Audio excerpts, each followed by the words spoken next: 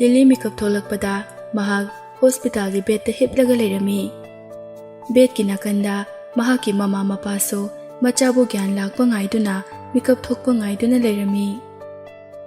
Lily na mamit panglakpada mama do haraw na machade yengi. Olivia ningsinglakduna wa ngang thoke daubada machin banda sokiba ado kanna ka thokpa ngamde. Ima, Olivia kai lege. Mahak su kashu tawdre, thangnaba warta pothaduna leiriye. Machagi manakta changsinduna amuksu tapna themjinbirai. Kashu khalunuda, mahak kashu tawdiye. Lily sumamitna uningi haina masada subliba apaba phajub ado haidokduna haugatnaba hotnai. Adubu mahaki mamana haugatkinu nasadu soli haina haugathande. Lily bu tapna amuk hifanduna mon khanghali. Nang nasado thina soklibani. Nang na makhada kumthaduna chatpa ngamkiroye.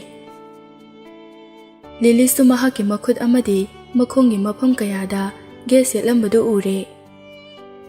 Lily ki mapado machabu asuk thina sokhalamba haina saungna leirambani. Machana gyan laklabada ichagi damak laman singani haibagi mawongda yamna thauna leina hanglai.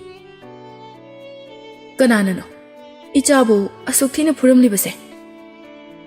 Kanana phuramlibano haibata natana kari maramgi phuribano haiba phawba khanglibani. Adubu phuramliba makhoigi ming paluraga mapadu saungna chatkrabadi makha tana asok apan tholakpa yai khana Lily kari su khumde tumina lei. Mamana awaba sakpamga loinana hairai.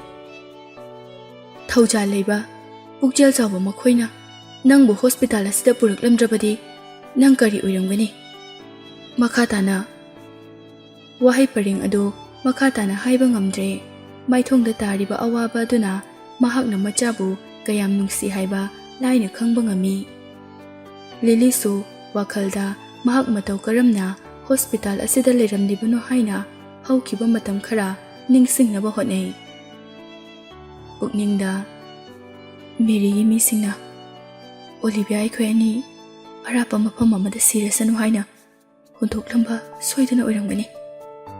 Maduda laibok phabadagi pukjal chawba misingna aikhoibu ubadagi ambulance kauduna aikhoibu hospital asida thabirakiba soiduna oirangani. Khanjalubada ayakiba phawi. Aikhoina wakhal yaudana leiringai kana amatana aikhoibu thengnaramdraba thoklabadi matam koina koma da leiramgani. Matam chana treatment tawramdrabadi soliba horasi phawba lepkiduna siramgani. Wakhal se khanba khaktana ai yam pakhale. Maru oina Olivia da asoy ngam tholamlabadi mathang mapokta aigi punsi leitana leiba ngamloi. Machana tumina angaubigum monrangda tawduna leibadu uraga mamaduna masado tapna nalaga hairai. Mafamse military hospital ni. Hospital asigi dinduna napaga all classmate ni. Makhoina nangidama khwaidagi maming chatpa doctor ama arrange tawduna thamlibani. Nangi anaba asokpa mayamadusu mahakna honabadagi thuna pharaklibani. Sese tumina ngayak potharo wakhal hena khanjinba yadeko. Mama mapado machanupina gyan tarakpa aduda achawa polom amadi makoktagi thangtakhrabani. Lily su angang machamakti nattabana ngaihaktangdi machabu ward aduda thanamlaga karisu tawre khanduna makhoi anisu ward adudagi mapanda thoglai. Lily na white ceiling aduda yengduna emotional oigadaba thodok kaya ningsingduna kapi. Masado chokthaba henmankibana mamito amuk tapna ushinki. Numit kharanigi matung mahak lepa ngamlani chatpa ngamlani haiba matam aduda Olivia bu uninglaki. Thangnaba roomda leiriba mamanabi adugi asokpadu kayam soklibano khara pharabra haina hangbala'i. Olivia gi asokpadu Lily dagi hena aruba phibamdani leiramliba adu aigi imana haikibagi matungina hospital da purakpada Olivia di sor phau halamde. Adubu mahakna hingliba makai ꯑꯩꯕꯨ ꯊꯥꯗꯣꯛꯂꯣꯏ ꯍꯥꯏꯕꯒꯤ ꯃꯑꯣꯡꯗ ꯃꯁꯥꯅ ꯒ꯭ꯌꯥꯟ ꯃꯥꯡꯂ ꯐꯥꯎꯕ ꯑꯩꯕꯨ ꯀꯣꯟꯁꯤꯜꯂꯝꯃꯦ ꯍꯥꯏꯈꯤ꯫ ꯃꯈꯣꯏ ꯑꯅꯤꯒꯤ ꯐ꯭ꯔꯦꯟꯗꯁꯤꯞ ꯑꯁꯤꯒꯤ ꯃꯔꯤꯁꯦ ꯌꯥꯝꯅ ꯀꯜꯂꯤ꯫ ꯋꯥꯔꯦꯡ ꯁꯩꯔꯦꯡ ꯏꯕ ꯀꯕꯤꯅ ꯐꯣꯡꯗꯣꯛꯂꯕꯁꯨ ꯅꯨꯡꯁꯤꯅꯕ ꯆꯥꯡ ꯑꯗꯨꯗꯤ ꯌꯧꯕ ꯉꯝꯂꯣꯏ꯫ ꯏꯃꯥ ꯏꯄꯥꯗꯒꯤ ꯊꯩꯗꯣꯛꯂꯒ ꯑꯩꯅ ꯃꯍꯥꯛꯄꯨ ꯑꯩꯒꯤ ꯀ꯭ꯂꯣꯖꯦꯁ ꯄꯔꯁꯟꯅꯦ ꯍꯥꯏꯅ ꯈꯟꯒꯅꯤ꯫ ꯑꯩꯒꯤ ꯏꯃꯥ ꯏꯄꯥꯒꯨꯝꯅ ꯑꯩꯅ ꯃꯥꯕꯨ ꯔꯤꯒꯥꯔꯗ ꯇꯧꯒꯅꯤ꯫ ꯊꯣꯡ ꯍꯥꯡꯗꯣꯛꯇꯨꯅ ꯆꯪꯂꯛꯄꯗ ꯎꯔꯦ ꯃꯃꯥꯟꯅꯕꯤ ꯑꯗꯨꯅ ꯏꯁꯤꯁꯤꯅ ꯍꯤꯞꯂꯝꯕꯗꯨ꯫ ꯃꯍꯥꯛꯇꯤ ꯈꯨꯒꯤ ꯁꯔꯨ ꯇꯦꯛꯈꯤꯕꯗꯒꯤ ꯂꯦꯛ ꯀꯥꯁ ꯇꯧꯔꯝꯃꯤ꯫ ꯃꯤ ꯆꯪꯂꯛꯄꯒꯤ ꯁꯥꯍꯨꯝ ꯑꯃ ꯐꯪꯕ ꯑꯗꯨꯗ ꯑꯣꯂꯤꯚꯤꯌꯥꯁꯨ ꯃꯃꯤꯠ ꯄꯥꯡꯊꯣꯛꯇꯨꯅ ꯌꯦꯡꯂꯛꯏ꯫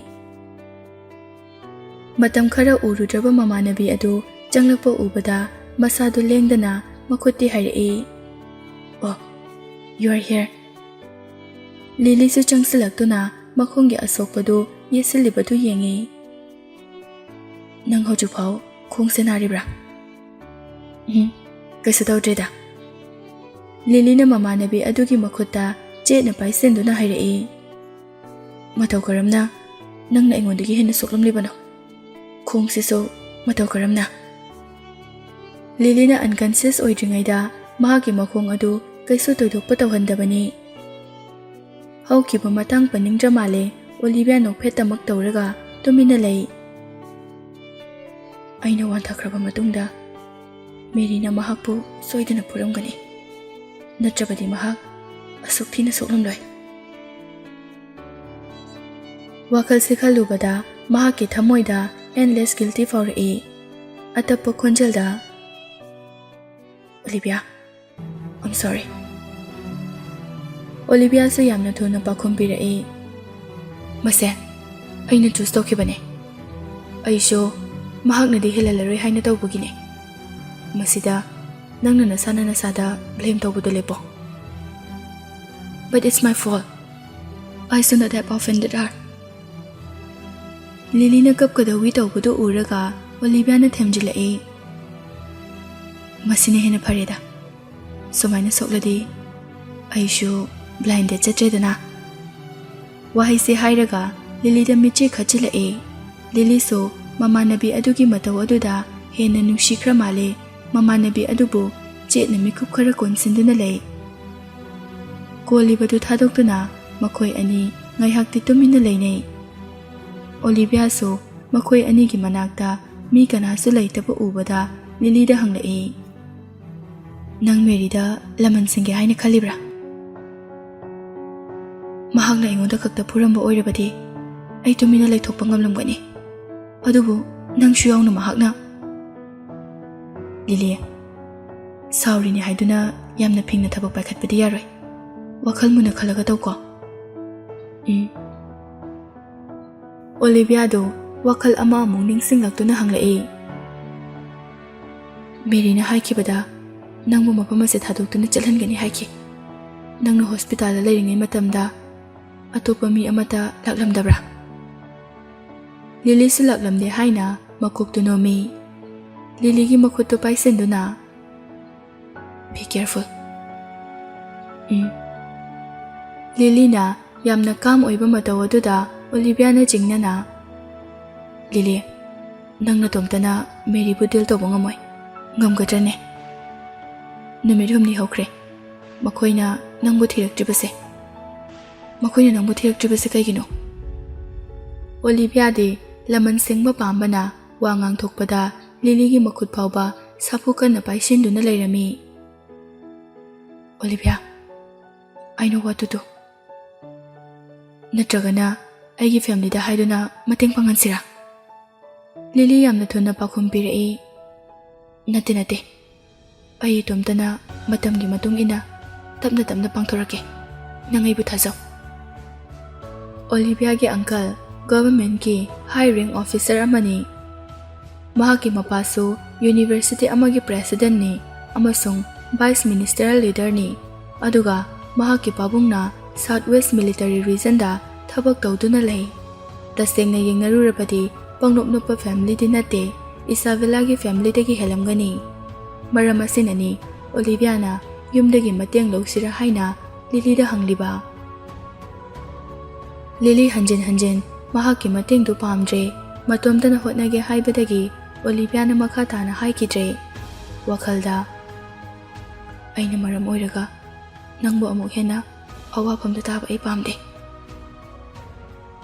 ꯑꯣꯂꯤꯚꯤꯌꯥꯅ, ꯀꯔꯤꯒꯨꯝꯕ ꯁꯁꯄꯤꯁꯤꯌꯁ ꯑꯣꯏꯕ ꯏꯟꯁꯤꯗꯦꯟ ꯑꯃ ꯂꯩꯔꯛꯄꯗ ꯑꯩꯉꯣꯟꯗ ꯍꯥꯟꯅ ꯄꯥꯎ ꯐꯥꯎꯔꯛꯎꯀꯣ꯫ ꯍꯣꯏ, ꯍꯥꯏꯔꯛꯀꯦ꯫ ꯂꯤꯂꯤꯒꯤ ꯀꯔꯝꯕ ꯄꯥꯝꯕꯩꯅ ꯃꯦꯔꯤꯕꯨ ꯃꯇꯧ ꯀꯔꯝꯅ ꯗꯤꯜ ꯇꯧꯒꯅꯤ ꯍꯥꯏꯕꯁꯤ ꯑꯣꯂꯤꯚꯤꯌꯥꯗꯤ ꯀꯟꯐ꯭ꯌꯨꯁ ꯆꯠꯂꯝꯃꯤ꯫ ꯍꯞꯇꯥ ꯑꯃꯒꯤ ꯃꯇꯨꯡꯗ ꯂꯤꯂꯤꯗꯤ ꯃꯄꯨꯡ ꯐꯥꯅ ꯆꯠꯄ ꯉꯝꯂꯦ꯫ ꯑꯣꯂꯤꯚꯤꯌꯥꯒꯤ ꯑꯣꯏꯅꯗꯤ ꯃꯈꯣꯡꯗ ꯅꯞꯂꯝꯕ ꯄ꯭ꯂꯥꯁꯇꯔ ꯑꯗꯨꯗꯤ ꯂꯧꯊꯣꯛꯈ꯭ꯔꯦ꯫ ꯃꯈꯣꯡ ꯌꯥꯝꯅ ꯐ꯭ꯔꯤ ꯑꯣꯏꯅ ꯊꯥꯡꯕꯗꯤ ꯉꯝꯗ꯭ꯔꯤ꯫ ꯅꯨꯃꯤꯠꯇꯨ ꯂꯤꯂꯤꯅ ꯑꯣꯂꯤꯚꯤꯌꯥꯕꯨ ꯍꯣꯁꯄꯤꯇꯥꯜ ꯑꯗꯨꯗ ꯂꯩꯔꯤꯕ ꯑꯄꯤꯛꯄ ꯒꯥꯔꯗꯦꯟ ꯑꯗꯨꯗ ꯄꯨꯊꯣꯔꯛꯂꯝꯃꯤ꯫ ꯃꯈꯣꯏ ꯑꯅꯤ ꯁ꯭ꯇꯦꯌꯔꯗ ꯀꯨꯝꯊꯔꯛꯄꯗ ꯑꯣꯂꯤꯚꯤꯌꯥꯅ, ꯑꯁꯤꯕꯨ ꯇꯣꯝꯊꯤꯟ ꯅꯠꯇ꯭ꯔꯣ? ꯂꯤꯂꯤꯁꯨ ꯃꯈꯥꯗ ꯌꯦꯡꯊꯩ꯫ ꯇꯣꯝꯊꯤꯟ ꯑꯣꯏꯔꯝꯕ ꯑꯗꯨꯗ ꯃꯅꯥꯛ ꯅꯛꯄ ꯀꯣꯔꯤꯗꯣꯔ ꯑꯃꯗ ꯊꯩꯗꯨꯅ ꯂꯩ꯫ ꯇꯣꯝꯊꯤꯟ ꯕꯣꯗꯤꯒꯥꯔꯗ ꯃꯌꯥꯝꯅ ꯃꯅꯤꯡꯗ ꯏꯟꯅꯗꯨꯅ ꯃꯊꯛꯇ ꯀꯥꯈꯠꯈꯤꯕ ꯑꯗꯨ ꯌꯦꯡꯂꯒ ꯂꯩꯍꯧꯏ꯫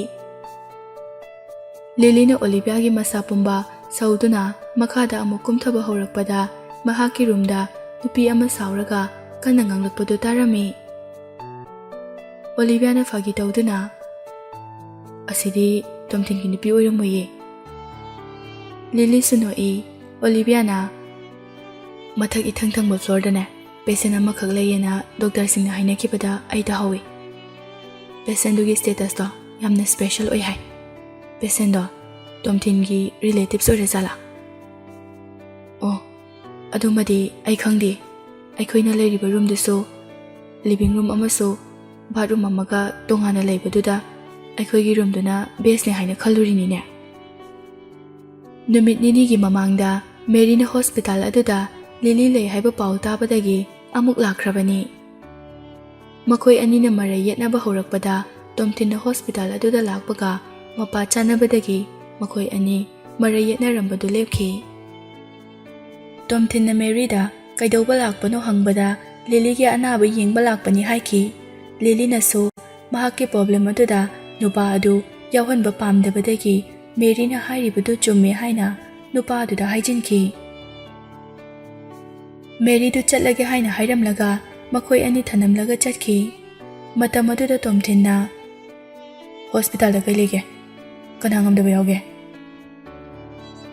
ꯑꯩꯈꯣꯏꯒꯤ ꯔꯤꯂꯦꯇꯤꯚꯁ ꯑꯃ ꯃꯁꯥ ꯉꯝꯗꯗꯅ ꯂꯥꯛꯄꯅꯦ꯫ ꯂꯤꯂꯤꯗꯤ ꯈꯣꯡꯒ꯭ꯔꯥꯎ ꯁꯦꯠꯈꯤꯕꯅ ꯑꯁꯣꯛꯄꯗꯨ ꯀꯔꯤꯁꯨ ꯎꯕ ꯉꯝꯗꯦ, ꯑꯗꯨꯕꯨ ꯃꯃꯥꯏꯗ ꯑꯃꯁꯨꯡ ꯃꯈꯨꯠꯇ ꯗꯥꯛꯐꯝ ꯇꯥꯕꯗꯨ ꯇꯣꯝꯊꯤꯟꯅ ꯎꯔꯝꯃꯤ꯫ ꯃꯇꯝ ꯑꯗꯨꯗ ꯇꯣꯝꯊꯤꯟꯒꯤ ꯐꯣꯟꯗꯨ ꯔꯤꯡ ꯑꯃ ꯂꯥꯛꯈꯤ꯫ ꯀꯣꯜꯗꯨ ꯔꯤꯁꯤꯞ ꯇꯧꯕꯒ ꯉꯥꯡꯂꯛꯂꯤꯕ ꯑꯗꯨ ꯇꯥꯕꯗ ꯃꯍꯥꯛ ꯑꯞꯁ꯭ꯇꯦꯌꯔꯗ ꯌꯥꯝꯅ ꯊꯨꯅ ꯆꯦꯟꯈꯠꯈꯤ꯫ ꯇꯣꯝꯊꯤꯟꯒ ꯃꯈꯣꯏ ꯑꯅꯤ ꯍꯣꯁꯄꯤꯇꯥꯜ ꯑꯗꯨꯗ ꯊꯦꯡꯅꯈ꯭ꯔꯦ ꯍꯥꯏꯕꯁꯤ ꯑꯣꯂꯤꯚꯤꯌꯥꯗꯤ ꯈꯪꯖꯄꯣꯠ ꯅꯠꯇꯦ꯫ ꯂꯤꯂꯤ ꯑꯃꯁꯨꯡ ꯑꯣꯂꯤꯚꯤꯌꯥ ꯒꯥꯔꯗꯦꯟ ꯃꯅꯨꯡꯗ ꯆꯠꯄꯗꯨ ꯋꯥꯔꯦ ꯍꯥꯏꯅ ꯒꯥꯔꯗꯦꯟ ꯑꯗꯨꯗ ꯂꯩꯕ ꯄꯕ꯭ꯂꯤꯛ ꯁꯤꯠꯇ ꯐꯝꯗꯨꯅ ꯂꯩꯔꯝꯃꯤ꯫ ꯑꯣꯂꯤꯚꯤꯌꯥꯅ, ꯂꯤꯂꯤ, ꯇꯣꯝꯊꯤꯟꯁꯦ ꯅꯪꯉꯣꯟꯗ ꯌꯦꯡꯉꯛꯑꯦ꯫ ꯍꯥ? ꯀꯗꯥꯏꯗ? ꯃꯀꯣꯛꯇꯨ ꯂꯩꯈꯠꯇꯨꯅ ꯌꯦꯡꯕꯗ ꯃꯈꯣꯏꯗꯒꯤ ꯏꯔꯥꯞ ꯂꯥꯞꯇꯅ ꯇꯣꯝꯊꯤꯟꯅ ꯖꯦꯛꯄꯨ ꯃꯈꯨꯠ ꯁꯝꯗꯨꯅ ꯂꯦꯞꯂꯝꯕꯗꯨ ꯎꯔꯦ꯫ ꯇꯣꯝꯊꯤꯟꯒꯤ ꯃꯅꯤꯡꯗ ꯑꯣꯂꯤꯚꯔꯁꯨ ꯌꯥꯎꯔꯤ꯫ ꯂꯤꯂꯤ ꯎꯕꯗ ꯃꯈꯣꯜ ꯍꯧꯅ ꯀꯧꯔꯛꯇ꯭ꯔꯕꯁꯨ ꯃꯈꯨꯠꯅ ꯈꯤꯇꯪ ꯊꯥꯡꯒꯠꯂꯛꯏ꯫ ꯖꯦꯛꯅ ꯂꯤꯂꯤꯕꯨ ꯍꯦꯛ ꯎꯕꯗ ꯃꯁꯛ ꯈꯪꯕ ꯉꯝꯃꯤ꯫ ꯌꯥꯝꯅ ꯑꯦꯛꯁꯥꯏꯠꯃꯦꯟ ꯑꯣꯏꯅ, ꯑꯟꯇꯤ! ꯂꯤꯂꯤꯁꯨ ꯑꯉꯥꯡ ꯑꯗꯨ ꯅꯨꯡꯁꯤꯕꯅ ꯆꯪꯁꯤꯟꯗꯨꯅ ꯄꯝꯅꯤꯡꯉꯤ, ꯑꯗꯨꯕꯨ ꯇꯣꯝꯊꯤꯟꯒꯤ ꯁꯤꯔꯤꯌꯁ ꯐꯦꯁꯇꯨ ꯎꯕꯗ ꯃꯅꯥꯛꯇ ꯆꯪꯁꯤꯟꯕꯗꯨ ꯍꯪꯒꯣꯏꯕ, ꯏꯀꯥꯏꯕ ꯐꯥꯎꯔꯝꯃꯤ꯫ ꯇꯣꯝꯊꯤꯟꯅ ꯀꯔꯤꯁꯨ ꯍꯥꯏꯗꯅ ꯅꯨꯄꯤ ꯑꯅꯤ ꯑꯗꯨꯒꯤ ꯃꯅꯥꯛꯇ ꯆꯪꯁꯤꯜꯂꯛꯏ, ꯑꯗꯨꯒ ꯂꯤꯂꯤꯗ ꯌꯦꯡꯂꯒ, "You are quite capable." ꯂꯤꯂꯤꯁꯨ ꯅꯨꯄꯥꯗꯨꯅ ꯍꯥꯏꯅꯤꯡꯂꯤꯕꯗꯨ ꯀꯔꯤꯅꯣ ꯍꯥꯏꯕ ꯈꯪꯕ ꯉꯝꯗꯦ꯫ ꯃꯃꯤꯠꯇꯨꯅ ꯃꯨꯟꯅ ꯌꯦꯡꯂꯒ ꯂꯩ꯫ ꯖꯦꯛꯅ, "ꯑꯪꯀꯜ, ꯑꯩꯒꯤ ꯑꯟꯇꯤꯗ ꯑꯗꯨꯃꯥꯏꯅ ꯍꯥꯏꯒꯅꯨ." ꯑꯣꯂꯤꯚꯤꯌꯥꯗꯤ ꯀꯩꯁꯨ ꯈꯪꯖꯕ ꯅꯠꯇꯦ ꯇꯣꯝꯊꯤꯟ ꯑꯃꯁꯨꯡ ꯂꯤꯂꯤ ꯃꯈꯣꯏ ꯑꯅꯤꯒꯤ ꯃꯃꯥꯡꯗ ꯗꯦꯠꯃꯛ ꯅꯠꯇ꯭ꯔꯕꯁꯨ ꯗꯤꯅꯔ ꯃꯆꯥ ꯑꯃꯗꯤ ꯄꯨꯟꯅ ꯁꯔꯨꯛ ꯌꯥꯃꯤꯟꯅꯈ꯭ꯔꯦ ꯍꯥꯏꯕ꯫ ꯖꯦꯛꯅ ꯂꯤꯂꯤꯒꯤ ꯃꯈꯨꯠ ꯑꯅꯤꯗꯨ ꯄꯥꯏꯔꯒ, "ꯑꯟꯇꯤ, ꯑꯩ ꯄꯝꯕꯤꯌꯨ." ꯖꯦꯛꯁꯨ ꯃꯍꯥꯛꯀꯤ ꯑꯟꯇꯤꯅ ꯄꯝꯕꯤꯔꯦ, ꯅꯨꯡꯉꯥꯏꯔꯦ ꯍꯥꯏꯅ ꯇꯨꯃꯤꯟꯅ ꯅꯨꯄꯤꯗꯨꯒꯤ ꯂꯦꯡꯖꯨꯝꯗ ꯃꯀꯣꯛꯇꯨꯅ ꯉꯥꯊꯗꯨꯅ ꯅꯨꯡꯉꯥꯏꯅ ꯂꯩꯔꯤ꯫ ꯇꯣꯝꯊꯤꯟꯅ, "ꯑꯣꯂꯤꯚꯔꯅ ꯍꯥꯏꯔꯛꯑꯝꯗ꯭ꯔꯗꯤ ꯅꯪꯅ ꯇꯧꯔꯤꯕꯅꯦ ꯍꯥꯏꯕ ꯑꯩ ꯈꯪꯕ ꯉꯝꯂꯣꯏ꯫ ꯂꯤꯂꯤꯅ ꯅꯪꯅ ꯍꯥꯏꯅꯤꯡꯂꯤꯁꯦ ꯀꯩꯅꯣ? ꯑꯩ ꯈꯪꯕ ꯑꯝꯇ ꯉꯝꯗ꯭ꯔꯦ꯫ ꯇꯣꯝꯊꯤꯟ ꯉꯥꯏꯍꯥꯛ ꯇꯨꯃꯤꯟꯅ ꯂꯩꯔꯕ ꯃꯇꯨꯡꯗ ꯍꯥꯏꯔꯛꯏ, ꯃꯦꯔꯤꯒꯤ ꯐꯦꯃꯤꯂꯤꯒꯤ ꯕꯤꯖꯤꯅꯦꯁꯀꯨꯝꯕ ꯀꯣꯂꯥꯞꯁ ꯇꯥꯈ꯭ꯔꯅꯤ꯫ ꯅꯪ ꯍꯔꯥꯎꯔꯕ ꯅꯠꯇ꯭ꯔꯥ? ꯃꯇꯧ ꯀꯔꯝꯅ ꯕꯤꯖꯤꯅꯦꯁ ꯑꯃꯕꯨ ꯀꯣꯂꯥꯞꯁ ꯑꯣꯏꯗꯧꯔꯤꯕꯅꯣ ꯍꯥꯏꯅ ꯑꯣꯂꯤꯚꯤꯌꯥꯅ ꯋꯥꯈꯜꯗ ꯈꯜꯂꯤ꯫ ꯂꯤꯂꯤ ꯀꯩꯁꯨ ꯈꯪꯗꯕ ꯁꯥꯗꯨꯅ ꯈꯨꯗꯛꯇ ꯊꯣꯛꯂꯛꯄ ꯋꯥꯍꯩ ꯑꯃ ꯍꯦꯛꯇ ꯍꯥꯏꯗꯣꯔꯛꯏ, ꯑꯗꯨꯒ ꯑꯩꯒ ꯀꯔꯤ ꯃꯔꯤ ꯂꯩꯅꯒꯦ? ꯅꯪꯅ ꯇꯧꯔꯤꯕ ꯊꯕꯛꯇꯨꯅ ꯀꯌꯥꯃꯨꯛ ꯌꯥꯝꯅ ꯇ꯭ꯔꯣꯕꯜ ꯊꯣꯛꯍꯜꯂꯤ ꯍꯥꯏꯕꯗꯤ ꯅꯪ ꯈꯪꯂꯕ꯭ꯔꯥ? ꯂꯤꯂꯤ ꯉꯛꯅ ꯅꯨꯄꯥꯗꯨꯗ ꯌꯦꯡꯗꯨꯅ ꯂꯩ꯫ ꯑꯣꯂꯤꯚꯤꯌꯥꯁꯨ ꯇꯣꯝꯊꯤꯟꯅ ꯍꯥꯏꯔꯤꯕꯗꯨ ꯇꯥꯔꯗꯨꯅ ꯉꯛꯏ꯫ ꯀꯩꯗꯧꯕ ꯌꯥꯎꯔꯒꯦ? ꯑꯣꯂꯤꯚꯤꯌꯥꯒꯤ ꯋꯥꯍꯪꯒꯤ ꯄꯥꯎꯈꯨꯝ ꯈꯨꯝꯂꯕꯁꯨ ꯃꯃꯤꯠꯇꯨꯗꯤ ꯂꯤꯂꯤꯗ ꯑꯗꯨꯃꯛ ꯌꯦꯡꯉꯤ꯫ ꯍꯧꯖꯤꯛ ꯏꯟꯇꯔꯅꯦꯠꯇ ꯁꯟꯗꯣꯔꯛꯂꯤꯕ ꯔꯤꯃꯔꯁꯦ ꯊꯤꯡꯕ ꯉꯝꯃꯔꯣꯏ, ꯃꯇꯝ ꯌꯥꯝ ꯆꯪꯒꯅꯤ꯫ ꯃꯁꯤꯅ ꯐꯦꯃꯤꯂꯤ ꯀꯌꯥ ꯁꯣꯛꯍꯜꯂꯤ ꯍꯥꯏꯕ ꯅꯪ ꯈꯪꯂꯕ꯭ꯔꯥ? ꯅꯪ ꯃꯁꯤ ꯃꯇꯧ ꯀꯔꯝꯅ ꯂꯣꯏꯁꯤꯟꯕ ꯉꯝꯒꯅꯤ? ꯑꯣꯂꯤꯚꯤꯌꯥꯁꯨ ꯀꯔꯤ ꯔꯤꯃꯔ ꯑꯣꯏꯔꯝꯕ ꯌꯥꯏ ꯍꯥꯏꯅ ꯒꯦꯁ ꯇꯧꯏ꯫ ꯀꯔꯤꯒꯨꯝꯕ ꯈꯔ ꯅꯤꯡꯁꯤꯡꯂꯛꯄꯒꯨꯝ ꯌꯥꯝ ꯊꯨꯅ ꯃꯍꯥꯛꯀꯤ ꯃꯣꯕꯥꯏꯜ ꯑꯗꯨ ꯄꯨꯊꯣꯛꯇꯨꯅ ꯏꯟꯇꯔꯅꯦꯠꯇ ꯀീꯋꯔꯗꯁ ꯈꯔ ꯅꯝꯂꯒ ꯁꯔꯆ ꯇꯧꯗꯨꯅ ꯌꯦꯡꯉꯤ꯫ ꯃꯈꯣꯏ ꯄꯨꯂꯞ ꯉꯥꯏꯍꯥꯛꯇꯤ ꯇꯨꯃꯤꯟꯅ ꯂꯩ꯫ ꯃꯌꯥꯝꯅ ꯇꯨꯃꯤꯟꯅ ꯂꯩꯅꯕ ꯑꯗꯨꯗ ꯖꯦꯛꯅ ꯂꯤꯂꯤꯒꯤ ꯅꯥꯀꯣꯡꯗ ꯇꯞꯅ ꯆꯤꯔꯣꯜ ꯇꯧꯏ, ꯑꯩꯅ ꯅꯪꯉꯣꯟꯗ ꯑꯟꯇꯤ ꯀꯧꯕꯁꯦ ꯅꯪ ꯁꯥꯎꯅꯤꯡꯕ꯭ꯔꯥ? ꯑꯉꯥꯡ ꯑꯗꯨꯒꯤ ꯃꯃꯥꯏꯗ ꯃꯈꯨꯠꯅ ꯅꯥꯟꯕꯤꯗꯨꯅ, ꯁꯥꯎꯗꯤꯌꯦ, ꯅꯪ ꯎꯕꯒ ꯑꯩꯒꯤ ꯑꯋꯥꯕ ꯄꯨꯝꯕ ꯀꯥꯎꯈ꯭ꯔꯕꯅꯦ꯫ ꯑꯗꯨꯗꯤ ꯑꯩ ꯅꯪꯉꯣꯟꯗ ꯑꯟꯇꯤ ꯑꯗꯨꯝ ꯀꯧꯒꯦꯀꯣ꯫ ꯑꯉꯥꯡ ꯑꯗꯨꯒꯤ ꯆꯝꯖꯕ ꯀꯔꯤꯁꯨ ꯈꯪꯖꯗꯕ ꯃꯇꯧ ꯑꯗꯨꯗ ꯅꯣ ꯍꯥꯏꯕ ꯉꯝꯗꯦ꯫ ꯂꯤꯂꯤꯅꯁꯨ ꯑꯉꯥꯡ ꯑꯗꯨꯒꯤ ꯃꯇꯧ ꯇꯝꯗꯨꯅ ꯑꯉꯥꯡ ꯑꯗꯨꯗ ꯇꯞꯅ ꯍꯥꯏꯔꯝꯃꯤ, ꯅꯪꯅ ꯑꯟꯇꯤ ꯀꯧꯒꯦ ꯍꯥꯏꯔꯁꯨ ꯇꯞꯅ ꯀꯧ, ꯃꯤ ꯑꯃꯠꯇ ꯇꯥꯍꯟꯕ ꯌꯥꯗꯦꯀꯣ꯫ ꯑꯩꯒꯤ ꯑꯪꯀꯜꯗꯤ ꯇꯥꯍꯟꯁꯤꯀꯣ, ꯃꯍꯥꯛꯇꯤ ꯑꯩꯒꯤ ꯑꯪꯀꯜꯅꯤꯅ꯫ ꯂꯤꯂꯤ ꯇꯣꯝꯊꯤꯟꯗ ꯌꯦꯡꯒꯦ ꯇꯧꯕꯒ ꯅꯨꯄꯥꯗꯨꯅ ꯁꯥꯎꯅ ꯂꯩꯈꯤꯕꯗꯨ ꯈꯜꯂꯨꯔꯒ ꯃꯤꯠꯆꯥꯟꯅꯅ ꯌꯦꯡꯕ ꯉꯝꯗꯦ꯫ ꯃꯇꯝ ꯑꯗꯨꯗ ꯑꯣꯂꯤꯚꯤꯌꯥꯁꯨ ꯑꯣꯟꯂꯥꯏꯟ ꯅ꯭ꯌꯨꯁ ꯈꯔ ꯄꯥꯕꯗꯒꯤ ꯈꯪꯂꯦ꯫ ꯂꯤꯂꯤ, ꯀꯩꯅꯣ ꯅꯪ ꯇꯧꯔꯝꯃꯤꯁꯤꯕꯣ? ꯑꯣꯂꯤꯚꯤꯌꯥꯅꯁꯨ ꯈꯪꯂꯕꯅꯤꯅ ꯂꯤꯂꯤ ꯃꯈꯥ ꯇꯥꯅ ꯂꯣꯠꯀꯦ ꯍꯥꯏꯅ ꯈꯟꯈꯤꯗ꯭ꯔꯦ꯫ ꯑꯣꯂꯤꯚꯤꯌꯥ, ꯊꯥ ꯑꯃꯔꯣꯝꯒꯤ ꯃꯃꯥꯡꯗ ꯑꯩꯅ ꯃꯦꯔꯤꯒꯤ ꯐꯦꯃꯤꯂꯤꯒꯤ ꯏꯂꯤꯒꯦꯂꯤꯇꯤ ꯑꯣꯏꯕ ꯏꯕꯤꯗꯦꯟꯁ ꯀꯌꯥ ꯈꯣꯝꯒꯠꯄ ꯍꯧꯈꯤ꯫ ꯑꯩꯅ ꯃꯈꯣꯏꯒꯤ ꯑꯔꯣꯠꯄ ꯀꯌꯥ ꯈꯪꯕ ꯉꯝꯈꯤ꯫ ꯃꯈꯣꯏꯒ ꯑꯇꯣꯞꯄ ꯄꯥꯋꯔꯐꯨꯜ ꯐꯦꯃꯤꯂꯤꯁ ꯀꯌꯥꯒ ꯏꯂꯤꯒꯦꯜ ꯕꯤꯖꯤꯅꯦꯁꯀꯤ ꯇ꯭ꯔꯥꯟꯖꯦꯛꯁꯟ ꯇꯧꯕꯗ ꯕꯤꯍꯥꯏꯟ ꯗ ꯁꯤꯟꯁꯀꯤ ꯐꯨꯇꯦꯖ ꯀꯌꯥ ꯐꯪꯈꯤ꯫ ꯐꯦꯃꯤꯂꯤꯁꯤꯡꯗꯣ, ꯑꯗꯨꯒꯤ ꯃꯔꯛꯇ ꯏꯁꯥꯕꯦꯂꯥꯒꯤ ꯐꯦꯃꯤꯂꯤꯁꯨ ꯌꯥꯎꯏ꯫ ꯑꯩꯒꯤ ꯏꯃꯥꯅ ꯃꯦꯔꯤꯒ ꯃꯥꯟꯅꯒꯅꯨ ꯍꯥꯏꯅ ꯀꯟꯅ ꯍꯥꯏꯃꯟꯕꯗꯒꯤ ꯑꯩ ꯇꯨꯃꯤꯟꯅ ꯂꯩꯔꯨꯕꯅꯦ꯫ ꯃꯦꯇꯔꯤꯌꯦꯜꯁꯀꯨꯝꯕ ꯃꯥꯡꯍꯟꯈ꯭ꯔꯒ ꯃꯩ ꯊꯥꯗꯣꯛꯈ꯭ꯔꯒꯦ ꯈꯜꯂꯝꯕꯅꯦ꯫ ꯃꯦꯔꯤꯅ ꯅꯪꯉꯣꯟꯗ ꯈꯨꯠ ꯊꯥꯔꯝꯗ꯭ꯔꯕ, ꯑꯗꯨꯒ ꯏꯁꯥꯕꯦꯂꯥꯅ ꯑꯩꯕꯨ ꯀꯦꯄꯤꯇꯦꯜ ꯑꯁꯤꯗꯒꯤ ꯇꯥꯟꯊꯣꯛꯅꯕ ꯃꯦꯔꯤꯗ ꯏꯟꯁꯤꯜꯂꯝꯗ꯭ꯔꯕ, ꯑꯩꯅ ꯊꯕꯛ ꯑꯁꯤ ꯇꯧꯔꯝꯂꯣꯏ꯫ ꯔꯤꯚꯦꯟꯁ ꯑꯁꯦ ꯔꯤꯁꯀꯤ ꯐꯅ ꯌꯥꯝꯅ ꯑꯣꯏꯔꯕꯁꯨ ꯑꯩꯅ ꯂꯦꯞꯅ ꯊꯥꯔꯣꯏ ꯈꯟꯈꯤ꯫ ꯋꯦꯟ ꯐꯦꯃꯤꯂꯤꯒꯤ ꯏꯂꯤꯒꯦꯜ ꯑꯦꯚꯤꯗꯦꯟꯁꯀꯨꯝꯕ ꯑꯩꯅ ꯃꯔꯤ ꯂꯩꯅꯕ ꯗꯤꯄꯥꯔꯠꯃꯦꯟꯠꯁ ꯀꯌꯥꯗ ꯁꯕꯃꯤꯠ ꯇꯧꯈꯤ꯫ ꯑꯗꯨꯒ ꯂꯩꯕꯥꯛꯀꯤ ꯃꯤ ꯄꯨꯝꯕꯗ ꯃꯈꯣꯏꯒꯤ ꯑꯃꯣꯠꯄ ꯊꯕꯛ ꯑꯁꯦ ꯈꯪꯅꯕꯒꯤꯗꯃꯛ ꯑꯆꯧꯕ ꯋꯦꯕꯁꯥꯏꯠꯁꯤꯡꯗ ꯄꯣꯁꯠ ꯇꯧꯈꯤ꯫ ꯄꯣꯁꯠꯇꯨ ꯍꯦꯛ ꯇꯧꯈꯤꯕꯒ ꯃꯥꯏꯀ꯭ꯔꯣꯕ꯭ꯂꯣꯒ ꯀꯌꯥꯅ ꯃꯊꯪ ꯁꯦꯌꯔ ꯇꯧꯈꯤꯗꯨꯅ ꯄꯣꯄꯨꯂꯔ ꯑꯣꯏꯈꯤꯕꯅꯦ꯫ ꯑꯩꯒꯤ ꯄꯣꯁꯠ ꯑꯁꯤꯅ ꯑꯣꯟꯂꯥꯏꯟꯗ ꯑꯦꯟꯇꯤ ꯀꯔꯞꯁꯟ ꯒꯦꯗꯔꯤꯡ ꯄ꯭ꯂꯦꯁ ꯑꯃ ꯑꯣꯏꯔꯛꯈꯤ꯫ ꯃꯁꯤꯃꯗꯤ ꯑꯩꯅ ꯑꯦꯛꯁꯄꯦꯛ ꯇꯧꯔꯨꯗꯕꯅꯦ꯫ ꯂꯤꯂꯤꯅ ꯉꯥꯡꯕꯗꯨ ꯇꯥꯔꯒ ꯑꯣꯂꯤꯚꯤꯌꯥꯅ, ꯑꯗꯨꯕꯨ ꯃꯈꯣꯏꯅ ꯅꯪ ꯊꯤꯔꯛꯇꯨꯅ ꯀꯩꯗꯧꯔꯛꯀꯅꯤ ꯍꯥꯏꯕꯗꯤ ꯇꯝꯕ ꯉꯝꯗꯦ꯫ ꯂꯤꯂꯤꯅ, ꯑꯩꯅ ꯐꯪꯕ ꯏꯕꯤꯗꯦꯟꯁ ꯄꯨꯝꯕ ꯑꯣꯟꯂꯥꯏꯟꯗ ꯅꯦꯇꯤꯖꯟꯁꯤꯡꯅ ꯊꯥꯒꯠꯂꯛꯄ ꯉꯥꯛꯇꯅꯦ꯫ ꯑꯩꯗꯤ ꯄꯨꯝꯅꯃꯛ ꯀꯂꯦꯛ ꯇꯧꯗꯨꯅ ꯑꯆꯨꯝꯕꯗꯨ ꯇꯥꯛꯄ ꯈꯛꯇꯅꯦ꯫ ꯑꯁꯨꯝꯅ ꯍꯥꯏꯔꯕꯁꯨ ꯑꯣꯂꯤꯚꯤꯌꯥꯅ ꯃꯃꯥꯟꯅꯕꯤ ꯑꯗꯨꯒꯤ ꯈꯟꯕꯗ ꯋꯥꯗꯕ ꯉꯝꯗꯦ꯫ ꯅꯪꯅ ꯀꯩꯁꯨ ꯋꯥꯅꯤꯡꯉꯥꯏ ꯑꯣꯏꯗꯦꯗ꯫ ꯍꯟꯗꯛꯃꯨꯛꯇꯤ ꯃꯈꯣꯏꯅ ꯑꯩꯕꯨ ꯊꯤꯔꯛꯄꯒꯤ ꯃꯇꯝ ꯂꯩꯔꯔꯣꯏ꯫ ꯏꯟꯚꯦꯁꯇꯤꯒꯦꯁꯟ ꯍꯧꯈꯤꯕꯗꯒꯤ ꯋꯦꯟ ꯐꯦꯃꯤꯂꯤꯗꯤ ꯄꯨꯂꯤꯁꯅ ꯇꯣꯏꯅ ꯆꯠꯇꯨꯅ ꯋꯥꯍꯪ ꯄꯥꯎꯍꯪ ꯌꯥꯝꯅ ꯀꯟꯅ ꯆꯠꯊꯔꯤꯕꯅꯦ꯫ ꯏꯁꯥꯕꯦꯂꯥꯒꯤ ꯐꯦꯃꯤꯂꯤꯁꯨ ꯑꯔꯨꯕ ꯐꯤꯕꯝꯗ ꯂꯩꯈ꯭ꯔꯕꯅꯦ꯫ ꯔꯤꯌꯨꯃꯔꯁ ꯑꯁꯤꯒꯤ ꯑꯣꯏꯔꯕꯗꯤ ꯃꯈꯣꯏꯅ ꯑꯩꯉꯣꯟꯗ ꯇꯥꯔꯒꯦꯠ ꯇꯧꯔꯛꯑꯣꯏ꯫ ꯏꯁꯥꯕꯦꯂꯥꯅ ꯈꯪꯂꯛꯄ ꯊꯣꯛꯂꯕꯁꯨ ꯉꯁꯤ ꯍꯌꯦꯡꯗꯤ ꯈꯪꯕ ꯉꯝꯃꯣꯏ꯫ ꯇꯨꯡꯗ ꯈꯪꯂꯛꯄꯗꯤ ꯌꯥꯏ꯫ ꯑꯗꯨꯕꯨ ꯃꯇꯝꯗꯨꯗꯤ ꯑꯩꯅ ꯉꯝꯅꯕ ꯁꯤꯟꯒꯦ꯫ Tomthinna karigino nangna asuk risky oiba thabakse irai laina pangthokliba. Lily na Jackie khazaida nungshina paiduna yengi aduga nakoina na pakum pire aidi when family khaktada target tawkhibane. Relevant department na aigi expectation dagi hena thabak torakpa sida ai regret ki feeling amata laite. Tomthin du pisum kitang haigalaga oh Lily sumikup to dadi paisa ka hena paiba mi khudingmak yaning de haibagum ngangthokningba pumnamak aripa leitana phongdokli. At least aigi pandam di phangledana. Tomthinna nangna bypass account semlaga post tawrasu nangi location do yamna line tracking do boy nang khangbra. Oliver na nangna tawbuni haibase line khangba ngamlaga makoina ga do ngamloidino.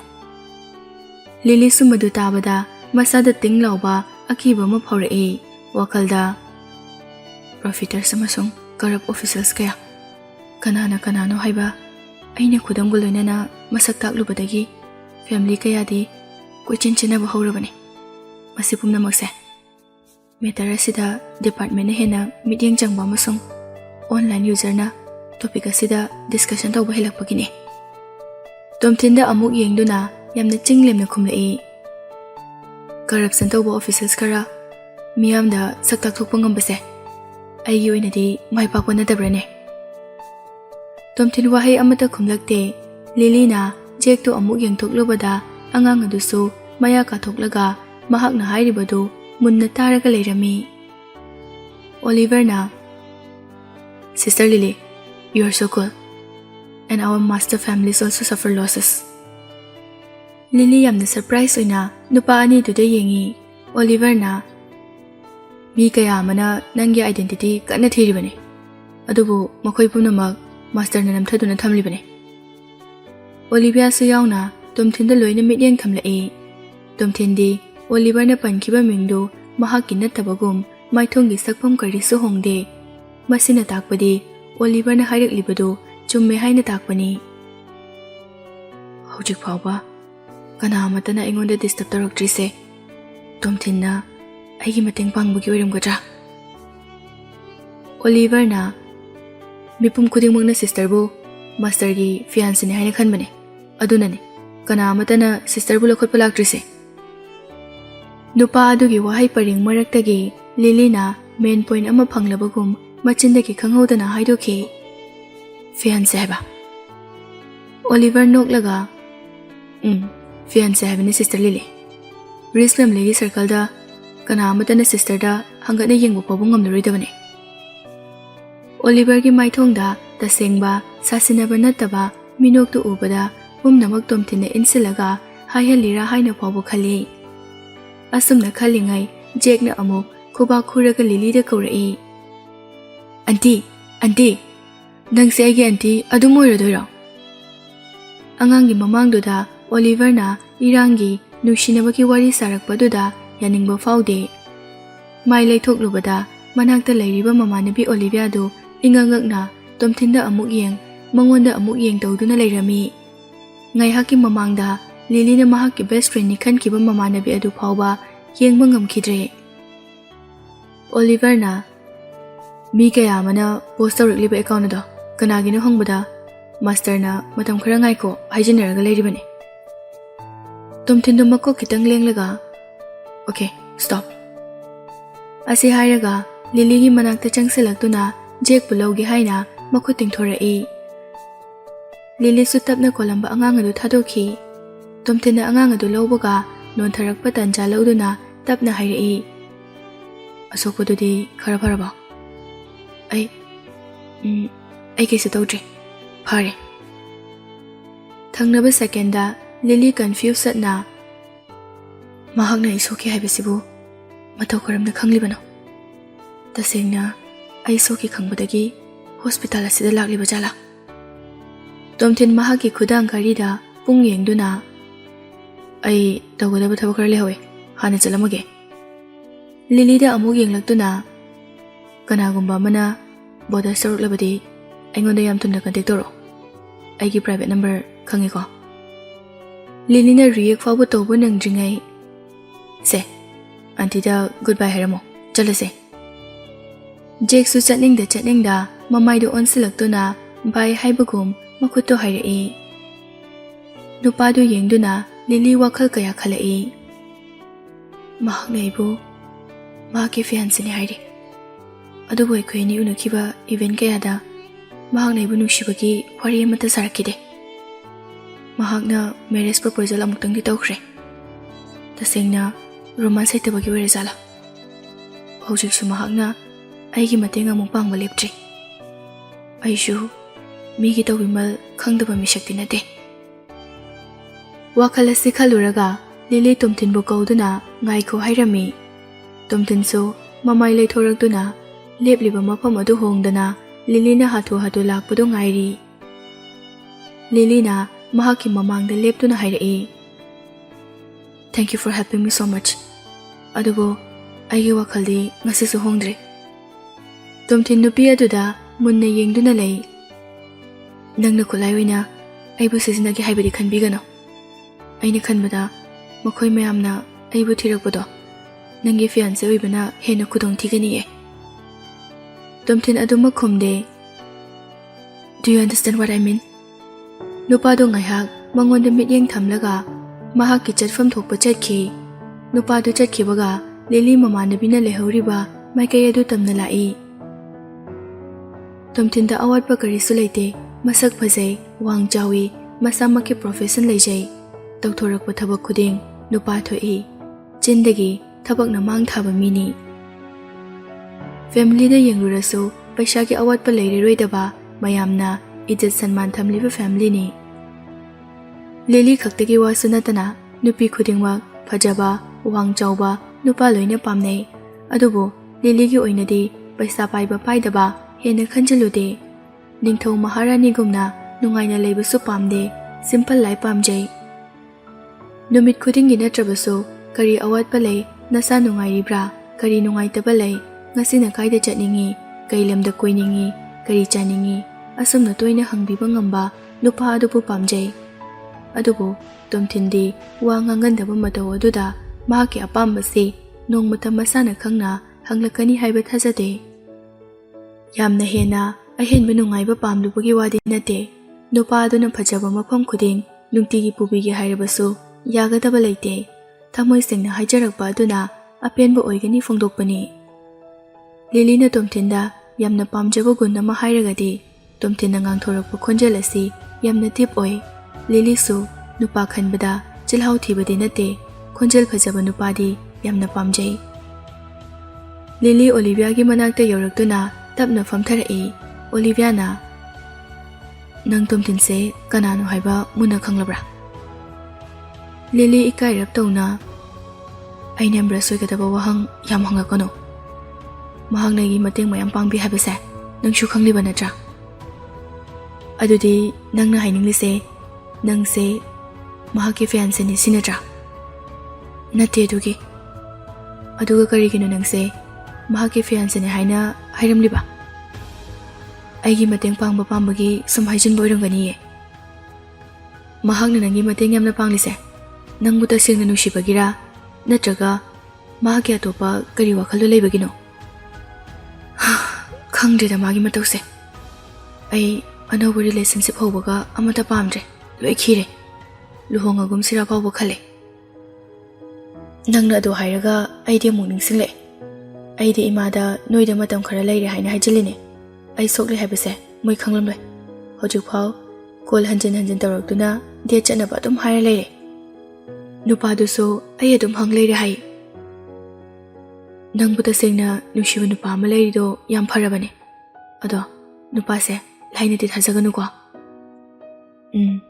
ꯅꯪꯒꯤꯁꯨ ꯇꯣꯝꯊꯤꯟ ꯂꯩꯔꯤꯗꯨꯗꯤ ꯂꯤꯂꯤꯁꯨ ꯃꯃꯥꯟꯅꯕꯤ ꯑꯗꯨꯒꯤ ꯄꯥꯝꯕꯣꯝꯗ ꯂꯛꯅꯔꯛꯀꯅꯨ ꯍꯥꯏꯅ ꯊꯥꯔꯨꯏ ꯑꯌꯥ ꯅꯥꯏꯌꯦ ꯍꯥꯠꯂꯒꯦ ꯍꯥꯏꯔꯣ ꯅꯪꯒꯤ BFꯀꯤ ꯃꯤꯡ ꯄꯜꯂꯨꯕꯒꯤ ꯑꯣ ꯁꯣꯔꯤ ꯑꯗꯨ ꯂꯤꯂꯤ ꯅꯣꯡꯃ ꯇꯣꯝꯊꯤꯟꯅ ꯌꯨꯅꯤꯚꯔꯁꯤꯇꯤꯗ ꯅꯨꯄꯤ ꯑꯃ ꯄꯨꯔꯛꯄꯗꯣ ꯃꯁꯛ ꯌꯥꯝ ꯐꯖꯩ ꯃꯍꯥꯛꯀꯤ JF ꯑꯣꯏꯖꯥꯠꯂꯥ ꯅꯪ ꯅꯨꯄꯤꯗꯨꯗ ꯁꯥꯎꯅꯤꯡꯕꯒ ꯐꯥꯎꯕ꯭ꯔꯥ ꯍꯥꯏꯗꯤ ꯅꯪꯅ ꯇꯣꯝꯊꯤꯟꯁꯨ ꯇꯨꯃꯤꯟꯅ ꯅꯨꯡꯁꯤꯕ ꯍꯧꯔꯕꯅꯤꯅ ꯍꯧꯖꯤꯛꯇꯤ ꯈꯝꯕꯟꯕꯒ ꯐꯥꯎꯔꯛꯄ꯭ꯔꯕ ꯌꯥꯔꯦꯀꯣ Nang yam henjilakano. Lao, manungda changase. Numit kharani hauki, Olivia so mapung phana phare, Lily gidi dakpham phawba tadre. Makoi hospital dagi discharge tawba yarani haina doctor na phongdoklami. Matamdu chahi loisilakpagi matam oirakpana university do matam khara holiday leirami. Makoi relax tawba yarani khanbana harauba phawi. Discharge tawba numittu Olivia bu Lily gi mayumda makoi punna chak chaminase hairami. Ayuk nganna mammingaidagi Lily gi parents na makoi ani bu lawba lai. Lily sumayum udaba kuirabagi yamna thuna haninglami. Olivia bu mayumda hana thamamlaba matungda kaithal macha amada ngale kiga haina changlakpani. Ayuk anganba oibaga ingthamthagi un tabaga ingmana oigadra shopkeeper khara khak natana customer amata lakpu udri. Kaithal manungda leiba community amada changakpada makoi hek mathakta ising tarakpadu ui. Lily mahaki mamada chorkadaba ising adu inthoi aduga masadi thaidokpa nanghodana ising pumba makokta haijinki. Lily su ingma henmanbana maihakti masadu lengde thekjinduna khangi. Isingdo matomda soidana taraklibra natraga mina haitharaklibra haiba phawba yengkhatludre. Lily gi mamado yamna thuna changsilaktuna mahakna lilakpa athaba jersey ado machanupi gi masada khupsili. Nang hospital dagi tholakpada ngairibani. Inghanba yadeko. Lao lao yumda hana halase. Lily ingmana mayadu tik tik chiksile. Mamada nga thaboi konboi tawduna yamna thuna tholai. Mamangda kanagumba ama lepadu ui. Athaba unna kungna taba lepibadu kanano khangba ngamde. Midu wa ngangna makhoi tamna changsilai. Lily, nang hojik phau mato karamna sidribano. Lily su kanano haina munna yenglubada nupado Logan oirami. Tungda mahaki family su yauna changsilaktuna mamit khana yengi. Lily gi mamana, Lily, sum leptuna yengduna leirano. Nangi achutpa firoldo hana hongtokna bongto taw. Logan amasung mahaki family do lanthokduna chatke tawi. Logan kari su haidana Lily gi mamaida khupakna tharai. Now, I will kill you. Lily su mamaido makhuna paishinduna kubakto ki chaina adu khangnaba honai. Kaino nang pamise? He, tongombe. Aigi meri kadai laikre. Aingoda yam thuna sino.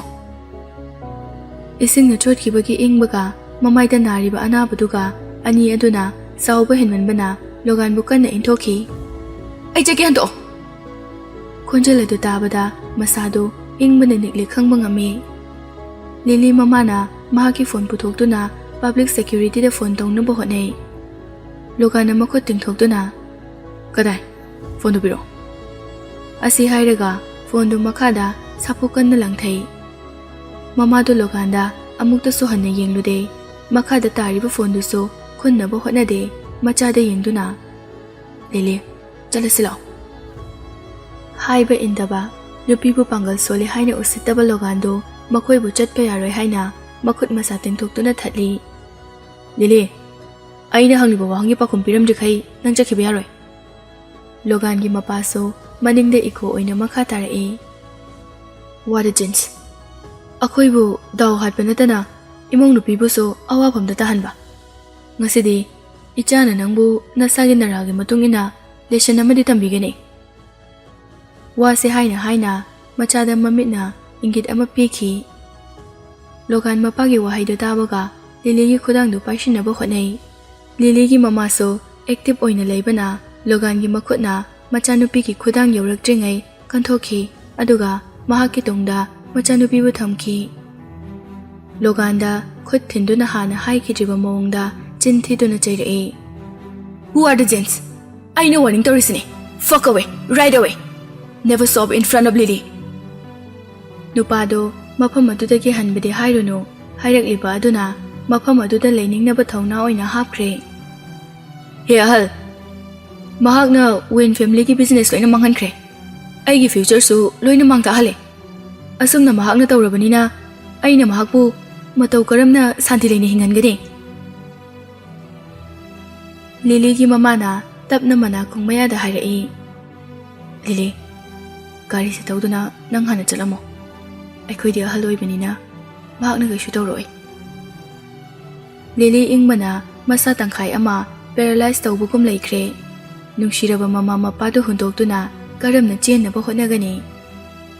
ꯍꯥꯏꯕ ꯏꯟꯗꯕ ꯇꯧꯒꯅꯨ, ꯅꯪ ꯍꯥꯟꯅ ꯆꯠꯂꯝꯃꯣ꯫ ꯃꯇꯝꯗꯨ ꯐꯖꯅ ꯉꯥꯟꯕ ꯑꯣꯏꯗ꯭ꯔꯤꯕꯅꯤ, ꯃꯤꯁꯨ ꯑꯃꯠꯇ ꯂꯥꯛꯅꯗ꯭ꯔꯤ꯫ ꯀꯟꯅ ꯂꯥꯎꯔꯒ ꯁꯣꯞꯀꯤꯄꯔꯁꯤꯡꯗꯨ ꯀꯧꯊꯣꯛꯁꯤꯔꯥ ꯍꯥꯏꯅꯁꯨ ꯈꯜꯂꯤ꯫ ꯑꯗꯨꯕꯨ ꯂꯣꯒꯥꯟꯗꯨ ꯈꯨꯠꯂꯥꯏ ꯄꯥꯏꯔꯛꯂꯝꯕ ꯌꯥꯏ꯫ ꯈꯨꯠ ꯊꯣꯛꯅꯕꯗ ꯑꯁꯣꯛ ꯑꯄꯟ ꯌꯥꯎꯔꯕꯗꯤ ꯍꯥꯏꯕꯒꯤ ꯑꯀꯤꯕ ꯑꯁꯤꯅ ꯃꯈꯣꯜ ꯊꯣꯛꯅ ꯂꯥꯎꯕ ꯉꯝꯗꯦ꯫ ꯃꯍꯥꯛꯀꯤꯗꯃꯛ ꯑꯣꯂꯤꯚꯤꯌꯥꯁꯨ ꯍꯤꯡꯅꯤꯡ ꯆꯤꯠꯇ ꯍꯤꯡꯈꯤꯕꯅꯤ꯫ ꯗꯣꯛꯇꯔꯅ ꯃꯌꯨꯝꯗ ꯄꯣꯊꯥꯕ ꯌꯥꯔꯅꯤ ꯍꯥꯏꯅ ꯃꯌꯨꯝꯗ ꯊꯝꯂꯝꯕꯗ ꯉꯥꯏꯔꯤꯕꯅꯤ꯫ ꯃꯍꯥꯛꯀꯤꯗꯃꯛ ꯑꯇꯣꯞꯄ ꯃꯤ ꯁꯣꯛꯍꯜꯂꯤ ꯍꯥꯏꯅ ꯅꯤꯡꯉꯝꯗꯅ ꯂꯩꯔꯤꯉꯩ ꯍꯧꯖꯤꯛ ꯑꯃꯨꯛ ꯑꯇꯣꯞꯄ ꯃꯤ ꯌꯥꯎꯍꯟꯗꯣꯏꯒꯤ ꯁꯔꯨꯛ ꯃꯁꯥꯒꯤ ꯊꯕꯛ ꯑꯣꯏꯕꯅ ꯃꯇꯣꯝꯇ ꯉꯝꯅꯕ ꯊꯦꯡꯅꯔꯒꯦ ꯍꯥꯏꯅ ꯂꯦꯞꯈ꯭ꯔꯦ꯫ ꯂꯤꯂꯤꯅ ꯃꯍꯥꯛꯀꯤ ꯐꯣꯟ ꯄꯨꯊꯣꯛꯇꯨꯅ ꯇꯣꯝꯊꯤꯟꯗ ꯀꯣꯜ ꯇꯧꯒꯦ ꯍꯥꯏꯅ ꯈꯜꯂꯤ꯫ ꯑꯗꯨꯕꯨ ꯂꯣꯒꯥꯟꯅ ꯃꯃꯥꯡꯗ ꯏꯆꯥꯎ ꯆꯥꯎꯅ ꯐꯜꯂꯒ ꯂꯦꯞꯄꯗꯨꯗ ꯆꯥꯟꯁ ꯐꯪꯂꯣꯏ ꯍꯥꯏꯕ ꯈꯪꯉꯤ꯫ ꯂꯣꯒꯥꯟꯅ ꯂꯤꯂꯤꯒꯤ ꯃꯃꯥꯕꯨ ꯅꯥꯀꯟ ꯑꯃꯗ ꯀꯟꯅ ꯏꯟꯊꯨꯈꯤ, ꯑꯗꯨꯒ ꯂꯤꯂꯤꯒꯤ ꯈꯨꯗꯥꯡꯗꯨ ꯄꯥꯏꯗꯨꯅ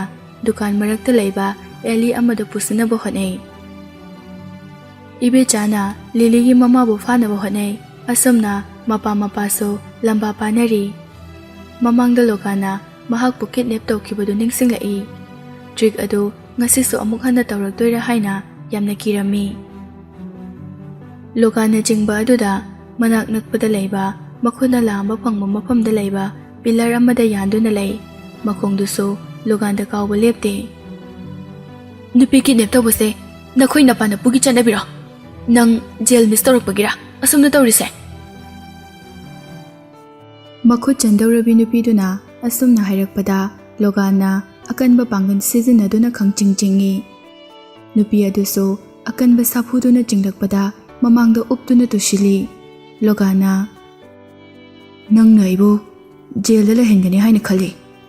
ꯅꯪꯒꯤ ꯂꯦꯝꯍꯧꯔꯤꯕ ꯄꯨꯟꯁꯤꯗ ꯇꯨꯝꯗꯅ ꯃꯪꯂꯥꯛꯅꯕ ꯍꯥꯏꯕꯁꯦ ꯀꯔꯤꯅꯣ ꯍꯥꯏꯕ ꯈꯪꯍꯟꯒꯅꯤ꯫ ꯅꯪꯕꯨ ꯀꯅꯥꯅꯁꯨ ꯈꯪꯂꯣꯏꯗꯕ ꯃꯐꯝ ꯑꯃꯗ ꯐꯥꯖꯤꯟꯗꯨꯅ ꯑꯩꯒꯤ ꯅꯨꯡꯉꯥꯏꯐꯝ ꯑꯣꯏꯒꯅꯤ꯫ ꯃꯁꯤ ꯍꯥꯏꯔꯒ ꯅꯨꯄꯤ ꯑꯗꯨꯒꯤ ꯃꯈꯨꯠꯇꯨ ꯄꯥꯏꯗꯨꯅ ꯆꯤꯡꯅꯕ ꯍꯣꯠꯅꯩ꯫ ꯅꯪ ꯃꯦꯔꯤꯕꯨ ꯖꯦꯜꯗ ꯊꯝꯕ ꯄꯥꯝꯕ ꯅꯠꯇ꯭ꯔꯥ? ꯃꯥ ꯍꯦꯛ ꯊꯣꯛꯂꯛꯇ꯭ꯔꯤ ꯐꯥꯎꯕ ꯅꯪꯁꯨ ꯐꯥꯗꯨꯅ ꯊꯝꯒꯅꯤ꯫ ꯃꯦꯔꯤꯅ ꯖꯦꯜꯗ ꯂꯩꯈꯤꯕꯗꯒꯤ ꯂꯣꯒꯥꯟꯒꯤ ꯁꯤꯌꯔ ꯈꯨꯗꯤꯡ ꯋꯦꯟ ꯐꯦꯃꯤꯂꯤꯅ ꯐ꯭ꯔꯤꯖ ꯇꯧꯗꯨꯅ ꯊꯝꯈ꯭ꯔꯕꯅꯤ꯫ ꯅꯨꯄꯤ ꯑꯗꯨꯒꯤꯗꯃꯛ ꯄꯨꯝꯅꯃꯛ ꯃꯥꯌꯣꯛꯅꯕ ꯉꯝꯂꯅꯤ ꯍꯥꯏꯅ ꯇꯥꯅ ꯌꯥꯔꯛꯇ꯭ꯔꯁꯨ ꯃꯤ ꯍꯥꯠꯄ ꯉꯝꯂꯅꯤ ꯍꯥꯏꯅ ꯊꯧꯅꯥ ꯐꯅ ꯂꯤꯂꯤꯕꯨ ꯊꯤꯔꯛꯂꯤꯕꯅꯤ꯫ ꯂꯤꯂꯤꯒꯤ ꯃꯃꯥꯅ ꯄꯥꯈꯠꯅ ꯆꯦꯟꯁꯤꯜꯂꯛꯄ ꯑꯗꯨ ꯂꯤꯂꯤꯅ ꯎꯔꯝꯃꯤ꯫ ꯑꯁꯨꯝꯅ ꯃꯍꯥꯛꯅ ꯑꯦꯝꯕ꯭ꯔꯦꯁ ꯑꯣꯏꯕꯁꯤ ꯂꯤꯂꯤꯅ ꯃꯃꯥꯡꯗ ꯑꯃꯨꯛꯇ ꯎꯈꯤꯗ꯭ꯔꯤ꯫ ꯑꯗꯨꯕꯨ ꯇꯨꯡꯗꯒꯤ ꯏꯕꯦꯆꯥꯅ ꯃꯁꯝꯗꯨ ꯄꯥꯏꯗꯨꯅ ꯆꯤꯡꯊꯕꯗ ꯃꯁꯥꯗꯨ ꯇꯨꯡꯍꯟꯗꯨꯅ ꯇꯨꯈꯤ꯫ ꯂꯤꯂꯤꯁꯨ ꯃꯁꯥꯗꯨ ꯏꯪꯕꯅ ꯅꯤꯛꯂꯤꯕꯅꯤ꯫ ꯃꯈꯨꯠ ꯇꯤꯡꯊꯣꯛꯇꯨꯅ ꯃꯃꯥꯒꯤ ꯃꯅꯥꯛꯇ ꯆꯦꯟꯁꯤꯟꯅꯕ ꯍꯣꯠꯅꯩ꯫ ꯂꯥꯏꯕꯛ ꯐꯕꯗꯒꯤ ꯂꯤꯂꯤꯒꯤ ꯃꯄꯥꯅ ꯆꯦꯟꯁꯤꯜꯂꯛꯇꯨꯅ ꯂꯣꯒꯥꯟꯕꯨ ꯀꯟꯅ ꯀꯥꯎꯊꯣꯛꯈꯤ꯫ ꯅꯨꯄꯤꯗꯨꯒꯤ ꯃꯈꯨꯠꯇ ꯄꯥꯏꯔꯝꯕꯗꯨꯁꯨ ꯅꯥꯟꯊꯣꯛꯇꯨꯅ ꯂꯣꯒꯥꯟꯗꯨ ꯗꯨꯀꯥꯟꯒꯤ ꯃꯃꯥꯡꯗ ꯌꯩꯁꯤꯟꯗꯨꯅ ꯇꯨꯁꯤꯜꯂꯤ꯫ ꯂꯤꯂꯤꯅ ꯆꯦꯟꯁꯤꯟꯗꯨꯅ ꯏꯕꯦꯆꯥꯒꯤ ꯃꯁꯝꯗꯨ ꯐꯣꯏꯗꯨꯅ ꯃꯈꯥꯗ ꯆꯤꯡꯊꯩ꯫ ꯃꯈꯣꯏ ꯑꯅꯤ ꯃꯐꯝ ꯑꯗꯨꯗ ꯅꯥꯟꯊꯣꯛꯅꯕ ꯍꯣꯠꯅꯩ꯫ ꯂꯣꯒꯥꯟꯅ, ꯃꯈꯣꯏ ꯆꯦꯟꯈꯤꯗꯣꯔꯦ, ꯏꯃꯥ ꯑꯃꯨꯛꯇ ꯐꯥꯎꯋꯣ꯫ ꯃꯆꯥꯅ ꯉꯥꯡꯕꯗꯨ ꯇꯥꯔꯗꯨꯅ ꯃꯍꯥꯛꯀꯤ ꯃꯃꯥ ꯃꯄꯥ ꯑꯅꯤꯃꯛ ꯂꯤꯂꯤ ꯇꯝꯅ ꯆꯦꯟꯁꯤꯜꯂꯛꯏ꯫ ꯂꯣꯒꯥꯟꯒꯤ ꯂꯝꯕꯥ ꯄꯥꯗꯨꯅ ꯂꯩꯔꯤꯕ ꯂꯤꯂꯤꯒꯤ ꯃꯄꯥꯅ ꯂꯥꯎꯔꯛꯏ, ꯍꯔꯤ ꯑꯞ, ꯀꯣꯜ ꯁꯦꯀ꯭ꯌꯨꯔꯤꯇꯤ꯫ ꯇꯨꯃꯤꯟꯅ ꯂꯩꯕꯗꯨ ꯉꯝꯂꯛꯇ꯭ꯔ ꯃꯥꯜꯂꯦ ꯂꯤꯂꯤꯒꯤ ꯃꯃꯥꯅ ꯑꯍꯧꯕ ꯈꯣꯟꯖꯦꯜꯗ ꯂꯥꯎꯔꯛꯏ, ꯃꯤ ꯈꯠꯅꯔꯦ, ꯃꯤ ꯈꯠꯅꯔꯦ꯫ ꯃꯤꯀꯨꯞꯇꯨꯒꯤ ꯑꯣꯏꯅ ꯃꯆꯤꯟꯗꯒꯤ ꯊꯣꯛꯂꯛꯄ ꯑꯃ ꯂꯥꯎꯈꯤꯕꯅꯤ꯫ ꯈꯣꯟꯖꯦꯜꯗ ꯀꯟꯕꯅꯔꯥ ꯑꯇꯥꯕ ꯈꯔꯗꯤ ꯃꯈꯣꯏ ꯇꯝꯅ ꯆꯦꯟꯁꯤꯜꯂꯛꯇꯨꯅ ꯈꯠꯅꯕ ꯑꯗꯨ ꯈꯥꯝꯗꯣꯛꯂꯤ꯫ ꯂꯤꯂꯤꯒꯤ ꯃꯁꯝꯃꯅ ꯃꯁꯥ ꯑꯌꯥꯝꯕ ꯆꯣꯠꯄꯗꯨꯗ ꯅꯤꯛꯄꯗꯨ ꯎꯔꯒ ꯅꯨꯄꯤ ꯑꯃꯅ ꯂꯤꯠꯅꯕ ꯖꯦꯀꯦꯠ ꯑꯃ ꯄꯤꯔꯛꯏ꯫ ꯃꯤ ꯈꯔ ꯆꯪꯁꯤꯜꯂꯛꯄ ꯑꯗꯨꯗ ꯃꯈꯣꯏꯒꯤ ꯄ꯭ꯂꯥꯟꯗꯨ ꯌꯥꯔꯔꯣꯏ ꯈꯪꯕꯗꯒꯤ ꯏꯕꯦꯆꯥꯗꯨ ꯀꯞꯁꯤꯟꯅꯕ ꯍꯧꯔꯛꯏ꯫ ꯂꯤꯂꯤ, ꯅꯈꯣꯏꯅ ꯑꯩꯈꯣꯏꯗ ꯑꯁꯨꯛ ꯌꯥꯝꯅ ꯌꯦꯡꯁꯤꯜꯂꯤꯁꯦ ꯀꯔꯤꯒꯤꯅꯣ? ꯃꯦꯔꯤꯒ ꯃꯈꯣꯏꯒꯤ ꯏꯃꯨꯡꯒ ꯃꯔꯤ ꯂꯩꯅꯈꯤꯕ ꯅꯨꯃꯤꯠꯇꯒꯤ ꯏꯃꯨꯡꯒꯤ ꯃꯤ ꯄꯨꯝꯕ ꯑꯥꯔꯇꯤꯁ ꯂꯣꯏꯅ ꯑꯣꯟꯈ꯭ꯔꯕꯅꯤ꯫ ꯋꯥ ꯉꯥꯡꯕꯗ machin thinabada makhoiga kanagasу changdamnaba ngamloi machanupi Lily gi khanbada mamadusu mayumda thuna handuna choliba purit firol adu hongthokhanba pami makhoina thangliba khongthangdagi ibechana hena yangna thanglaktuna makhada nonthaduna Lily gi makhongdu konsinki Lily nangna igi ichada namthaksu tobiramba aduga maral pumba mangonda tasiliba karigino nakhoi ani yanaraga kainakhraба natra ngasi amu akoibu thiraktuna karigi awafamda tahanba pamlibano asumna oidaba ngangba migi wakhal honghanba semjinba wahai kaya haibase makhoigi hainabi oina laklabani Lily di thoidokna angakpadi faude mahakna nganglaklibudu tabada Lily su chatlage haina makhongdu thangnaba hotnabada ibechana kanna paisinkhibana thangba ngamdre mataudu Marina University da laklaga tawkiba acting aduga karisu khenade mahakna makhongda lenglubada amu kauthorakpani haina miya mangda aranba sinaba hotnaribani Logan photo khara puthoraktuna leiriba miyam aduda piduna yenghali aduga hairei mayam yengbiyo si photo singsida amuta yengbiyo mahakna aingonda chit tawrambagi evidence ni sida yawriba nupi ase mahagasini mahakna aiga nusinana atopa nupa kayagasu loinaduna laiminarambagi saktabni sidabu aina mahakka karamna matau karamna kaina roidoino aina mangondagi lapthoki haina mafam masida laktuna laman singnaba tawraklibani aishu isa ngakthokpa oina makhoiga khatnarambani Lily gi mama mapado ngakna photos aduda yengnaba hotnai photos sing adu Lily bu kidnap tawduna wanthaduna leiringaida manakta nupa mayam leplaga leibagi photo ni miyam sina Logan gi simjinba wahai asida thajakhrabadi aigi parents na aibu karini haina khankini Mikup tudadi fattaba tawbada halengba leitraba nupado machet lising thokna chagairabasu Lily na penba leiraroi Logan so mamagi matawgumna miyamdagi sympathy ninaba tawi aina mahakpu thajarubase aigi iralni hojikti akhoi ani kainakhraba matungda aibu amuk thiraktuna laman khumba sibu masibo chumbara mayam amukta khumbiyo nangna lalamgani nangna chumlamgani nakhoi khatnaganu phajana amuk nungsinaro kainakhradi loire nupi nangso amuk hana yetlanu haibina chingba mayamgi maraktagi kananasu phongdorakte makhoi masen ingangakna amana amada yengnei mahakna ngangliba choirol adugi pakhum khumningdra male makhongda unapigum koliba ibechada yengthaduna kolibadu thadu haige tawbaga ibechana hana hairei Please let us go nangna khoigi yum sumun bikre hojikti aikhoi yum leitaba family haibadu oire aroibagi wahai paring ase tabada makhoina mafam aduda lakpagi asengma maram karino haiba khangba ngami yumdugi mapudu Lily dagi nampu sapu tawduna Mary na sign tahonkhibani yumdu Logan amasung Mary gi mingda laikhrabani Logan da yenglaga hairei Mary gi manakta chatlaga hangdicho yumda mahakna ingondagi lawkhrabani Logan na mahakna di yumada nangna munbikhre hairei nang kyam kuina chinthikini yumda aina nakhoida bithokhrabani adubo hojikti wen family gi property pumba sis tokredana educator da aina te bank ne aikhoida pirakpa ngamloi hairadi yumdugi mamal oina aikhoida handorakpa tabani nangna piroi haiba leiragadi nakhoigi yumgi mamangda aikhoigi imunggi mi pulap thauri yanduna sigani paisa lawba haiba wakhalasina makhoigi pandam oina mafam aduda lakibani makhoigi goal ase phangdri phawba mamai leiduna hankigadaba amata nate Lily na mahaki parents ta wansinduna hairei hojingmo police ta call tawse achumbudo khangnaba madu tabada ibecha sauna Lily da lawrei You rich woman you want to destroy our family I'll kill you Lily gi mapana nakhoina damka tawbada kigadaba nate paisa pame haba natro paisa piradi nakhoi tumina leidoi natra Logan amasung ahal anido karisu khumde ꯌꯥꯏ ꯍꯥꯏꯕꯒꯨꯝ ꯄꯩꯁꯥ ꯈꯧꯔꯥꯡꯕꯒꯤ ꯃꯃꯤꯠꯇꯣ ꯂꯥꯎꯊꯣꯔꯛꯏ꯫ ꯁꯣꯞꯀꯤꯄꯔ ꯈꯔꯗꯤ ꯏꯃꯨꯡ ꯑꯅꯤ ꯑꯗꯨꯒꯤ ꯃꯔꯤꯗꯨ ꯃꯄꯨꯡ ꯐꯥꯅ ꯈꯪꯗꯕꯅ ꯃꯈꯥ ꯇꯥꯅ ꯑꯍꯩ ꯑꯄꯥ ꯁꯥꯗꯨꯅ ꯇꯥꯁꯤꯟꯈꯤꯕꯁꯨ ꯄꯥꯝꯗ꯭ꯔꯦ꯫ ꯃꯁꯥ ꯃꯁꯥꯒꯤ ꯗꯨꯀꯥꯟꯗ ꯆꯪꯅꯈ꯭ꯔꯦ꯫ ꯂꯣꯒꯥꯟꯅ ꯋꯦꯟ ꯐꯦꯃꯤꯂꯤꯒꯤ ꯋꯥꯔꯀꯤꯡ ꯀꯦꯄꯤꯇꯦꯜ ꯑꯣꯏꯅꯕ $2 ꯄꯤꯌꯨ ꯍꯥꯏꯔꯝꯃꯤ꯫ ꯃꯍꯥꯛꯅ ꯉꯥꯡꯂꯤꯕꯗꯨ ꯂꯤꯂꯤꯗꯤ ꯊꯥꯖꯔꯝꯗꯦ꯫ ꯄꯩꯁꯥ ꯄꯤꯅꯕ ꯑꯗꯨ ꯋꯤꯠꯅꯦꯁ ꯑꯣꯏꯅꯕ ꯃꯅꯥꯛꯇ ꯂꯩꯔꯤꯕ ꯃꯤ ꯈꯔ ꯑꯗꯨꯁꯨ ꯍꯥꯏꯖꯔꯝꯃꯤ꯫ ꯂꯤꯂꯤꯒꯤ ꯃꯄꯥꯅ $100,000 ꯍꯦꯟꯅ ꯄꯤꯕ ꯉꯝꯂꯣꯏ꯫ ꯃꯁꯤꯗ ꯌꯥꯔꯗꯤ ꯑꯩꯈꯣꯏ ꯄꯤꯔꯒꯦ, ꯌꯥꯗ꯭ꯔꯗꯤ ꯄꯨꯂꯤꯁꯇ ꯁꯣꯏꯗꯅ ꯀꯣꯜ ꯇꯧꯒꯅꯤ꯫ ꯂꯣꯒꯥꯟꯗꯤ ꯌꯥꯅꯤꯡꯗꯕꯒꯤ ꯃꯥꯏꯊꯣꯡ ꯎꯠꯂꯤ꯫ ꯃꯍꯥꯛꯀꯤ ꯃꯃꯥ ꯃꯄꯥꯅ ꯌꯥꯔꯦ ꯍꯥꯏꯅ ꯃꯁꯥꯒꯤ ꯑꯅꯤꯡꯕꯗꯨ ꯁꯦꯡꯅ ꯍꯥꯏꯗꯣꯔꯛꯏ꯫ ꯂꯤꯂꯤꯒꯤ ꯃꯄꯥꯅ ꯄꯦꯄꯔ ꯑꯃ ꯄꯨꯊꯣꯔꯛꯇꯨꯅ ꯌꯥꯝꯅ ꯊꯨꯅ ꯋꯥꯍꯩ ꯈꯔ ꯏꯁꯤꯜꯂꯤ꯫ ꯄꯦꯄꯔꯗꯨ ꯂꯣꯒꯥꯟꯗ ꯁꯤꯟꯅꯗꯨꯅ ꯍꯥꯏꯔꯛꯏ, ꯑꯇꯣꯞꯄ ꯀꯟꯗꯤꯁꯟ ꯑꯃꯁꯨ ꯂꯩꯔꯤ꯫ ꯄꯦꯄꯔꯁꯤꯗ ꯍꯥꯟꯅ ꯁꯥꯏꯟ ꯇꯧ, ꯑꯗꯨꯒ ꯑꯩꯈꯣꯏꯗ ꯑꯃꯨꯛ ꯍꯟꯅ ꯗꯤꯁꯇꯔꯕ ꯇꯧꯔꯛꯄ ꯌꯥꯔꯣꯏ꯫ ꯆꯦꯆꯦꯠꯇꯨꯗ ꯏꯔꯤꯕꯗꯨ ꯀꯔꯤ ꯀꯔꯤꯅꯣ ꯍꯥꯏꯅ ꯂꯣꯒꯥꯟꯅ ꯄꯥꯅꯕ ꯍꯣꯠꯅꯔꯤ꯫ ꯏꯔꯤꯕ ꯋꯥꯍꯩ ꯑꯗꯨꯗ ꯌꯥꯅꯤꯡꯗꯕ, ꯃꯁꯤꯗ ꯉꯝꯂꯣꯏ ꯍꯥꯏꯅ ꯈꯟꯕ ꯈꯔ ꯌꯥꯎꯔꯝꯂꯦ꯫ ꯃꯆꯤꯟ ꯀꯥꯡꯊꯣꯛꯀꯦ ꯇꯧꯕꯒ ꯃꯔꯛ ꯊꯠꯆꯤꯜꯂꯛꯏ꯫ ꯅꯪ ꯁꯥꯏꯟ ꯇꯧꯕ ꯉꯝꯂꯔꯣꯏ ꯍꯥꯏꯔꯣ? ꯑꯗꯨꯗꯤ $1 ꯄꯤꯅꯤ ꯍꯥꯏꯕꯗꯨꯁꯨ ꯄꯤꯔꯔꯣꯏ꯫ ꯅꯈꯣꯏ ꯃꯐꯝ ꯑꯁꯤꯗ ꯁꯤꯟ ꯑꯃ ꯎꯠꯄ ꯂꯥꯛꯄ ꯅꯠꯇ꯭ꯔꯥ?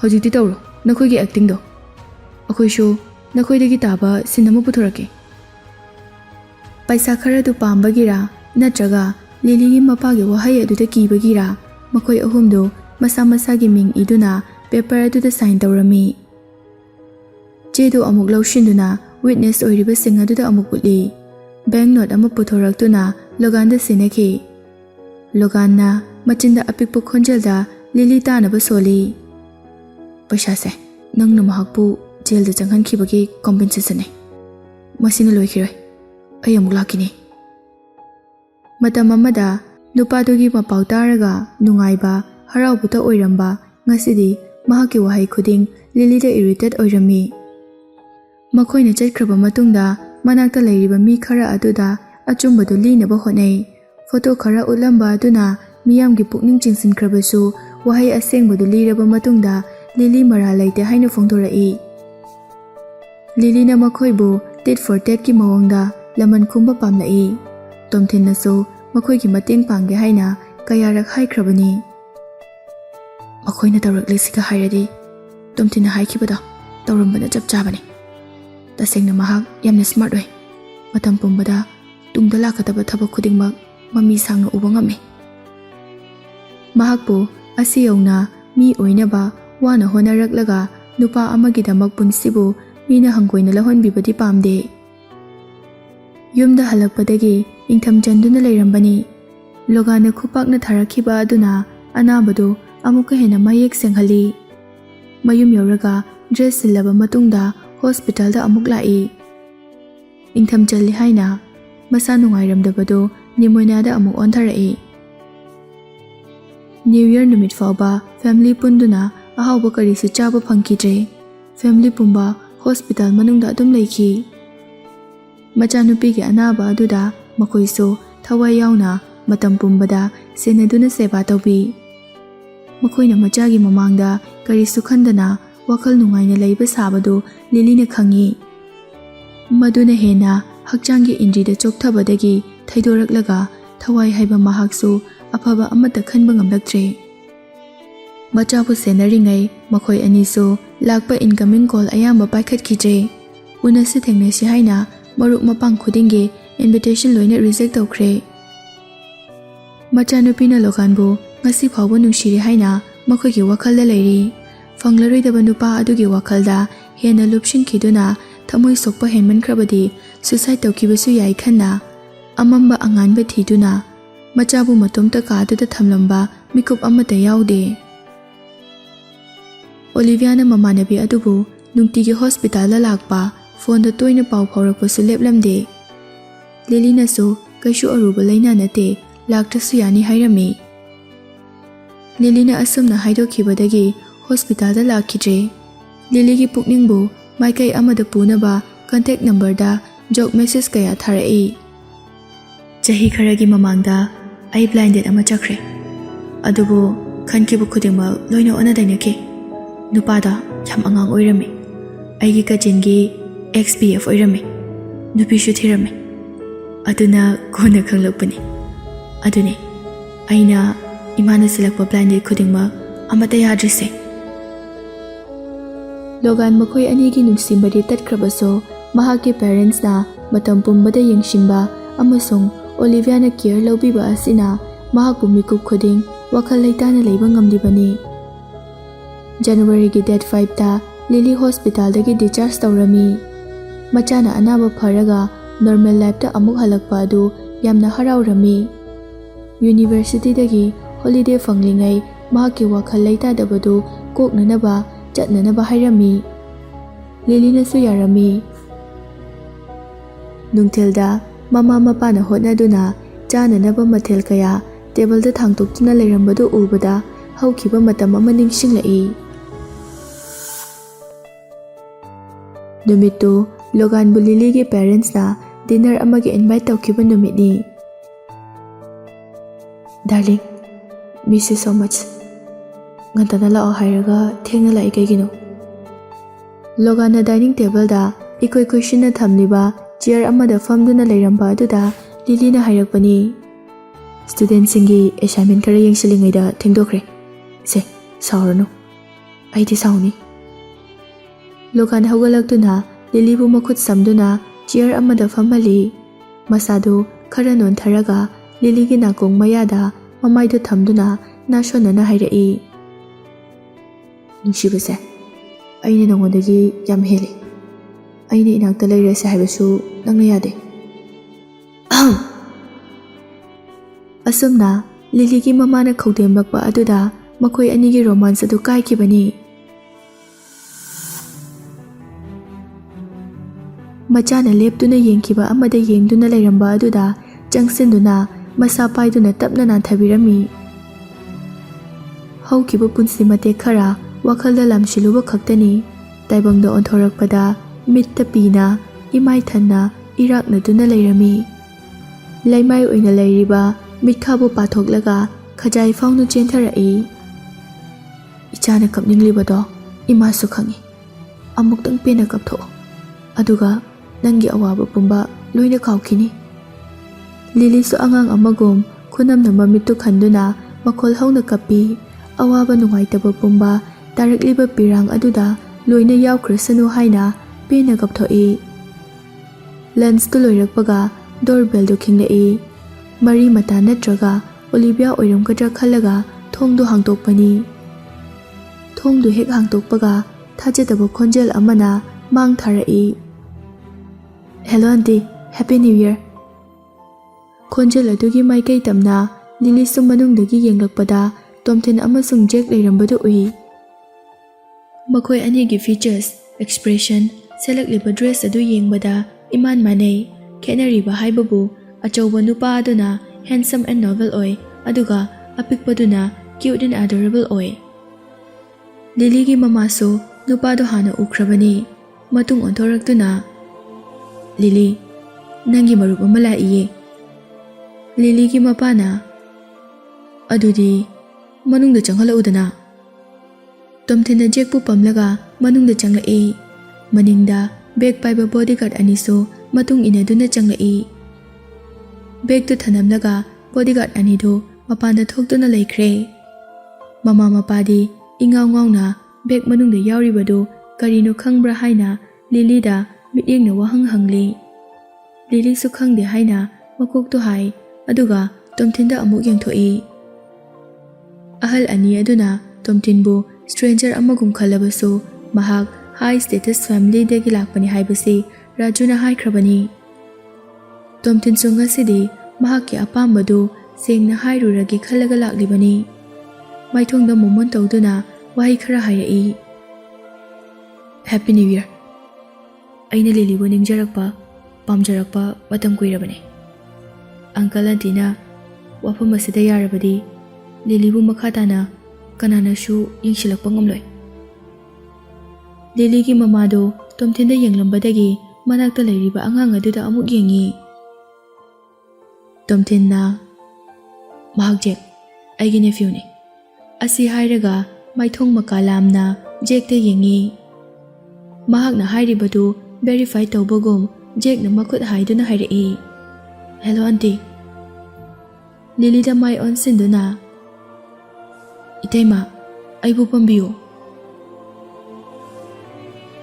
ꯑꯉꯥꯡ ꯑꯗꯨꯅ ꯋꯥꯍꯩꯗꯨ ꯍꯥꯏꯔꯒ ꯆꯪꯁꯤꯜꯂꯛꯄ ꯑꯗꯨ ꯂꯤꯂꯤꯅ ꯍꯩꯅꯗꯕ ꯃꯇꯧ ꯎꯠꯇꯨꯅ ꯑꯉꯥꯡ ꯑꯗꯨꯕꯨ ꯄꯥꯝꯗ꯭ꯔꯕꯗꯤ ꯇꯣꯝꯊꯤꯟꯅ ꯃꯍꯥꯛꯄꯨ ꯋꯥꯔꯧꯈꯤꯅꯤ ꯍꯥꯏꯕ ꯈꯪꯉꯤ꯫ ꯃꯈꯨꯠ ꯇꯤꯡꯊꯣꯛꯇꯨꯅ ꯑꯉꯥꯡ ꯑꯗꯨꯕꯨ ꯄꯥꯝꯃꯤ꯫ ꯖꯦꯛꯅ ꯂꯤꯂꯤꯒꯤ ꯅꯥꯀꯣꯡ ꯃꯌꯥꯗ ꯇꯞꯅ ꯍꯥꯏꯔꯛꯏ꯫ ꯅꯪꯉꯣꯟꯗ ꯁꯤꯁꯇꯔ ꯀꯧꯒꯅꯨ, ꯏꯇꯩꯃ ꯀꯧꯋꯣꯅ ꯍꯥꯏꯔꯤꯕ꯫ ꯋꯥꯍꯩꯁꯤ ꯍꯥꯏꯔꯒ ꯑꯉꯥꯡ ꯑꯗꯨ ꯂꯤꯂꯤꯒꯤ ꯄꯥꯝꯕꯣꯝꯗ ꯉꯥꯊꯗꯨꯅ ꯇꯨꯃꯤꯟꯅ ꯂꯩꯈ꯭ꯔꯦ꯫ ꯑꯆꯨꯝꯕꯅ ꯀꯔꯤꯅꯣ ꯑꯔꯥꯟꯕꯅ ꯀꯔꯤꯅꯣ ꯃꯄꯨꯡ ꯐꯥꯅ ꯈꯪꯗ꯭ꯔꯤꯕ ꯑꯉꯥꯡ ꯑꯣꯏꯕꯅ ꯂꯤꯂꯤꯅ ꯑꯉꯥꯡ ꯑꯗꯨꯗ ꯉꯥꯡꯕ ꯆꯩꯕ ꯀꯔꯤꯁꯨ ꯇꯧꯗꯦ꯫ ꯇꯣꯝꯊꯤꯟꯗ ꯌꯦꯡꯊꯣꯛꯂꯨꯕꯗ ꯅꯨꯄꯥ ꯑꯗꯨꯅ ꯑꯥꯔꯊ ꯆꯦꯟꯕ ꯃꯤꯅꯣꯛ ꯑꯃ ꯅꯣꯛꯂꯝꯕꯗꯨ ꯎꯔꯦ꯫ ꯂꯤꯂꯤꯒꯤ ꯃꯃꯥꯁꯨ ꯑꯉꯥꯡ ꯑꯗꯨꯗ ꯉꯥꯏꯍꯥꯛ ꯅꯨꯡꯁꯤꯅ ꯌꯦꯡꯂꯝꯂꯒ ꯇꯨꯡꯗ ꯇꯣꯝꯊꯤꯟꯗ ꯑꯃꯨꯛ ꯃꯥꯏ ꯑꯣꯟꯁꯤꯟꯗꯨꯅ ꯋꯥꯍꯪ ꯀꯌꯥ ꯍꯪꯅꯕ ꯍꯣꯠꯅꯩ꯫ ꯃꯈꯣꯏ ꯋꯥ ꯑꯃꯠꯇ ꯉꯥꯡꯅꯗꯅ ꯉꯥꯏꯍꯥꯛ ꯇꯨꯃꯤꯟꯅ ꯂꯩꯅꯩ꯫ ꯇꯣꯝꯊꯤꯟꯅ ꯂꯦꯞꯄꯒ ꯂꯩꯕ ꯑꯗꯨꯗ ꯂꯤꯂꯤꯒꯤ ꯃꯄꯥꯅ ꯑꯩꯈꯣꯏꯗꯤ ꯚꯥꯞ ꯑꯣꯏꯍꯧꯗ꯭ꯔꯦ, ꯅꯪꯗꯤ ꯁꯨꯝ ꯂꯦꯞꯄꯒ ꯂꯩꯔꯕꯣ? ꯂꯥꯛꯑꯣ ꯆꯪꯉꯣ, ꯁꯣꯐꯥꯁꯤꯗ ꯐꯝꯃꯣ꯫ ꯂꯤꯂꯤꯒꯤ ꯃꯃꯥꯅ ꯐꯝꯃꯨ ꯂꯥꯛꯑꯣ, ꯑꯩ ꯆꯥꯕ ꯌꯥꯕ ꯍꯩ ꯔꯥ ꯅꯠꯇ꯭ꯔꯒ ꯊꯛꯅꯕ ꯖꯨꯁ ꯑꯃ ꯄꯨꯊꯣꯔꯛꯀꯦ꯫ ꯖꯦꯛꯇꯤ ꯍꯥꯏꯕ ꯏꯟꯕ ꯒ꯭ꯌꯥꯟ ꯇꯥꯕ ꯑꯉꯥꯡꯒꯨꯝ ꯇꯨꯃꯤꯟꯅ ꯂꯤꯂꯤꯗ ꯉꯥꯊꯗꯨꯅ ꯂꯩ꯫ ꯇꯣꯝꯊꯤꯟꯗꯤ ꯒꯦꯁ ꯑꯃ ꯑꯣꯏꯕꯒꯤ ꯍꯪꯒꯣꯏꯕꯒꯤ ꯃꯑꯣꯡ ꯃꯇꯧ ꯑꯃꯠꯇ ꯎꯗꯦ꯫ ꯑꯄꯪꯕ ꯑꯃꯒꯨꯝꯅꯁꯨ ꯎꯗꯦ, ꯃꯨꯞꯃꯦꯟ ꯈꯨꯗꯤꯡ ꯌꯥꯝꯅ ꯆꯤꯡꯂꯦꯝꯃꯤ, ꯂꯩꯕꯥꯛ ꯃꯆꯥ ꯊꯥꯏ꯫ ꯇꯣꯝꯊꯤꯟꯅ ꯂꯤꯂꯤꯗ ꯑꯣꯟꯁꯤꯟꯗꯨꯅ ꯅꯁꯥꯗꯣ ꯃꯄꯨꯡ ꯐꯥꯅ ꯐꯔꯕꯣ? ꯆꯤꯟꯕꯥꯜꯒꯤ ꯋꯥꯍꯪꯗꯤ ꯇꯥꯕꯗ ꯂꯥꯏꯅ ꯈꯪꯕ ꯉꯝꯃꯤ, ꯑꯗꯨꯕꯨ ꯃꯍꯥꯛꯀꯤ ꯃꯤꯠꯌꯦꯡꯒꯤ ꯋꯥꯍꯪꯗꯤ ꯀꯔꯤꯅꯣ ꯍꯥꯏꯕ ꯂꯤꯂꯤꯅ ꯃꯄꯨꯡ ꯐꯥꯅ ꯈꯪꯗꯦ꯫ ꯑꯔꯨꯕ ꯊꯧꯗꯣꯛ ꯃꯇꯥꯡ ꯈꯨꯗꯤꯡ ꯃꯥꯌꯣꯛꯅꯕꯗ ꯅꯣꯡꯃꯇ ꯑꯐꯤꯡꯕ ꯑꯁꯥꯎꯕꯒꯤ ꯃꯇꯧ ꯎꯔꯛꯇ꯭ꯔꯤ꯫ ꯃꯍꯥꯛꯅ ꯑꯩꯒꯤ ꯄꯦꯔꯦꯟꯁꯀꯤ ꯃꯃꯥꯡꯗ ꯀꯥ ꯍꯦꯟꯅ ꯀꯦꯌꯔ ꯂꯧꯁꯤꯜꯂꯛꯂꯤꯁꯦ ꯃꯈꯣꯏꯗ ꯏꯝꯄ꯭ꯔꯦꯁꯟ ꯄꯤꯅꯕ ꯑꯣꯏꯔꯝꯒꯗ꯭ꯔꯥ? ꯃꯍꯥꯛꯅ ꯑꯩꯕꯨ ꯑꯁꯤ ꯌꯧꯅ ꯂꯨꯅ ꯂꯧꯔꯕꯗꯤ ꯑꯩꯅ ꯅꯥꯔꯤꯉꯩ ꯃꯇꯝꯗ ꯇꯣꯏꯅ ꯂꯥꯛꯇꯨꯅ ꯑꯩꯒ ꯎꯅꯔꯝꯒꯅꯤ꯫ ꯃꯄꯨꯡ ꯐꯥꯅ ꯐꯔꯕ ꯃꯇꯝ ꯑꯁꯤꯗ ꯑꯩꯕꯨ ꯑꯃꯨꯛ ꯍꯪꯕ ꯂꯥꯛꯂꯤ꯫ ꯑꯩꯒꯤ ꯋꯥꯈꯜꯁꯦ ꯂꯥꯜꯂꯝꯕꯁꯨ ꯌꯥꯏꯗ꯫ ꯋꯥꯈꯜ ꯈꯜꯂꯤꯉꯩꯗ ꯃꯆꯤꯟ ꯊꯣꯛꯅ ꯄꯥꯎꯈꯨꯝꯁꯨ ꯄꯤꯔꯛꯈꯤꯗ꯭ꯔꯦ꯫ ꯂꯤꯂꯤꯒꯤ ꯃꯃꯥꯅ ꯖꯨꯁ ꯄꯨꯊꯣꯔꯛꯇꯨꯅ ꯇꯣꯝꯊꯤꯟꯗ ꯄꯤꯕꯗ ꯚꯥꯞ ꯑꯃꯨꯛ ꯂꯥꯛꯏ꯫ ꯇꯣꯝꯊꯤꯟꯅ ꯌꯦꯡꯂꯨꯕ ꯃꯤ ꯈꯨꯗꯤꯡꯗ ꯍꯥꯟꯅ ꯑꯃꯨꯛꯇ ꯋꯥꯔꯤ ꯁꯥꯅꯗꯕꯒꯤ ꯑꯣꯏꯒꯗ꯭ꯔꯥ ꯅꯠꯇ꯭ꯔꯒ ꯅꯨꯄꯥꯗꯨꯒꯤ ꯑꯧꯔꯥꯗꯨ ꯈꯪꯕꯗꯒꯤ ꯑꯣꯏꯒꯗ꯭ꯔꯥ? ꯏꯖꯠ ꯊꯝꯕ ꯌꯥꯕ ꯃꯤꯅꯤ ꯈꯟꯅ ꯁꯥꯁꯤꯟꯅꯕ ꯃꯤꯅꯣꯛ ꯑꯃꯗꯤ ꯂꯩꯇꯦꯡ ꯑꯣꯏꯅ ꯃꯥꯏꯊꯣꯡꯗ ꯎꯠꯂꯤ꯫ ꯃꯃꯥ ꯑꯗꯨꯅ ꯇꯣꯝꯊꯤꯟꯒꯤ ꯐꯦꯃꯤꯂꯤꯒꯤ ꯃꯔꯝꯗ ꯑꯃꯁꯨꯡ ꯃꯍꯥꯛ ꯃꯁꯥꯒꯤ ꯄ꯭ꯔꯣꯐꯦꯁꯟꯒꯤ ꯃꯔꯝꯗꯁꯨ ꯍꯪꯂꯝꯃꯤ꯫ ꯃꯤ ꯑꯃꯅ ꯈꯪꯕꯗ ꯀꯔꯤꯁꯨ ꯀꯥꯏꯗꯕ, ꯌꯥꯝꯅ ꯎꯠꯆꯅꯤꯡꯕꯁꯨ ꯃꯥꯜꯂꯣꯏꯗꯕ ꯃꯑꯣꯡꯗ ꯃꯍꯥꯛꯀꯤ ꯐꯦꯃꯤꯂꯤꯒꯤ ꯃꯔꯝꯗ ꯇꯣꯝꯊꯤꯟꯅ ꯋꯥꯔꯤ ꯁꯥꯔꯝꯃꯤ꯫ ꯃꯍꯥꯛꯀꯤ ꯁꯥꯒꯩ, ꯃꯈꯣꯏꯒꯤ ꯐꯦꯃꯤꯂꯤꯅ ꯄꯩꯁꯥ ꯈ꯭ꯋꯥꯏꯗꯒꯤ ꯄꯥꯏ, ꯇꯧꯅꯤꯡꯕ ꯇꯧꯕ ꯉꯝꯃꯤ ꯍꯥꯏꯕꯅꯆꯤꯡꯕ ꯑꯁꯤ ꯈꯔꯗꯤ ꯂꯣꯠꯁꯤꯟꯗꯨꯅ ꯊꯝꯃꯤ꯫ ꯈꯨꯝꯂꯛꯄ ꯄꯥꯎꯈꯨꯝ ꯈꯨꯗꯤꯡ ꯃꯃꯥ ꯃꯄꯥ ꯑꯅꯤ ꯑꯗꯨꯒꯤ ꯄꯨꯛꯅꯤꯡ ꯄꯦꯜꯍꯜꯂꯒꯦ ꯍꯥꯏꯕꯒꯨꯝ ꯇꯥꯅꯤꯡꯕ ꯑꯣꯏꯍꯜꯂꯤ꯫ ꯇꯣꯝꯊꯤꯟꯒꯤ ꯋꯥꯉꯥꯡ ꯁꯉꯥꯡ ꯅꯨꯄꯥ ꯑꯃ ꯑꯣꯏꯕꯒꯤ ꯍꯥꯏꯅꯤꯡꯕꯇ ꯍꯥꯏꯕ ꯑꯗꯨꯗ ꯂꯤꯂꯤꯒꯤ ꯃꯃꯥꯗꯤ ꯍꯦꯟꯅ ꯄꯦꯟꯃꯟꯈ꯭ꯔꯦ꯫ ꯊꯃꯣꯏꯗꯒꯤ ꯏꯍꯨꯜ ꯌꯥꯎꯗꯅ ꯆꯤꯟꯕꯥꯜꯗꯒꯤ ꯊꯣꯛꯂꯛꯄ ꯃꯤꯅꯣꯛꯇꯨ ꯂꯦꯞꯈ꯭ꯔꯦ꯫ ꯊꯃꯣꯏꯗ ꯅꯠꯇꯅ ꯃꯃꯤꯠꯇꯒꯤꯁꯨ ꯌꯥꯎꯅ ꯇꯁꯦꯡꯕ ꯃꯤꯅꯣꯛ ꯎꯕ ꯐꯪꯂꯦ꯫ ꯂꯤꯂꯤꯒꯤ ꯃꯄꯥꯁꯨ ꯇꯣꯝꯊꯤꯟꯅ ꯐꯣꯡꯗꯣꯔꯛꯄ ꯈꯨꯗꯤꯡꯗ ꯆꯤꯡꯅꯕ, ꯄꯥꯝꯗꯕ ꯑꯃꯠꯇ ꯌꯥꯎꯗ꯭ꯔꯕꯁꯨ ꯂꯥꯏꯔꯤꯛꯀꯤ ꯀꯣꯚꯔ ꯐꯖꯔꯒ ꯃꯅꯨꯡ ꯊꯤꯔꯝꯂꯕꯗꯤ ꯍꯥꯏꯕ ꯋꯥꯈꯜ ꯑꯁꯤ ꯀꯣꯛꯇ ꯂꯩ꯫ ꯂꯤꯂꯤꯗꯤ ꯅꯨꯄꯥ ꯑꯗꯨꯅ ꯂꯥꯛꯂꯤꯕ ꯑꯁꯤ ꯀꯔꯤꯒꯤ ꯑꯣꯏꯔꯝꯒꯅꯤ ꯍꯥꯏꯅ ꯈꯜꯂꯒ ꯂꯩꯔꯤ꯫ ꯑꯩꯒꯤ ꯑꯅꯤꯡꯕ ꯑꯄꯥꯝꯕꯗꯤ ꯃꯉꯣꯟꯗ ꯍꯥꯏꯈꯤꯕ ꯀꯨꯏꯔꯦ꯫ ꯃꯍꯥꯛꯅ ꯑꯩꯕꯨ ꯀꯧꯔꯝꯂꯅꯤ, ꯑꯃꯨꯛ ꯍꯟꯅ ꯅꯨꯡꯁꯤꯕ ꯋꯥꯍꯩ ꯍꯥꯏꯔꯛꯀꯅꯤ ꯈꯜꯂꯨꯗ꯭ꯔꯕꯅꯤ꯫ ꯃꯍꯥꯛꯅ ꯑꯩꯕꯨ ꯑꯁꯨꯛ ꯌꯥꯝꯅ ꯄꯥꯝꯂꯤꯕꯁꯤꯅ ꯀꯔꯤꯒꯤ? ꯃꯍꯥꯛꯀꯨꯝꯕ ꯃꯤꯗꯤ ꯃꯤꯅ ꯍꯦꯟꯖꯤꯟꯕ ꯌꯥꯔꯣꯏꯗꯕꯅꯤ꯫ ꯅꯨꯄꯤ ꯑꯃꯅ ꯔꯤꯖꯦꯛ ꯇꯧꯔꯛꯄꯗ ꯍꯦꯟꯖꯤꯟꯅ ꯍꯥꯏꯐꯝ ꯊꯣꯛꯇꯦ꯫ ꯃꯍꯥꯛꯅ ꯑꯩꯕꯨ ꯇꯁꯦꯡꯅ ꯅꯨꯡꯁꯤꯕ ꯑꯣꯏꯔꯝꯒꯗ꯭ꯔꯅꯦ? ꯀꯩꯁꯨ ꯂꯩꯇꯕ ꯃꯤꯗꯜ ꯐꯦꯃꯤꯂꯤꯗꯒꯤ ꯂꯥꯛꯄ ꯂꯣꯒꯥꯟꯒ ꯃꯔꯤ ꯂꯩꯅꯔꯨꯕꯗꯒꯤꯅꯦ ꯑꯩꯅ ꯑꯋꯥꯕ ꯇꯥꯔꯤꯕ ꯃꯌꯥꯝꯁꯦ ꯀꯔꯤꯒꯨꯝꯕ ꯃꯍꯥꯛꯀ ꯅꯨꯡꯁꯤꯅꯔꯒ ꯀꯥꯏꯅꯈꯤꯕ ꯊꯣꯛꯂꯗꯤ ꯑꯩ ꯍꯤꯡꯕꯒꯤ ꯋꯥ ꯂꯩꯇꯦ ꯑꯗꯨꯅ ꯈꯣꯡꯊꯥꯡꯁꯦ ꯊꯥꯡꯖꯤꯟꯗ꯭ꯔꯤꯉꯩꯗ ꯑꯩ ꯃꯨꯟꯅ ꯈꯟꯊꯍꯧꯗꯕ ꯌꯥꯗꯦ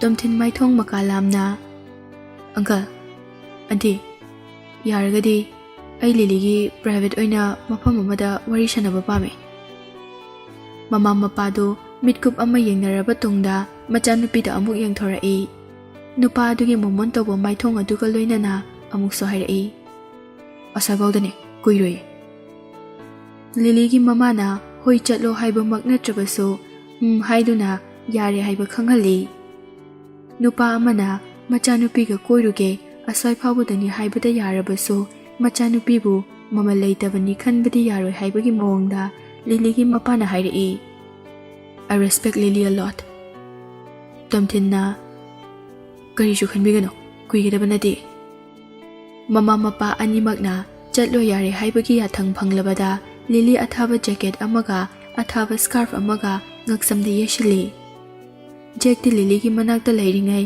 ꯍꯦꯟꯅ ꯍꯔꯥꯎꯏ ꯑꯅꯥꯕ ꯐꯔꯦ ꯍꯥꯏꯅ ꯍꯣꯁꯄꯤꯇꯥꯜꯗꯒꯤ ꯗꯤꯆꯥꯔꯖ ꯇꯧꯔꯛꯂꯕꯁꯨ ꯃꯄꯥꯟꯒꯤ ꯑꯏꯪꯕ ꯅꯨꯡꯁꯤꯠꯇꯨ ꯃꯁꯥꯗ ꯌꯥꯝꯅ ꯁꯦꯟꯁꯤꯇꯤꯚ ꯑꯣꯏꯔꯤ ꯖꯦꯛꯇꯨ ꯇꯣꯝꯊꯤꯟꯅ ꯄꯝꯗꯨꯅ ꯂꯤꯂꯤꯅ ꯃꯅꯤꯡ ꯊꯪꯂꯒ ꯃꯈꯣꯏ ꯑꯍꯨꯝ ꯃꯄꯥꯟꯗ ꯊꯣꯛꯂꯛꯏ ꯖꯦꯛꯇꯤ ꯂꯤꯂꯤꯒꯤ ꯃꯅꯥꯛꯇ ꯂꯩꯕ ꯌꯥꯝꯅ ꯄꯥꯝꯖꯩ ꯂꯤꯂꯤꯗ ꯄꯝꯃꯨ ꯍꯥꯏꯔꯨꯕꯗ ꯇꯣꯝꯊꯤꯟꯅ ꯍꯥꯏꯒꯅꯨ ꯍꯥꯏꯅ ꯖꯦꯛꯄꯨ ꯐꯥꯖꯤꯜꯂꯝꯃꯤ ꯑꯉꯥꯡꯒꯤ ꯍꯧꯅꯕꯤ ꯅꯤꯡꯕ ꯑꯃ ꯊꯨꯡꯗꯕꯗ ꯄꯦꯟꯗꯕ ꯎꯠꯄꯒꯨꯝ ꯖꯦꯛꯁꯨ ꯃꯆꯤꯟ ꯇꯨꯝꯊꯣꯛꯇꯨꯅ ꯄꯦꯔꯛꯏ ꯇꯣꯝꯊꯤꯟꯅ ꯆꯦꯆꯦꯁꯦ ꯖꯦꯀꯦꯠ ꯑꯊꯥꯕ ꯂꯤꯂꯛꯏꯁꯦ ꯅꯪ ꯄꯝꯕꯗꯣ ꯃꯁꯥꯗꯣ ꯌꯥꯝ ꯂꯨꯝꯒꯅꯤꯌꯦ ꯈꯔ ꯆꯠꯂꯒ ꯑꯣꯂꯤꯚꯔꯅ ꯒꯥꯔꯤ ꯑꯃꯒꯤ ꯃꯃꯥꯡꯗ ꯂꯦꯞꯇꯨꯅ ꯃꯈꯣꯏ ꯂꯥꯛꯄ ꯉꯥꯏꯔꯝꯃꯤ ꯑꯣꯂꯤꯚꯔꯅ ꯗ꯭ꯔꯥꯏꯚꯔ ꯑꯣꯏꯗꯨꯅ ꯊꯧꯔꯛꯂꯒ ꯑꯟꯗꯔꯒ꯭ꯔꯥꯎꯟ ꯄꯥꯔꯀꯤꯡ ꯑꯃꯗ ꯈꯥꯝꯃꯤ ꯃꯐꯝ ꯑꯗꯨ ꯌꯧꯔꯛꯄꯗ ꯖꯦꯛꯇꯤ ꯇꯨꯝꯊꯈ꯭ꯔꯦ ꯇꯣꯝꯊꯤꯟꯅ ꯍꯥꯟꯅ ꯀꯨꯝꯊꯔꯛꯇꯨꯅ ꯂꯤꯂꯤꯒꯤ ꯁꯥꯏꯠ ꯗꯣꯔ ꯑꯗꯨ ꯍꯥꯡꯗꯣꯛꯇꯨꯅ ꯀꯨꯝꯊꯔꯛꯅꯕ ꯍꯥꯏꯔꯝꯃꯤ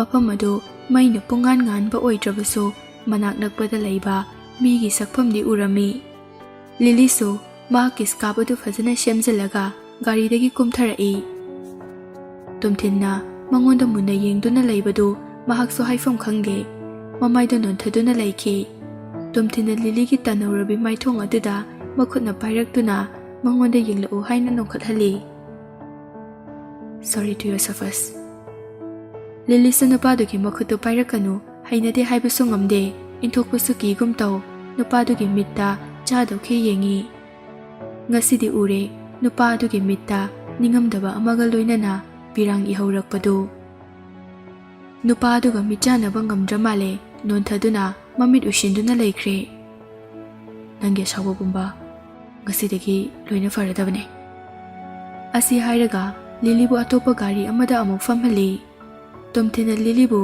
ꯃꯌꯥꯝꯅ ꯆꯪꯅꯗ꯭ꯔꯕ ꯋꯦꯌꯔꯍꯥꯎꯁ ꯑꯃꯗ ꯄꯨꯔꯛꯏ ꯃꯐꯝ ꯑꯗꯨ ꯈꯔ ꯂꯥꯞꯄꯅ ꯃꯇꯝ ꯁꯥꯡꯅ ꯒꯥꯔꯤ ꯇꯣꯡꯈ꯭ꯔꯕꯅꯤ ꯖꯦꯛꯄꯨ ꯑꯣꯂꯤꯚꯔꯗ ꯀꯨꯞꯅ ꯌꯦꯡꯁꯤꯟꯅꯕ ꯍꯥꯏꯔꯝꯃꯤ ꯕꯣꯗꯤꯒꯥꯔꯗ ꯄꯨꯝꯕ ꯌꯥꯎꯗꯅ ꯂꯤꯂꯤꯒ ꯃꯍꯥꯛꯀ ꯈꯛꯇ ꯋꯦꯌꯔꯍꯥꯎꯁ ꯃꯅꯨꯡꯗ ꯆꯪꯂꯛꯂꯝꯃꯤ ꯊꯣꯡ ꯊꯣꯡꯅꯥꯎ ꯐꯖꯅ ꯄꯥꯟꯗ꯭ꯔꯕ ꯃꯥꯏꯀꯩ ꯃꯔꯤꯗ ꯅꯨꯡꯁꯤꯠꯅ ꯃꯅꯤꯡ ꯇꯝꯅ ꯐꯥꯎꯗꯣꯛ ꯐꯥꯎꯖꯤꯟ ꯇꯧꯕ ꯌꯥꯕ ꯀꯥ ꯑꯃꯗ ꯂꯣꯒꯥꯟ ꯑꯃꯁꯨꯡ ꯃꯍꯥꯛꯀꯤ ꯄꯦꯔꯦꯟꯠꯁꯄꯨ ꯆꯤꯌꯔ ꯑꯃꯗ ꯀꯤꯁꯤꯟꯗꯨꯅ ꯊꯝꯂꯝꯃꯤ ꯃꯈꯣꯏ ꯑꯍꯨꯝꯒꯤ ꯃꯁꯥꯗ ꯑꯊꯥꯕ ꯐꯤꯔꯣꯜ ꯑꯃꯠꯇ ꯁꯦꯠꯍꯜꯂꯝꯗꯦ ꯑꯟꯗꯔ ꯀ꯭ꯂꯣꯊꯁ ꯈꯛꯇꯃꯛ ꯁꯦꯠꯇꯨꯅ ꯂꯩꯔꯝꯃꯤ ꯃꯈꯣꯏꯒꯤ ꯃꯆꯤꯟꯁꯨ ꯁꯤꯜ ꯇꯧꯔꯒ ꯊꯝꯕꯅ ꯀꯟꯕꯤꯌꯨ ꯏꯪꯕꯅ ꯌꯥꯗ꯭ꯔꯦ ꯑꯩꯈꯣꯏ ꯁꯣꯏꯗꯅ ꯁꯤꯔꯅꯤ ꯍꯥꯏꯕꯁꯨ ꯐꯣꯡꯗꯣꯛꯄ ꯉꯝꯗ꯭ꯔꯦ ꯃꯐꯣꯜ ꯌꯥꯎꯔꯕ ꯅꯨꯡꯁꯤꯠꯅ ꯂꯦꯞꯄ ꯂꯩꯇꯅ ꯍꯨꯝꯖꯤꯜꯂꯛꯄꯒꯤ ꯃꯃꯥꯏ ꯑꯗꯨꯁꯨ ꯎꯟꯅ ꯇꯪꯈꯥꯏ ꯑꯃꯗꯤ ꯈꯨꯝꯖꯤꯟꯈ꯭ꯔꯕꯅꯤ ꯃꯤ ꯆꯪꯅꯗꯕ ꯏꯆꯤꯛ ꯆꯤꯛꯄ ꯃꯐꯝ ꯑꯗꯨꯗ ꯐꯨꯠꯁ꯭ꯇꯦꯞꯀꯤ ꯃꯈꯣꯜ ꯇꯥꯔꯛꯄꯗ ꯃꯈꯣꯏ ꯑꯍꯨꯝꯃꯛ ꯂꯣꯏꯅ ꯌꯦꯡꯊꯣꯔꯛꯏ ꯂꯤꯂꯤꯗꯤ ꯇꯣꯝꯊꯤꯟꯒꯤ ꯃꯅꯤꯡꯗ ꯀꯤꯅ ꯀꯤꯅ ꯏꯟꯅꯔꯛꯄꯅꯤ ꯃꯈꯣꯏꯅ ꯂꯤꯂꯤ ꯌꯥꯎꯔꯛꯏ ꯍꯥꯏꯕ ꯈꯪꯗꯦ ꯂꯣꯒꯥꯟꯅ ꯇꯣꯝꯊꯤꯟ ꯎꯕꯗ ꯃꯥꯏꯊꯣꯡꯗ ꯅꯠꯇꯅ ꯃꯁꯥ ꯄꯨꯝꯕ ꯅꯤꯛꯄ ꯍꯧꯔꯕꯅꯤ ꯑꯗꯨꯕꯨ ꯂꯤꯂꯤꯁꯨ ꯅꯨꯄꯥ ꯑꯗꯨꯒ ꯂꯣꯏꯅꯔꯛꯏ ꯍꯥꯏꯕ ꯈꯪꯕꯗꯒꯤ ꯂꯣꯒꯥꯟ ꯆꯥꯎꯅ ꯃꯈꯨꯠ ꯃꯈꯣꯡ ꯄꯨꯜꯂꯤ ꯍꯥꯏꯕ ꯐꯥꯎꯕ ꯃꯤꯀꯨꯞ ꯑꯃ ꯀꯥꯎꯗꯨꯅ ꯆꯦꯟꯁꯤꯜꯂꯛꯅꯕ ꯍꯣꯠꯅꯩ ꯇꯣꯝꯊꯤꯟꯅ ꯂꯤꯂꯤꯗ ꯑꯣꯟꯁꯤꯟꯗꯨꯅ ꯍꯥꯏꯔꯛꯏ ꯅꯪ ꯀꯔꯝꯕ ꯃꯑꯣꯡꯗ ꯂꯃꯟ ꯁꯤꯡꯕ ꯄꯥꯝꯃꯤ ꯂꯣꯒꯥꯟꯗꯤ ꯆꯥꯛꯄ ꯍꯦꯟꯃꯟꯈꯤꯕꯅ ꯃꯁꯥꯒꯤ ꯁꯛꯇꯤ ꯄꯨꯝꯕ ꯄꯨꯊꯣꯛꯇꯨꯅ ꯅꯥꯟꯊꯣꯛꯅꯕ ꯍꯣꯠꯅꯩ ꯑꯗꯨꯕꯨ kanna punkhra male kiriba kisi nanthokpagi mahutta chair aduga punna phamlambadagi makhada upsinduna tusilli kanagumba ama oiramlabadi film gi scene oira fawba mataudu thrilling pi haina pakatfa fawngarani adubu tomthende mitmangda tawriba adu mana pangba mamit tangba amana tawgadaba mawongda lei mahakna asengma nungsijaba nupida phurubagi laman khumlibra natraga nupi amatada nupana khoina khut thaba yaroi haibagi phuribra tomthinna makoise atopa lamamada chatnaba ticket kaklurabane aina nangonda fure haiba pawdu khangnakpadagi makoibu pharakpane nangna makoida piningma punishment bihawro Lily haujiktada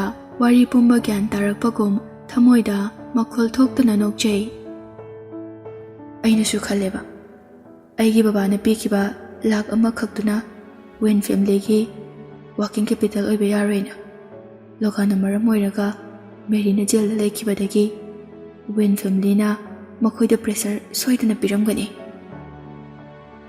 Lily du wa ngange haina machin ka thoklabani makoida laman singbagi mahutta makoibu amuk hana thengna halanu haigi khalambani adubu hek haidokpadi ngamlamde baramde tomtinna tawriba pumnamak mahakini nupa adugi thaujal haiba mathau adu mahakna aremmada tahali haina waraukini khangi tomtinna phuba hawro hatke sohalo haidramaksu Lilybu maning hankiba yaroi haibagum mahakki hek maningda lepshinduna lei nang mahakpu fuba ngamloi hairo Lily du mamai mamit ngangsilabani haifam tofam khangde wakalda makhoibu laman khumgi khallaga lakibadu tanja fanglaba asidadi pangal sakti mangkhrabagum fuba ngamloi haina makoktu nomi Lily gi pangjadaba matau aduda tomthinna ahenba wahaigi force makti sisinadre bhare adudi nangna ngamloi harabanina aina fanaba tawrage si hairaga warehouse tu gi changfamda leiriba nupa aduda maminna ingit ama piki nupa aduna amu mapanda order tawkhiduna masa phaba nupa mayam ama pusilai logan gi makhut makhongna pulambadu thadoi hek thadokpaga mahakpu mayam aduna ikoi koi shinduna thami Lily gi mamangda fi ma khanjinki tomthinna logan bu matau karamna treat tawgani haibase hana khanba loikrabani asinani mahakna jekpo gari manungda thamlamduna Oliver da sinaramliba mama mapagi mamangda logan bu mayamduna rape tawrami Lily shumamit makna sindu udrabaso tariba logan gi mon makhola aduna gari tawribano haiba khangba ngami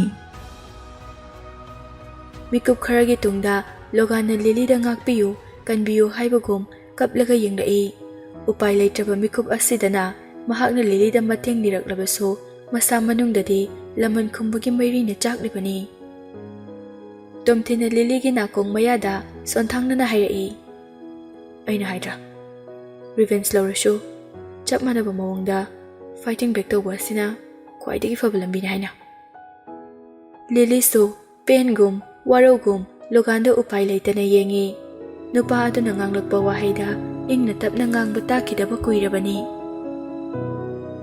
second generation third generation da leiba miyoi singna kayamuk arrogant oi haibasi Lily na logan gi family amasung wen family dagi khangba ngamkhrabani adubu real powerful people na kadai fawba tawba ngami haibasidi ngasida ubada ngairi tomthindi Mary gumna plot puthokduna mi bu khatnabadi haude Isabella gumna machinna natraga matawna mi amata de threaten tawkiba leite tawningba thabakdu direct oina hekta pangthoi Logan sor fuina wana honbadu yengba ngamdra male Lily di mamitto makhada yengthaduna lei tomthinna nupi adugi khadangda paiduna yengba ngamlaroi haina hikthakhraba maithong adu nongkhat handuna Logan da mityeng tahali Look carefully Logan so masagi ijat kanna bohotnabada makhoi mayamga khara mukna khramale makhoi mayam aduna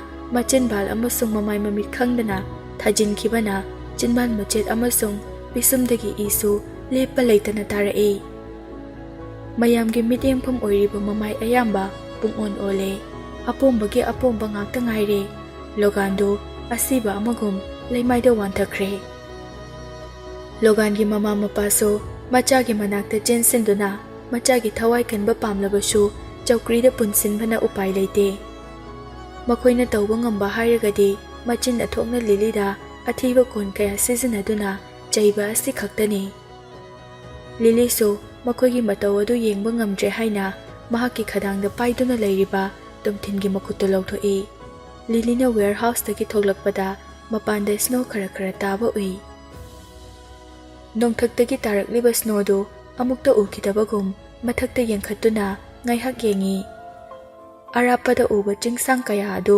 contrast ꯌꯥꯎꯗꯕꯒꯨꯝ ꯃꯃꯤ ꯁꯦꯡꯅ ꯎꯕ ꯉꯝꯗꯦ꯫ ꯃꯅꯥꯛ ꯑꯅꯛꯄ ꯑꯃꯁꯨꯡ ꯈꯤꯇꯪ ꯂꯥꯞꯊꯣꯛꯈꯤꯕꯗ ꯍꯧꯔꯤꯕ ꯃꯅꯥ ꯑꯃꯠꯇ ꯌꯥꯎꯗ꯭ꯔꯕ ꯑꯁꯤꯕꯒꯨꯝ ꯍꯧꯔꯤꯕ ꯎꯄꯥꯝꯕꯤ ꯀꯌꯥꯗꯨꯁꯨ ꯎꯟꯅ ꯄꯨꯡꯀꯨꯞ ꯀꯨꯞꯁꯤꯟꯈ꯭ꯔꯦ꯫ ꯁꯤꯃꯗꯤ ꯃꯍꯩ ꯐꯖꯅ ꯄꯥꯜꯂꯤ, ꯃꯁꯥ ꯃꯔꯦꯡ ꯐꯅ ꯃꯅꯥ ꯄꯥꯟꯕ ꯄꯥꯝꯕꯤ ꯑꯃꯠꯇ ꯎꯈꯤꯗ꯭ꯔꯦ꯫ ꯃꯔꯚꯨꯃꯤ ꯑꯃꯒꯨꯝ ꯄꯥꯛꯇꯛꯅꯅ ꯃꯆꯨ ꯑꯃꯗꯒꯤ ꯍꯣꯡꯗꯦ꯫ ꯋꯤꯟꯇꯔ ꯁꯤꯖꯟꯗ ꯇꯥꯔꯛꯄ ꯃꯐꯣꯜ ꯑꯣꯜꯂꯕ ꯎꯟ ꯀꯌꯥꯅ ꯄꯥꯝꯕꯤꯒꯤ ꯃꯅꯥ ꯃꯍꯩ ꯀꯌꯥ ꯃꯥꯡꯍꯜꯂꯕꯁꯨ ꯁ꯭ꯄ꯭ꯔꯤꯡ ꯁꯤꯖꯟ ꯂꯥꯛꯈꯤꯅꯤ ꯍꯥꯏꯅ ꯄꯥꯝꯕꯤ ꯃꯍꯥꯛꯁꯨ ꯑꯁꯤꯕ ꯂꯩꯇꯅ ꯍꯤꯡꯂꯤꯕꯅꯤ꯫ ꯂꯤꯂꯤ ꯃꯍꯥꯛꯀꯤ ꯊꯃꯣꯏꯗ ꯃꯇꯝ ꯀꯨꯏꯅ ꯋꯥꯔꯝꯕ ꯈꯨꯗꯤꯡ ꯃꯥꯡꯍꯜꯂꯒꯦ ꯍꯥꯏꯕꯒꯨꯝ ꯑꯏꯪꯕ ꯅꯨꯡꯁꯤꯠ ꯑꯗꯨ ꯈꯝ ꯊꯦꯡꯅ ꯍꯣꯟꯖꯤꯜꯂꯤ꯫ ꯇꯣꯝꯊꯤꯟꯁꯨ ꯎꯅꯞꯄꯤ ꯑꯃꯒꯨꯝ ꯂꯤꯂꯤꯒꯤ ꯃꯁꯥꯗꯒꯤ ꯐꯨꯠ ꯑꯃ ꯐꯥꯎꯕ ꯂꯥꯞꯊꯣꯛꯇꯅ ꯃꯇꯨꯡ ꯀꯣꯏꯏꯟ ꯏꯟꯅꯩ꯫ ꯑꯣꯂꯤꯚꯔꯗ ꯒꯥꯔꯤ ꯃꯅꯨꯡꯗ ꯆꯪꯂꯣ ꯍꯥꯏꯅ ꯃꯈꯨꯠ ꯊꯥꯡꯒꯠꯇꯨꯅ ꯈꯪꯍꯜꯂꯤ꯫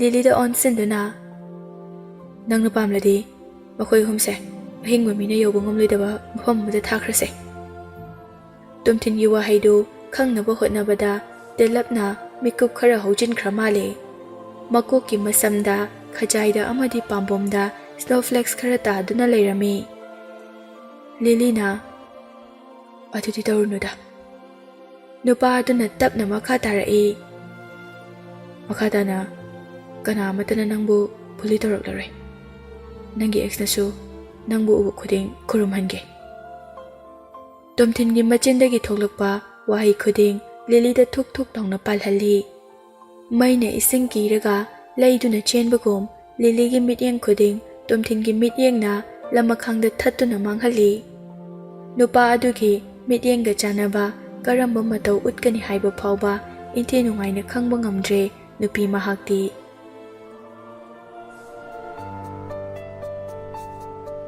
ꯄꯟꯊꯨꯡ ꯂꯩꯇꯅ ꯁꯤꯠꯂꯤꯕ ꯅꯨꯡꯁꯤꯠꯇꯨ ꯅꯠꯇꯅ ꯀꯅꯥꯒꯤꯁꯨ ꯈꯣꯟꯖꯦꯜ ꯇꯥꯈꯤꯗ꯭ꯔꯦ꯫ ꯇꯣꯝꯊꯤꯟꯅ, ꯑꯩꯒꯤ ꯐꯤꯌꯥꯟꯁꯦ ꯑꯣꯏꯕ ꯅꯪꯅ ꯄꯥꯝꯗ꯭ꯔꯤꯁꯦ ꯀꯔꯤꯒꯤꯅꯣ?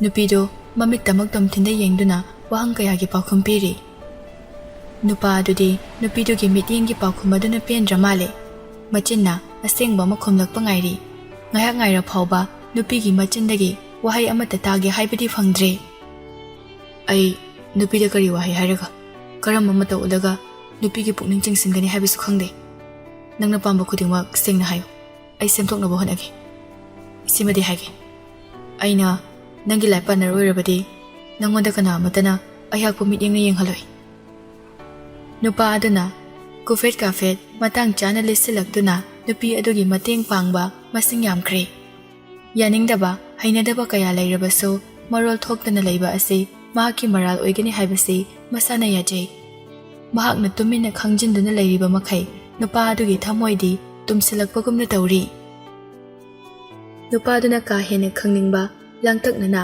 ꯄꯥꯎꯈꯨꯝ ꯇꯥꯒꯦ ꯍꯥꯏꯅ ꯉꯥꯏꯔꯤꯕ ꯃꯤꯠꯁꯅꯥꯗꯨ ꯎꯔꯒ ꯂꯤꯂꯤ ꯇꯨꯃꯤꯟꯅ ꯂꯩꯊꯣꯛꯄ ꯉꯝꯂꯛꯇ꯭ꯔꯦ꯫ ꯑꯩꯅ ꯅꯉꯣꯟꯗ ꯃꯃꯥꯡꯗ ꯀꯌꯥꯔꯛ ꯍꯟꯅ ꯍꯥꯏꯖꯈ꯭ꯔꯕꯗꯨꯅꯤ, ꯑꯩ ꯅꯪꯒꯤ ꯅꯨꯄꯤ ꯑꯣꯏꯕ ꯍꯥꯏꯕꯁꯦ ꯏꯇꯤꯛ ꯏꯄꯥꯠ ꯆꯥꯖꯗꯦ꯫ ꯅꯪꯅ ꯄꯥꯝꯗꯕ, ꯅꯨꯡꯁꯤꯗꯕ, ꯀꯥꯏꯅꯈꯤꯕ ꯅꯨꯄꯤ ꯀꯌꯥꯁꯨ ꯂꯩꯔꯁꯨ ꯃꯁꯥ ꯃꯁꯥꯅ ꯅꯪꯅ ꯃꯈꯣꯏ ꯄꯥꯝꯗꯕꯒꯤ ꯃꯔꯝ ꯁꯦꯡꯅ ꯇꯥꯛꯄꯤꯈꯣ꯫ ꯑꯩꯉꯣꯟꯗ ꯀꯥ ꯍꯦꯟꯅ ꯅꯨꯡꯁꯤꯕ ꯃꯇꯧ ꯎꯠꯇꯨꯅ ꯃꯈꯣꯏꯒꯤ ꯃꯃꯥꯡꯗ ꯂꯦꯟꯅꯕ ꯈꯛꯇꯒꯤ ꯅꯨꯡꯁꯤꯕꯗꯣ, ꯃꯗꯨ ꯅꯠꯇ꯭ꯔ ꯅꯪꯒꯤꯁꯦ? ꯑꯩꯕꯨ ꯈꯨꯠꯂꯥꯏ ꯑꯣꯏꯅ ꯁꯤꯖꯤꯟꯅꯒꯦ ꯈꯟꯕꯤꯒꯅꯣ꯫ ꯇꯣꯝꯊꯤꯟ ꯁꯣꯔ ꯑꯃ ꯁꯥꯡꯅ ꯑꯃꯨꯛꯇꯪ ꯍꯣꯟꯗꯣꯛꯂꯒ ꯑꯁꯦꯡꯕꯗꯣ ꯍꯥꯏꯔꯛꯏ꯫ ꯍꯣꯏ, ꯅꯪꯅ ꯍꯥꯏꯔꯤꯗꯣ ꯑꯆꯨꯝꯕꯁꯨ ꯌꯥꯎꯏ꯫ ꯑꯩꯒꯤ ꯁꯔꯥꯎꯟꯗꯤꯡꯗ ꯂꯩꯕ ꯅꯨꯄꯤ ꯀꯌꯥꯅ ꯑꯩꯉꯣꯟꯗ ꯑꯦꯄ꯭ꯔꯣꯆ ꯇꯧꯅꯕ ꯍꯣꯠꯅꯩ, ꯑꯗꯨꯕꯨ ꯃꯈꯣꯏꯁꯤꯡꯗꯣ ꯃꯁꯛ ꯃꯇꯧ ꯌꯥꯝꯅ ꯐꯖꯩ, ꯄꯔꯁꯅꯦꯂꯤꯇꯤꯁꯨ ꯂꯩ꯫ ꯅꯣꯡꯃꯇ ꯃꯈꯣꯏꯒ ꯃꯔꯤ ꯊꯝꯒꯦꯗꯤ ꯈꯟꯗꯦ꯫ ꯃꯈꯣꯏꯅ ꯑꯩꯉꯣꯟꯗꯒꯤ ꯂꯥꯞꯊꯣꯛꯈꯤꯅꯕ ꯑꯩꯒꯤ ꯅꯥꯀꯟꯗ ꯅꯨꯄꯤ ꯑꯃ ꯏꯟꯅꯍꯟꯕꯗꯣ ꯑꯩ ꯄꯥꯝꯃꯤ꯫ ꯑꯩꯅ ꯈꯜꯂꯤꯕ ꯃꯤꯁꯛꯁꯦ ꯅꯪꯅ ꯑꯣꯏꯕꯅ ꯈ꯭ꯋꯥꯏꯗꯒꯤ ꯃꯇꯤꯛ ꯆꯥꯒꯅꯤ꯫ ꯑꯗꯨꯗꯤ ꯑꯩꯅ ꯅꯪꯒꯤ ꯄ꯭ꯔꯣꯄꯣꯖꯦꯜꯗ ꯔꯤꯖꯦꯛ ꯇꯧꯕꯒꯤ ꯃꯔꯝ ꯅꯪ ꯈꯪꯂꯕ꯭ꯔꯥ? ꯑꯍꯥꯟꯕꯗ ꯅꯪꯒ ꯂꯣꯏꯅꯕꯁꯦ ꯄ꯭ꯔꯣꯚꯤꯟꯁꯤꯌꯦꯜ ꯑꯦꯄ꯭ꯔꯣꯆ ꯈꯛꯇꯒꯤꯅꯤ ꯍꯥꯏꯅ ꯅꯪꯅ ꯈꯜꯂꯝꯒꯅꯤ꯫ ꯁꯤ ꯅꯨꯃꯤꯠꯇꯨꯗꯒꯤ ꯅꯪꯕꯨ ꯅꯨꯡꯁꯤꯈꯤꯕꯅꯤ ꯍꯥꯏꯕ ꯆꯞ ꯆꯥꯕ ꯈꯪꯗ꯭ꯔꯕꯁꯨ ꯃꯇꯝꯒꯤ ꯃꯇꯨꯡ ꯏꯟꯅ ꯋꯥꯈꯜꯁꯨ ꯇꯞꯅ ꯇꯞꯅ ꯁꯒꯨꯗꯕ ꯂꯪꯂꯥ ꯑꯃꯅ ꯅꯅꯥꯛꯇ ꯆꯤꯡꯁꯤꯟꯕꯒꯨꯝ ꯇꯧꯈ꯭ꯔꯦ꯫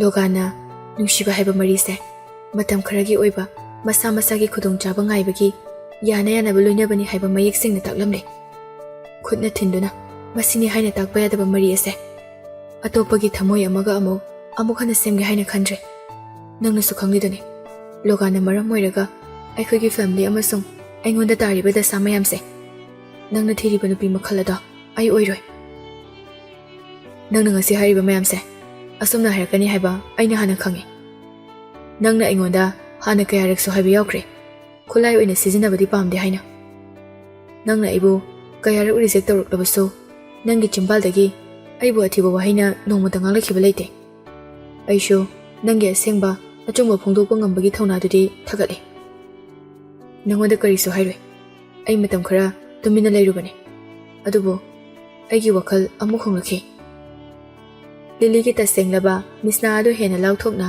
ꯅꯨꯄꯥ ꯑꯗꯨꯗ ꯀꯔꯤꯅꯣ ꯍꯥꯏꯕꯒꯨꯝ ꯌꯦꯡꯉꯤ꯫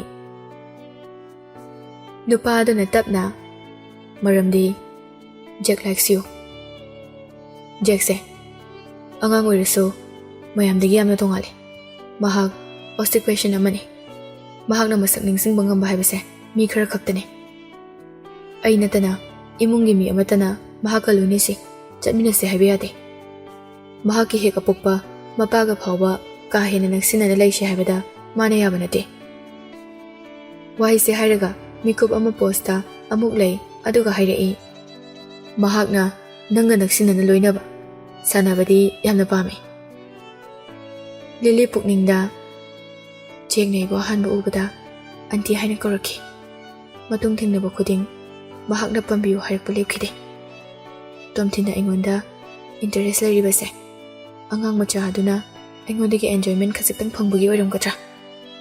ꯑꯩꯁꯨ ꯑꯉꯥꯡ ꯑꯇꯩꯗ ꯂꯛꯅꯅꯤꯡꯕ ꯐꯥꯎꯗ꯭ꯔꯕꯁꯨ ꯖꯦꯛꯇꯗꯤ ꯐꯥꯎꯕꯒꯨꯝ ꯇꯧꯏ꯫ ꯑꯉꯥꯡꯗꯨꯒꯤꯗꯃꯛ ꯈꯜꯂꯒ ꯁ꯭ꯇꯔꯦꯟꯖꯔ ꯑꯃꯗ ꯍꯦꯛ ꯌꯨꯝ ꯄꯥꯟꯕ ꯍꯥꯏꯕꯁꯦ ꯑꯩꯒꯤ ꯑꯆꯨꯝꯕ ꯈꯣꯡꯊꯥꯡ ꯑꯣꯏꯔꯣꯏ꯫ ꯂꯤꯂꯤ ꯋꯥꯈꯜꯗ ꯇꯥꯎꯗꯨꯅ ꯂꯩꯔꯤꯉꯩ ꯇꯣꯝꯊꯤꯟꯅ ꯋꯥ ꯉꯥꯡꯕ ꯍꯧꯔꯛꯄꯗꯨꯗ ꯚꯥꯞ ꯂꯥꯛꯏ꯫ ꯀꯩꯁꯨ ꯈꯜꯂꯨꯅꯨ, ꯖꯦꯛꯀꯤ ꯃꯃꯥꯡꯗ ꯐꯦꯛ ꯃꯦꯔꯦꯖꯇꯪ ꯑꯣꯏꯔꯁꯨ ꯇꯧꯁꯤ, ꯑꯦꯒ꯭ꯔꯤꯃꯦꯟ ꯑꯃꯁꯨ ꯁꯥꯏꯟ ꯇꯧꯅꯁꯤ꯫ ꯇꯨꯡꯗ ꯅꯪꯅ ꯅꯨꯄꯥ ꯑꯃꯒ ꯂꯨꯍꯣꯡꯕ ꯄꯥꯝꯂꯕꯁꯨ ꯑꯩꯅ ꯄꯥꯔꯠꯅꯔꯒꯤ ꯀꯟꯇ꯭ꯔꯦꯛ ꯑꯁꯦ ꯀꯦꯟꯁꯦꯜ ꯇꯧꯒꯅꯤ, ꯑꯗꯨꯒ ꯑꯃꯨꯛ ꯍꯟꯅ ꯅꯪꯉꯣꯟꯗꯁꯨ ꯌꯦꯜꯂꯛꯑꯣꯏ꯫ ꯑꯩꯗꯤ ꯅꯨꯄꯤꯅꯤ, ꯃꯅꯨꯡꯗ ꯁꯥꯁꯤꯟꯅꯕ ꯂꯨꯍꯣꯡꯕ ꯑꯣꯏꯔꯕꯁꯨ ꯃꯌꯥꯝꯒꯤ ꯃꯤꯠꯌꯦꯡꯗꯗꯤ ꯑꯩ ꯂꯨꯍꯣꯡꯈ꯭ꯔꯦ, ꯃꯧ ꯑꯣꯏꯈ꯭ꯔꯦ ꯍꯥꯏꯅ ꯂꯩꯔꯣꯏꯗ꯭ꯔꯥ? ꯅꯪꯁꯨ ꯅꯨꯄꯥꯅꯤ, ꯂꯣꯒꯥꯟꯁꯨ ꯅꯨꯄꯥꯅꯤ, ꯆꯞ ꯃꯥꯟꯅꯩ꯫ ꯅꯨꯄꯥ ꯅꯈꯣꯏꯕꯨ ꯑꯩꯅ ꯑꯃꯨꯛ ꯍꯟꯅ ꯃꯅꯨꯡ ꯃꯄꯥꯟ ꯊꯥꯖꯕꯗꯤ ꯈꯔ ꯋꯥꯅ ꯊꯣꯛꯀꯅꯤ꯫ ꯅꯈꯣꯏꯅ ꯈꯜꯂꯛꯄ ꯅꯤꯡꯉꯛꯄ ꯇꯧꯕꯗ ꯑꯆꯨꯝꯕꯅꯤ ꯈꯜꯂꯤꯕ ꯅꯈꯣꯏꯁꯦ ꯑꯩꯅ ꯉꯛꯇꯕ ꯉꯝꯗꯦ꯫ ꯃꯁꯤꯗ ꯚꯤꯛꯇꯤꯝ ꯑꯣꯏꯍꯧꯗꯧꯔꯤꯕꯁꯦ ꯅꯨꯄꯤ ꯑꯩꯈꯣꯏ ꯈꯛꯇꯅꯤ꯫ ꯇꯣꯝꯊꯤꯟꯅ ꯑꯇꯞꯄ ꯈꯣꯟꯖꯦꯜꯗ, ꯅꯨꯡꯁꯤꯅꯕ ꯍꯥꯏꯕꯁꯤ ꯂꯩꯕꯒꯤ ꯀꯥꯏꯅꯕ ꯂꯩꯕꯅꯤ꯫ ꯅꯨꯡꯁꯤꯕ ꯍꯩꯔꯨꯕꯗꯤ ꯀꯥꯏꯅꯕꯒꯤ ꯃꯩꯆꯥꯛꯁꯨ ꯈꯥꯡꯕ ꯍꯩꯕ ꯍꯥꯏꯕꯁꯦ ꯃꯍꯧꯁꯥꯅꯤ꯫ ꯅꯨꯄꯥ ꯈꯛꯇꯅ ꯅꯨꯄꯤꯗ ꯗꯝ ꯇꯧꯔꯝꯕ ꯅꯠꯇꯦ, ꯅꯨꯄꯤꯅꯁꯨ ꯅꯨꯄꯥꯕꯨ ꯊꯥꯗꯣꯛꯂꯝꯕ ꯀꯌꯥ ꯂꯩ꯫ ꯁꯤꯃꯗꯤ ꯍꯥꯏꯒꯦ, ꯅꯪꯒꯤ ꯑꯦꯛꯁ ꯕꯣꯏꯐ꯭ꯔꯦꯟ ꯂꯣꯒꯥꯟꯒꯤ ꯇꯥꯏꯞꯇꯒꯤꯗꯤ ꯑꯩꯅ ꯌꯥꯝꯅ ꯇꯣꯉꯥꯟꯒꯅꯤ꯫ ꯋꯥꯈꯜꯗ ꯑꯩꯒ ꯃꯥꯒ ꯊꯥ 6 ꯂꯣꯏꯅꯔꯛꯄꯗ ꯃꯍꯥꯛꯅ ꯑꯣꯏꯗꯕ ꯑꯃꯇ ꯑꯩꯉꯣꯟꯗ ꯉꯥꯡꯂꯛꯈꯤꯗ꯭ꯔꯦ꯫ ꯂꯣꯒꯥꯟꯒꯤ ꯋꯥꯈꯜꯂꯣꯟꯗꯤ ꯂꯣ ꯁ꯭ꯇꯦꯇꯁ ꯄꯤꯄꯜꯒ ꯆꯞ ꯃꯥꯟꯅꯩ, ꯑꯗꯨꯕꯨ ꯇꯣꯝꯊꯤꯟꯗꯤ ꯄꯩꯁꯥ ꯄꯥꯏꯕ ꯏꯃꯨꯡꯗꯒꯤ ꯂꯥꯛꯄ ꯈꯛꯇ ꯅꯠꯇꯅ ꯑꯩꯉꯣꯟꯗ ꯎꯠꯐꯝ ꯊꯣꯛꯄ ꯔꯦꯁꯄꯦꯛꯁꯨ ꯐꯖꯅ ꯎꯠꯂꯤ꯫ ꯇꯣꯝꯊꯤꯟꯅ ꯅꯪꯕꯨ ꯑꯩꯅ ꯃꯐꯝꯁꯤꯗ ꯄꯨꯔꯛꯂꯤꯁꯦ ꯀꯔꯤꯒꯤꯅꯤ ꯍꯥꯏꯅ ꯈꯜꯂꯤ? ꯂꯤꯂꯤꯁꯨ ꯅꯨꯄꯥ ꯑꯗꯨꯗ ꯀꯔꯤꯁꯨ ꯍꯥꯏꯗꯅ ꯃꯨꯟꯅ ꯌꯦꯡꯉꯤ꯫ ꯑꯦꯚꯔꯦꯖ ꯄꯔꯁꯟ ꯑꯃꯗꯤ ꯃꯍꯥꯛꯀꯤ IQꯅ ꯈꯔꯗꯤ ꯍꯦꯜꯂꯤ, ꯑꯗꯨꯅ ꯇꯣꯝꯊꯤꯟꯒꯤ ꯋꯥꯍꯪꯒꯤ ꯄꯥꯎꯈꯨꯝ ꯃꯍꯥꯛꯅ ꯈꯪꯉꯤ꯫ ꯍꯣꯏ, ꯑꯩ ꯚꯥꯞ ꯇꯥꯏ꯫ ꯑꯩꯒꯤ ꯋꯥꯍꯩ ꯑꯃꯅ ꯂꯣꯒꯥꯟꯕꯨ ꯄ꯭ꯔꯤꯊꯤꯕꯤ ꯑꯁꯤꯗꯒꯤ ꯃꯥꯡꯍꯟꯈꯤꯕ ꯉꯝꯃꯤ ꯍꯥꯏꯕꯁꯦ ꯎꯠꯅꯕ ꯅꯪꯅ ꯃꯐꯝ ꯑꯁꯤꯗ ꯑꯩꯕꯨ ꯄꯨꯔꯛꯄꯅꯤ ꯍꯥꯏꯕ ꯑꯩꯁꯨ ꯈꯪꯉꯤ꯫ ꯅꯪꯒꯤ ꯋꯤꯁꯗꯝꯁꯦ ꯑꯩꯅ ꯁꯦꯡꯅ ꯊꯥꯒꯠꯂꯤ꯫ ꯃꯔꯝ ꯑꯁꯤꯅꯅꯤ ꯑꯩꯅ ꯅꯪꯉꯣꯟꯗ ꯍꯦꯟꯅ ꯏꯟꯇꯔꯦꯁ ꯂꯩꯔꯤꯁꯦ꯫ ꯑꯩꯅ ꯍꯥꯏꯈꯤꯕꯗꯣ ꯅꯪ ꯃꯇꯝ ꯈꯔ ꯃꯨꯟꯅ ꯈꯜꯂꯣ, ꯑꯗꯨꯒ ꯄꯥꯎꯈꯨꯝꯗꯨ ꯄꯤꯔꯛꯑꯣ꯫ Tomthingi wahang adu tabada Lily su tumina laikre makoi ani gari laiba maikai adomda tapna tapna lakminai Jake su tumba hogala male gari manungdagi chenthoraktuna makoi ani na lakliba maikai adomda chensilai Tomthinna nonthaduna Jake pu pamkhatuna lengjum mapada Jake ki mamaidu thamduna saganda tapna nanthavi car gi back door do hangtokduna Jake pu hana famhali manungdagi Jake na Auntie kakhalao gari manungda Tomthin so manungnu chango haibagumna Lily gi manakta leptuna lei Lily na Jake ta nofet tawna yenglaga hoi changla doine Lily na sitta hek famtharakpaga Jake na mahaki makhuta pairakpada ka hena inglamba aduda angang adu hena pakhatpagi matau ulai masagi sorna Lily gi makhuta kamduna Auntie nangina khuse ai salaki yongko hena wafam thoktaba matang aduda angang aduna henjina cheksilakpa adu uraga Lily na Jake laibakta nungsine chupi Thank you Jake Tomthinna gari thoba hokibadagi wari sanaba lepkhre Jake su haiba inba angang amagum Lily na pamdaba wa amata nganglakidre Lily gi mayum mapada gari du khami Lily gari dagi kumtharakpaga gari gi mingselda makok thingjinduna Jake ta amuk yenglai Jake tu ningamdaba maithong uttuna leirambaduda Lily su khangi Jake ai lehorage ko nang antida wa hainingba leiriba Jake tu hatho pakhum pirakpagi mahut mahaki uncle da hane yengi Tomthinna athingba piraktre khangbadagi Lily da mu onselakduna Auntie mathang thagi date 5 ta aigi birthday ni aigi birthday da lakpa yagadra Auntie angang adugi tarau mamit adu ubada mahaki mayokta ngangma ngamdre matang asi khangladuna Tomthinna hoi Auntie sodina lakani Jake tu hena harawa matau utuna noi chalamdai mikup aduda Tomthinna Lily da yenglamduna ayoiba haibado nang kari khali haiba aingoda khangalo tabada harawa nungaiba oigadaba pakhumdi ai pame matamdo winter holiday oibagi Lily su university chattaba koirabani holiday matam loiduna Lily na university lakpada matam khara urudraba Olivia su thainarami Olivia na Lily ai wait se kezi manga mu henkale ai noi khale haba kamai tawdoino Lily noktuna nangdi jabi oibani hena phajai adum noi hello nangdi vacation manungda kai tawraga matam lenge Tomthinna Logan gi family pumba faduna odba fubu tawbugi matang adudi mahakna Olivia da hairubada mahakna hanglakadaba wahang mayam adu Lily su khangi matang chabada sarage haina losinduna thamkhre aidi yumda khara tum tawraga adum laire boring churakpa matamdana movies kumba yenglagale nangdi doyanka gi manakta chali haidaine chaluye south lomdadi ingbagi changse yam hele nahan khak lakpani makhoi ani wari sana duna lakpana manakta leiba achawa fast food amada makhoi ani punna changminarai phamtharakpaga Olivia na tapna hanglai madi nangi mangda amuk hana ulakhidrabra mahakna hanglaklibadu Tomthinla natraga Logan da haiba khangdabana Olivia da ngaiha chamamna na yengi kuina loina raklaba mamanabini Olivia gi maithongda serious tabadu uraga hairakliba matang adu Logan gi oigani haiba khangi mastermind tawramni haibadi ai sukhan khaludabani magumba mise amuk hana thengnagani khanbada nupaga mari thambadi lairadana friend amagumna loinaba phawba ai akiba phawe ai mahakpu yamna hangoiba phawe mahakna matam kuina nushinarami haibagi aiso isana isabu hangoije ima babagi khalaga ai kaibasu phawe Olivia makhut ani do tingthoraktuna Lily gi makhuta paisinduna kari su khaluno haibagum themjinbirai Lily su ayang maminok ama tamduna ai hojikti kaukthokpa tamlabani kaisu khandreda aikhoi ta Lily di good girl ne kanagumba ama pukchel su chawba masak su phajaba paisa su paiba nupa amadi nangbu soidana ngaiduna leirumgani aibu kamaina good girl orino ꯑꯣꯂꯤꯚꯤꯌꯥꯗꯣ ꯃꯃꯥꯡꯗ ꯂꯩꯔꯤꯕ ꯑꯥꯏꯇꯦꯝꯁꯤꯡ ꯑꯗꯨ ꯆꯥꯅ ꯆꯥꯅ ꯄꯥꯎꯈꯨꯝ ꯄꯤꯔꯛꯏ꯫ ꯅꯪꯗꯤ ꯁꯛꯁꯨ ꯐꯖꯩ, ꯋꯥ ꯉꯥꯡꯕꯗ ꯌꯥꯝꯅꯁꯨ ꯂꯦꯝꯃꯤ, ꯑꯗꯨꯒ ꯑꯩꯉꯣꯟꯗꯁꯨ ꯂꯣꯌꯦꯜ ꯌꯥꯝꯅ ꯑꯣꯏ꯫ ꯑꯩꯈꯣꯏꯅ ꯒ꯭ꯔꯦꯖꯨꯑꯦꯠ ꯇꯧꯔꯤꯉꯩꯗ ꯔꯦꯟꯇ ꯄꯨꯟꯅ ꯂꯩꯃꯤꯟꯅꯕꯗ ꯑꯩ ꯏꯁꯥ ꯉꯝꯃꯛꯇꯕꯗꯣ ꯅꯤꯡꯁꯤꯡꯉꯤꯕ꯭ꯔꯥ?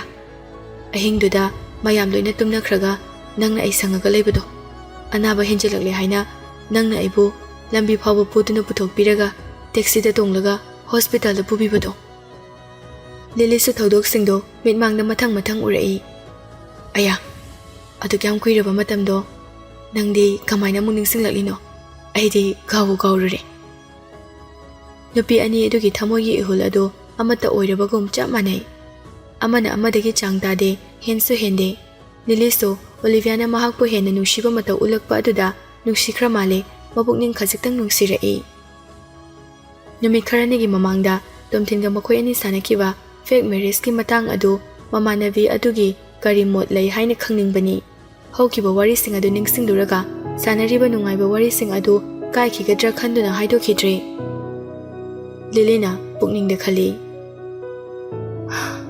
ꯑꯩ ꯍꯥꯏꯔꯔꯣꯏꯗ꯫ ꯖꯦꯛꯀꯤ ꯕꯥꯔꯗꯦꯁꯨ ꯀꯨꯏꯔꯛꯇ꯭ꯔꯦ, ꯑꯩꯒ ꯃꯍꯥꯛꯀ ꯅꯨꯃꯤꯠ ꯑꯗꯨꯗꯒꯤꯁꯨ ꯎꯅꯗ꯭ꯔꯤ꯫ ꯃꯍꯥꯛꯅꯁꯨ ꯑꯩꯒ ꯄꯥꯎ ꯐꯥꯎꯅꯅꯕ ꯁꯤꯟꯈꯤꯕꯁꯨ ꯂꯩꯇꯦ꯫ ꯉꯁꯤꯁꯨ ꯁ꯭ꯀꯨꯜꯗ ꯂꯥꯛꯇꯦ꯫ ꯃꯍꯥꯛ ꯋꯥꯈꯜ ꯍꯣꯡꯂꯝꯕꯁꯨ ꯌꯥꯔꯦꯗ꯫ ꯃꯈꯣꯏ ꯑꯅꯤ ꯍꯧꯈꯤꯕ ꯃꯦꯃꯣꯔꯤꯁ ꯀꯌꯥ ꯑꯃ ꯁꯤꯌꯔ ꯇꯧꯅꯗꯨꯅ ꯅꯨꯃꯤꯠꯇꯨꯃꯁꯨ ꯍꯧꯈꯤ꯫ ꯅꯣꯡꯃ ꯀꯥꯜꯂꯒ ꯅꯤꯅꯤ ꯁꯨꯕ ꯋꯦꯗꯅꯁꯗꯦ ꯅꯨꯃꯤꯠꯇꯅꯤ꯫ ꯂꯤꯂꯤꯁꯨ ꯀ꯭ꯂꯥꯁꯇꯒꯤ ꯂꯦꯛꯆꯔ ꯄꯤꯕ ꯂꯣꯏꯔꯒ ꯊꯣꯛꯂꯛꯄꯗ ꯇꯣꯝꯊꯤꯟꯒ ꯅꯨꯄꯤ ꯑꯃꯒ ꯁꯥꯏꯠ ꯕꯥꯏ ꯁꯥꯏꯠ ꯂꯥꯛꯃꯤꯟꯅꯕꯗꯨ ꯎꯏ꯫ ꯅꯨꯄꯤꯗꯨ ꯑꯉꯥꯡꯕ ꯁ꯭ꯀꯥꯔꯐ ꯑꯃꯅ ꯃꯃꯥꯏ ꯈꯔꯁꯨ ꯈꯨꯝꯖꯤꯜꯂꯤ꯫ ꯑꯃꯨꯛ ꯌꯦꯡꯈꯤꯕ ꯃꯤꯠꯌꯦꯡꯅ ꯑꯄꯦꯟꯕ ꯑꯣꯏꯗꯕ ꯍꯥꯏꯕꯗꯨ ꯑꯣꯏ꯫ ꯅꯨꯄꯤꯗꯨ ꯌꯦꯡꯕꯗ ꯈꯔ ꯅꯍꯥ ꯑꯣꯏꯅ ꯎꯏ꯫ ꯃꯈꯣꯏ ꯑꯅꯤꯅ ꯇꯤꯆꯤꯡ ꯕꯤꯜꯗꯤꯡ ꯇꯝꯅ ꯆꯠꯄ ꯑꯗꯨꯗ ꯇꯣꯝꯊꯤꯟꯅ ꯃꯈꯨꯠꯇ ꯂꯥꯏꯔꯤꯛ ꯈꯔ ꯄꯥꯏꯔꯤꯕ ꯑꯗꯨꯁꯨ ꯅꯨꯄꯤꯗꯨꯒꯤ ꯑꯣꯏꯔꯝꯒꯅꯤ ꯍꯥꯏꯕ ꯈꯪꯏ꯫ ꯀꯣꯔꯅꯔ ꯑꯃꯗꯒꯤ ꯁꯥꯇ꯭ꯔ ꯑꯃꯅ ꯌꯥꯝꯅ ꯍꯥꯊꯨꯅ ꯆꯦꯟꯊꯣꯔꯛꯄꯗꯨ ꯇꯣꯝꯊꯤꯟꯒ ꯂꯥꯛꯃꯤꯟꯅꯔꯤꯕ ꯅꯨꯄꯤ ꯑꯗꯨꯗ ꯊꯦꯡꯖꯤꯟꯒꯦ ꯇꯧꯏ꯫ ꯃꯨꯞꯃꯦꯟ ꯊꯨꯕ, ꯀ꯭ꯋꯤꯛ ꯑꯥꯏꯁ ꯂꯩꯕ ꯇꯣꯝꯊꯤꯟꯅꯤ꯫ ꯅꯨꯄꯤ ꯑꯗꯨꯒꯤ ꯄꯥꯝꯕꯣꯝꯗ ꯃꯍꯥꯛꯀꯤ ꯃꯈꯨꯠ ꯑꯗꯨ ꯂꯥꯝꯗꯨꯅ ꯃꯁꯥꯔꯣꯝꯗ ꯈꯔ ꯆꯤꯡꯁꯤꯟꯗꯨꯅ ꯊꯝꯃꯤ꯫ ꯁꯥꯇ꯭ꯔ ꯑꯗꯨꯅ ꯊꯦꯡꯖꯤꯟꯒꯗꯕ ꯑꯗꯨꯗꯒꯤ ꯇꯣꯝꯊꯤꯟꯅ ꯉꯥꯛꯊꯣꯛꯍꯧꯔꯦ꯫ ꯁꯥꯇ꯭ꯔ ꯅꯨꯄꯥ ꯃꯆꯥ ꯑꯗꯨ ꯊꯨꯔꯕꯒꯨꯝ ꯁꯣꯔꯤ ꯁꯥꯔꯇꯃꯛ ꯍꯥꯏꯔꯝꯂꯒ ꯀꯟꯅ ꯑꯃꯨꯛ ꯆꯦꯟꯈ꯭ꯔꯦ꯫ ꯇꯣꯝꯊꯤꯟ ꯀꯔꯤꯁꯨ ꯈꯨꯝꯗꯅ ꯃꯥꯏꯊꯣꯡꯗ ꯑꯁꯥꯎꯕ ꯈꯔ ꯎꯠꯇꯨꯅ ꯆꯦꯟꯈꯤꯕ ꯅꯨꯄꯥ ꯃꯆꯥ ꯑꯗꯨꯗ ꯌꯦꯡꯗꯨꯅ ꯂꯩ꯫ ꯃꯈꯨꯠꯅ ꯅꯨꯄꯤ ꯃꯆꯥ ꯑꯗꯨꯕꯨ ꯀꯣꯟꯁꯤꯟꯗꯨꯅ ꯊꯝꯃꯤ ꯍꯥꯏꯕꯗꯨꯗꯤ ꯉꯥꯏꯍꯥꯛ ꯚꯥꯞ ꯑꯣꯏꯔꯨꯗ꯭ꯔꯦ꯫ ꯂꯥꯏꯚ ꯁꯤꯟ ꯑꯁꯤꯕꯨ ꯃꯌꯦꯛ ꯁꯦꯡꯅ ꯎꯍꯧꯔꯤꯕ ꯍꯥꯏꯔꯒꯗꯤ ꯂꯤꯂꯤ ꯈꯛꯇꯅꯤ꯫ 5 ꯁꯦꯀꯦꯟꯒꯤ ꯁꯤꯟ ꯑꯣꯏꯔꯕꯁꯨ ꯂꯤꯂꯤꯒꯤ ꯋꯥꯈꯜꯗꯗꯤ ꯃꯍꯥꯛꯅ FB, IG, ꯌꯨꯇ꯭ꯌꯨꯕꯇ ꯎꯈꯤꯕ ꯀꯦ-ꯗ꯭ꯔꯃꯥꯒꯤ ꯁꯤꯟ ꯃꯌꯥꯝ ꯑꯗꯨ ꯃꯤꯠꯃꯥꯡꯗ ꯃꯊꯪ ꯃꯊꯪ ꯆꯣꯡꯊꯣꯔꯛꯂꯤ꯫ ꯅꯨꯄꯥ ꯑꯗꯨꯅ ꯑꯇꯣꯞꯄ ꯅꯨꯄꯤ ꯑꯃꯒ ꯂꯣꯏꯅꯕ ꯎꯔꯒ ꯀꯔꯤ ꯃꯔꯝꯒꯤꯅꯣ ꯍꯥꯏꯕꯁꯨ ꯈꯪꯗꯅ ꯁꯥꯎꯅꯤꯡꯕ ꯄꯦꯟꯗꯕ ꯐꯥꯎꯏ꯫ ꯃꯍꯥꯛꯅ ꯅꯨꯄꯥꯗꯨꯕꯨ ꯅꯨꯡꯁꯤꯔꯛꯂꯕ꯭ꯔꯥ? ꯈꯝꯕꯟꯕ ꯃꯇꯧ ꯎꯠꯇꯨꯅ ꯍꯥꯟꯅ ꯆꯣꯡꯈꯤꯗꯕ ꯑꯍꯦꯟꯕ ꯃꯤꯍꯨꯜ ꯑꯃ ꯆꯣꯡꯂꯛꯂꯤꯕ ꯑꯁꯤ ꯀꯔꯤꯕꯨ ꯍꯥꯏꯅꯤꯡꯂꯤꯕ? ꯃꯁꯤ ꯄꯨꯝꯕ ꯀꯅꯥꯅꯁꯨ ꯈꯪꯕ ꯅꯠꯇꯦ, ꯅꯨꯄꯤ ꯃꯁꯥ ꯅꯠꯇꯅ꯫ ꯑꯣꯂꯤꯚꯤꯌꯥꯅ ꯃꯁꯥ ꯁꯣꯛꯅ ꯀꯧꯔꯛꯄꯗꯨꯗ ꯋꯥꯈꯜ ꯂꯥꯛꯇꯨꯅ ꯈꯪꯕꯣꯏ ꯂꯥꯛꯄꯣꯏ, ꯈꯪꯉꯤꯍꯦ꯫ ꯑꯣꯂꯤꯚꯤꯌꯥꯅ ꯈꯣꯟꯖꯦꯜ ꯄꯤꯛꯅ, ꯑꯁꯤꯕꯨ ꯇꯣꯝꯊꯤꯟꯒꯤ ꯒꯔꯜꯐ꯭ꯔꯦꯟ ꯑꯣꯏꯔꯖꯥꯠꯂꯣ? ꯄꯥꯝꯕꯣꯝꯗꯒꯁꯨ ꯀꯣꯜꯂꯦ ꯍꯥꯏꯕ? ꯈꯪꯗꯦ, ꯑꯩꯁꯨ ꯌꯦꯡꯂꯝꯂꯤꯕꯅꯤ꯫ ꯅꯨꯄꯤ ꯑꯗꯨꯗ ꯎꯠꯂꯤꯕ ꯇꯣꯝꯊꯤꯟꯒꯤ ꯑꯦꯛꯁꯄ꯭ꯔꯦꯁꯟ ꯑꯗꯨꯗ ꯑꯣꯂꯤꯚꯤꯌꯥꯅ ꯂꯥꯟꯅ ꯎꯕꯅꯤ꯫ ꯇꯣꯝꯊꯤꯟꯅ ꯃꯍꯥꯛꯀꯤ ꯃꯔꯨꯞ ꯃꯄꯥꯡ, ꯈꯪꯅ ꯆꯥꯟꯅꯕ ꯈꯨꯗꯤꯡꯗ ꯖꯦꯟꯇꯜꯃꯦꯟ ꯑꯣꯏꯕꯒꯤ ꯃꯇꯧ ꯎꯠꯄ ꯑꯁꯤ ꯃꯍꯥꯛꯀꯤ ꯍꯩꯅꯕꯤꯅꯤ ꯍꯥꯏꯕꯁꯤ ꯂꯤꯂꯤꯅ ꯍꯥꯟꯅ ꯈꯪꯈ꯭ꯔꯕꯅꯤ꯫ ꯃꯤꯠꯃꯥꯡꯗ ꯎꯔꯤꯕ ꯅꯨꯄꯤ ꯑꯗꯨꯗ ꯇꯣꯝꯊꯤꯟꯅ ꯎꯠꯂꯤꯕ ꯃꯇꯧꯗꯨ ꯖꯦꯛꯇ ꯃꯍꯥꯛꯅ ꯎꯠꯄ ꯑꯗꯨꯒ ꯆꯞ ꯃꯥꯟꯅꯩ꯫ ꯑꯗꯨꯅ ꯅꯨꯄꯤ ꯑꯗꯨ ꯃꯍꯥꯛꯀꯤ ꯅꯨꯡꯁꯤꯅꯕ ꯑꯣꯏꯔꯝꯒꯅꯤ ꯍꯥꯏꯕꯗꯤ ꯂꯤꯂꯤꯅ ꯊꯥꯖꯗꯦ꯫ ꯂꯤꯂꯤꯁꯨ ꯆꯪꯁꯤꯟꯗꯨꯅ ꯇꯣꯝꯊꯤꯟꯕꯨ ꯀꯧꯁꯤꯔ ꯈꯜꯂꯝꯕꯅꯤ꯫ ꯃꯍꯥꯛꯅ ꯀꯧꯔꯨꯕꯗ ꯑꯦꯝꯕ꯭ꯔꯦꯁꯤꯡ ꯑꯣꯏꯒꯗꯕ ꯃꯌꯥꯝ ꯑꯗꯨ ꯈꯜꯂꯨꯔꯒ ꯆꯪꯁꯤꯜꯂꯨꯗ꯭ꯔꯦ꯫ ꯁ꯭ꯀꯨꯜ ꯂꯣꯏꯔꯒ ꯑꯣꯂꯤꯚꯤꯌꯥ ꯑꯃꯁꯨꯡ ꯂꯤꯂꯤ ꯌꯨꯝꯗ ꯍꯟꯅꯕ ꯀꯦꯝꯄꯁ ꯃꯅꯨꯡꯗ ꯂꯩꯕ ꯄꯥꯔꯀꯤꯡꯗ ꯂꯥꯛꯏ꯫ ꯄꯥꯔꯀꯤꯡꯗ ꯇꯣꯝꯊꯤꯟꯒ ꯅꯨꯄꯤ ꯑꯗꯨꯒ ꯋꯥꯔꯤ ꯁꯥꯟꯅꯗꯨꯅ ꯂꯩꯔꯝꯃꯤ꯫ ꯇꯣꯝꯊꯤꯟꯅ ꯎꯗꯅꯕ ꯌꯥꯝꯅ ꯀꯟꯅ ꯍꯣꯠꯅꯕꯅꯤ꯫ ꯎꯈ꯭ꯔ ꯃꯥꯜꯂꯦ ꯎꯍꯟꯅꯤꯡꯗ꯭ꯔꯕꯁꯨ ꯃꯈꯣꯜ ꯍꯧꯅ ꯇꯥꯅꯅꯕ ꯀꯧꯔꯛꯏ꯫ ꯂꯤꯂꯤ! ꯂꯤꯂꯤꯁꯨ ꯉꯥꯏꯍꯥꯛ ꯉꯛꯆꯥꯟꯅꯅ ꯂꯩ꯫ ꯇꯨꯃꯤꯟꯅ ꯂꯩꯊꯣꯛꯄꯗꯤ ꯌꯥꯗꯕꯅꯤꯅ ꯃꯆꯤꯟꯗ ꯊꯣꯛꯂꯛꯄ ꯑꯃ ꯈꯨꯝꯅꯕ ꯍꯣꯠꯅꯩ꯫ ꯇꯣꯝꯊꯤꯟꯅ ꯑꯃꯨꯛ ꯌꯥꯝꯅ ꯊꯨꯅ ꯍꯥꯏꯔꯛꯏ, ꯁꯤꯗ ꯂꯥꯛꯑꯣ꯫ ꯃꯔꯝ ꯂꯩꯇꯅ ꯂꯤꯂꯤ ꯃꯔꯥꯜ ꯂꯩꯕꯒꯨꯝꯅ ꯃꯀꯣꯛꯇꯨ ꯈꯔ ꯅꯣꯟꯊꯔꯒ ꯑꯣꯂꯤꯚꯤꯌꯥꯒ ꯂꯣꯏꯅꯅ ꯇꯣꯝꯊꯤꯟꯒꯤ ꯃꯅꯥꯛꯇ ꯆꯪꯂꯛꯏ꯫ ꯂꯤꯂꯤ ꯌꯦꯡꯐꯝ ꯈꯪꯗ꯭ꯔꯗꯨꯅ ꯅꯨꯄꯤ ꯑꯗꯨꯗ ꯑꯃꯨꯛ ꯌꯦꯡ, ꯇꯣꯝꯊꯤꯟꯗ ꯑꯃꯨꯛ ꯀꯤꯔꯨꯞ ꯀꯤꯔꯨꯞ ꯌꯦꯡꯗꯨꯅ ꯂꯩ꯫ नुपीदुसु लिलीदा नोकलगा येंगदुना लेरमी नोकलसु फ्रेंडली ओइबगुम तवी इसाबेलागी उसितबा मिनोक अदुदगिदी यामना तोंगाली इकाइबना ओलिवियादा खोजिना सिकपा मसिंग यामलबनी ममानबी अदुसु महागना फाउरिबा अदु करिनो खंगबना नाय हाइबा फावबा हाइखिद्रे खोजिना सिकपदा इकाइबा फरबदी सिकलसनो हाइबगुमना तुमिना खंगजिनदुना लेई तुमथिना गाड़ी आरब्रा आइदिलमगे तुमथिनगी मनाक्ता लैरिबा नुपी अदुना यामना खंगनिंगना अमु हंगी दा तुमथिन महाकनानो इंट्रोड्यूस हर टू मी तुमथिना लिलीदा येंगलगा महाग लिली आइगी फियांसेने लिली वा हाइफम खंगदना मचिंदगी वाहै अमा हाइदोखी महाकी मिंग ओलिविया आइगी बेस्ट फ्रेंड ने नुपीदु तुमथिना हाइबदु तारगा ममितो हेना लाउथोक्तुना अंगकपा सकफम ओली महागोइरे दा तुमथिना मतम कुइना लोतुना लेरिबा मिसक्ता हाइरगलिबा अदु तारगा lily तुमथिंदा यामना ngakna yengi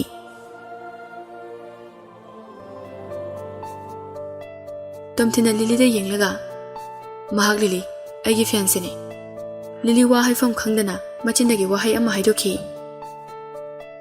महाकी Ming Olivia आइगी best friend ने नुपीदु तुमथिना हाइबदु तारगा ममितो हेना लाउथोक्तुना अंगकपा सकफम ओली महागोइरे दा तुमथिना मतम कुइना लोतुना लेरिबा मिसक्ता हाइरगलिबा अदु तारगा लिली तुमथिंदा यामना ngakna yengi तुमथिना असमना अतोपा मीदा इंट्रोड्यूस तौबा अदुदा लिली दी हेना अंगकपा फावी लिली की पुकनिंगदा आइखोय अनि उनदबा पाउ फाउनदबा था मखाय मा फाजिलकले आइनि महाकी प्रपोजल एक्सेप्ट तौरकनी हाइबसी महाकना मतौ करमना खंगलिबना लिलीना सक फजबी महाकसिना कनानो मवोंग इमान मानदना असमना हंगलकपा वाहंग असिदा तुमथिनदी मखुतुना मिनोक्तु खनबा ओइना मनातोंदुदा तपना पाइबा सानै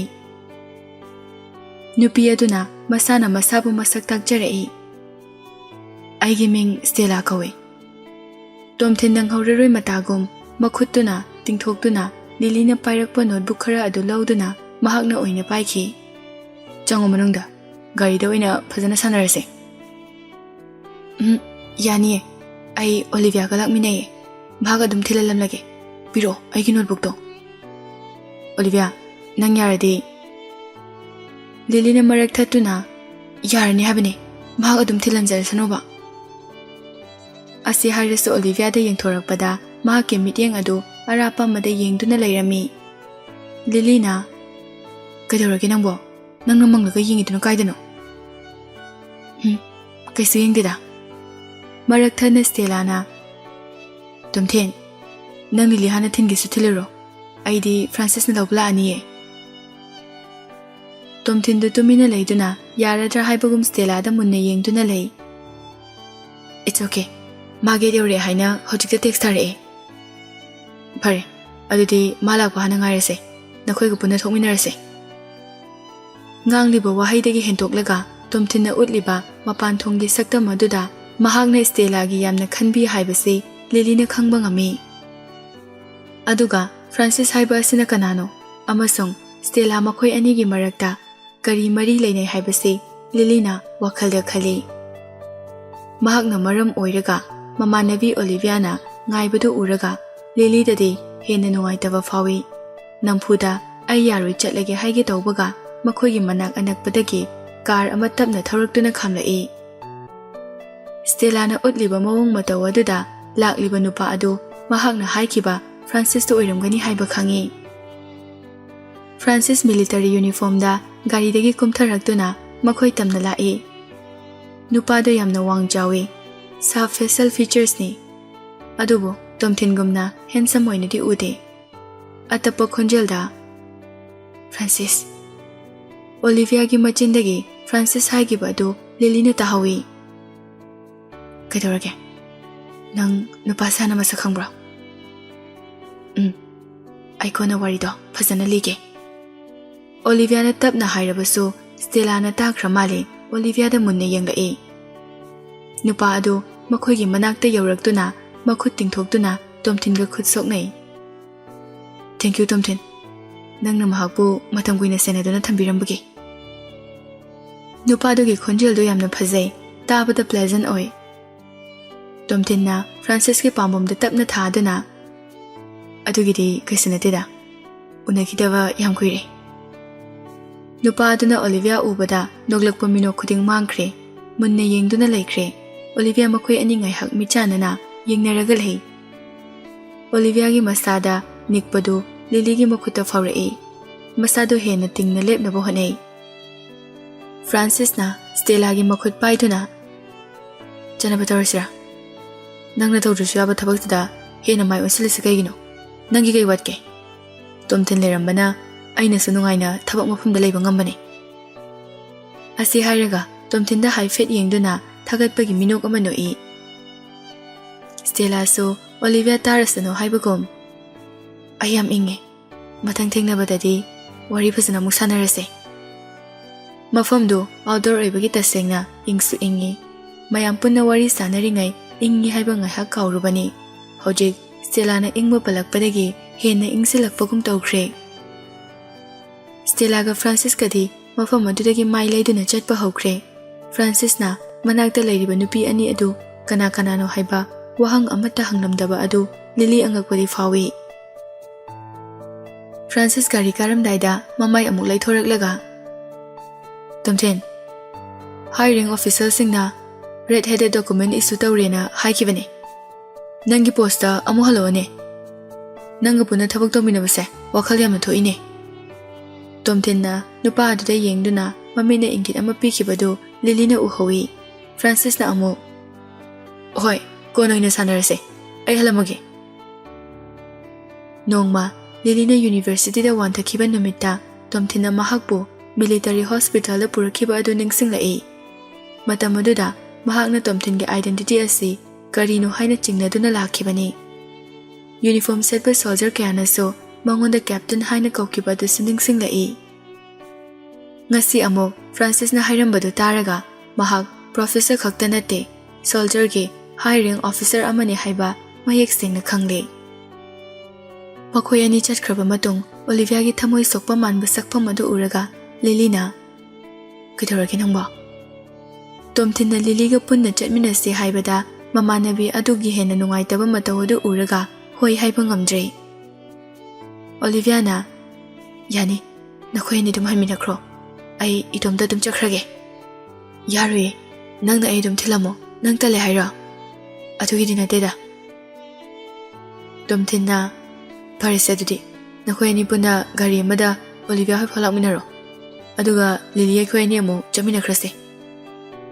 ꯑꯃꯁꯨ ꯀꯥꯏꯗꯕ ꯑꯃꯁꯨ ꯋꯥꯈꯜ ꯁꯣꯛꯑꯣꯏꯗꯕ ꯇꯣꯝꯊꯤꯟꯒꯤ ꯋꯥꯐꯝ ꯑꯗꯨꯗ ꯃꯈꯣꯏ ꯌꯥꯅꯔꯦ꯫ ꯑꯣꯂꯤꯚꯤꯌꯥ ꯑꯃꯁꯨꯡ ꯂꯤꯂꯤꯅ ꯒꯥꯔꯤ ꯑꯃꯗ ꯂꯥꯛꯏ, ꯑꯗꯨꯒ ꯇꯣꯝꯊꯤꯟꯅ ꯃꯍꯥꯛꯀꯤ ꯒꯥꯔꯤꯗ ꯃꯇꯨꯡ ꯏꯟꯅꯔꯛꯏ꯫ ꯒꯥꯔꯤ ꯃꯅꯨꯡꯗ ꯂꯤꯂꯤꯅ ꯋꯥꯍꯪ ꯀꯌꯥ ꯍꯪꯂꯕꯁꯨ ꯃꯃꯥꯟꯅꯕꯤ ꯑꯗꯨꯅ ꯍꯦꯟꯅ ꯇꯨꯃꯤꯟꯅ ꯂꯩꯈꯤꯕꯗꯨ ꯎꯔꯒ ꯋꯥ ꯑꯃꯠꯇ ꯍꯥꯏꯕ ꯉꯝꯗ꯭ꯔꯦ꯫ ꯑꯣꯂꯤꯚꯤꯌꯥꯒꯤ ꯃꯌꯨꯝ ꯃꯄꯥ ꯌꯧꯕꯒ ꯂꯤꯂꯤ ꯀꯨꯝꯊꯒꯦ ꯇꯧꯕꯒ ꯑꯣꯂꯤꯚꯤꯌꯥꯅ ꯇꯞꯅ ꯍꯥꯏꯔꯛꯏ, "ꯑꯩ ꯀꯣꯟꯅ ꯋꯥꯔꯤ ꯐꯖꯅ ꯂꯤꯔꯒꯦ." ꯂꯤꯂꯤꯅ, "ꯑꯩ ꯌꯥꯝ ꯀꯨꯏꯅ ꯂꯩꯕꯗꯤ ꯉꯝꯃꯣꯏꯀꯣ, ꯑꯊꯨꯕ ꯃꯇꯝꯗꯗꯤ ꯂꯤꯌꯨꯀꯣ."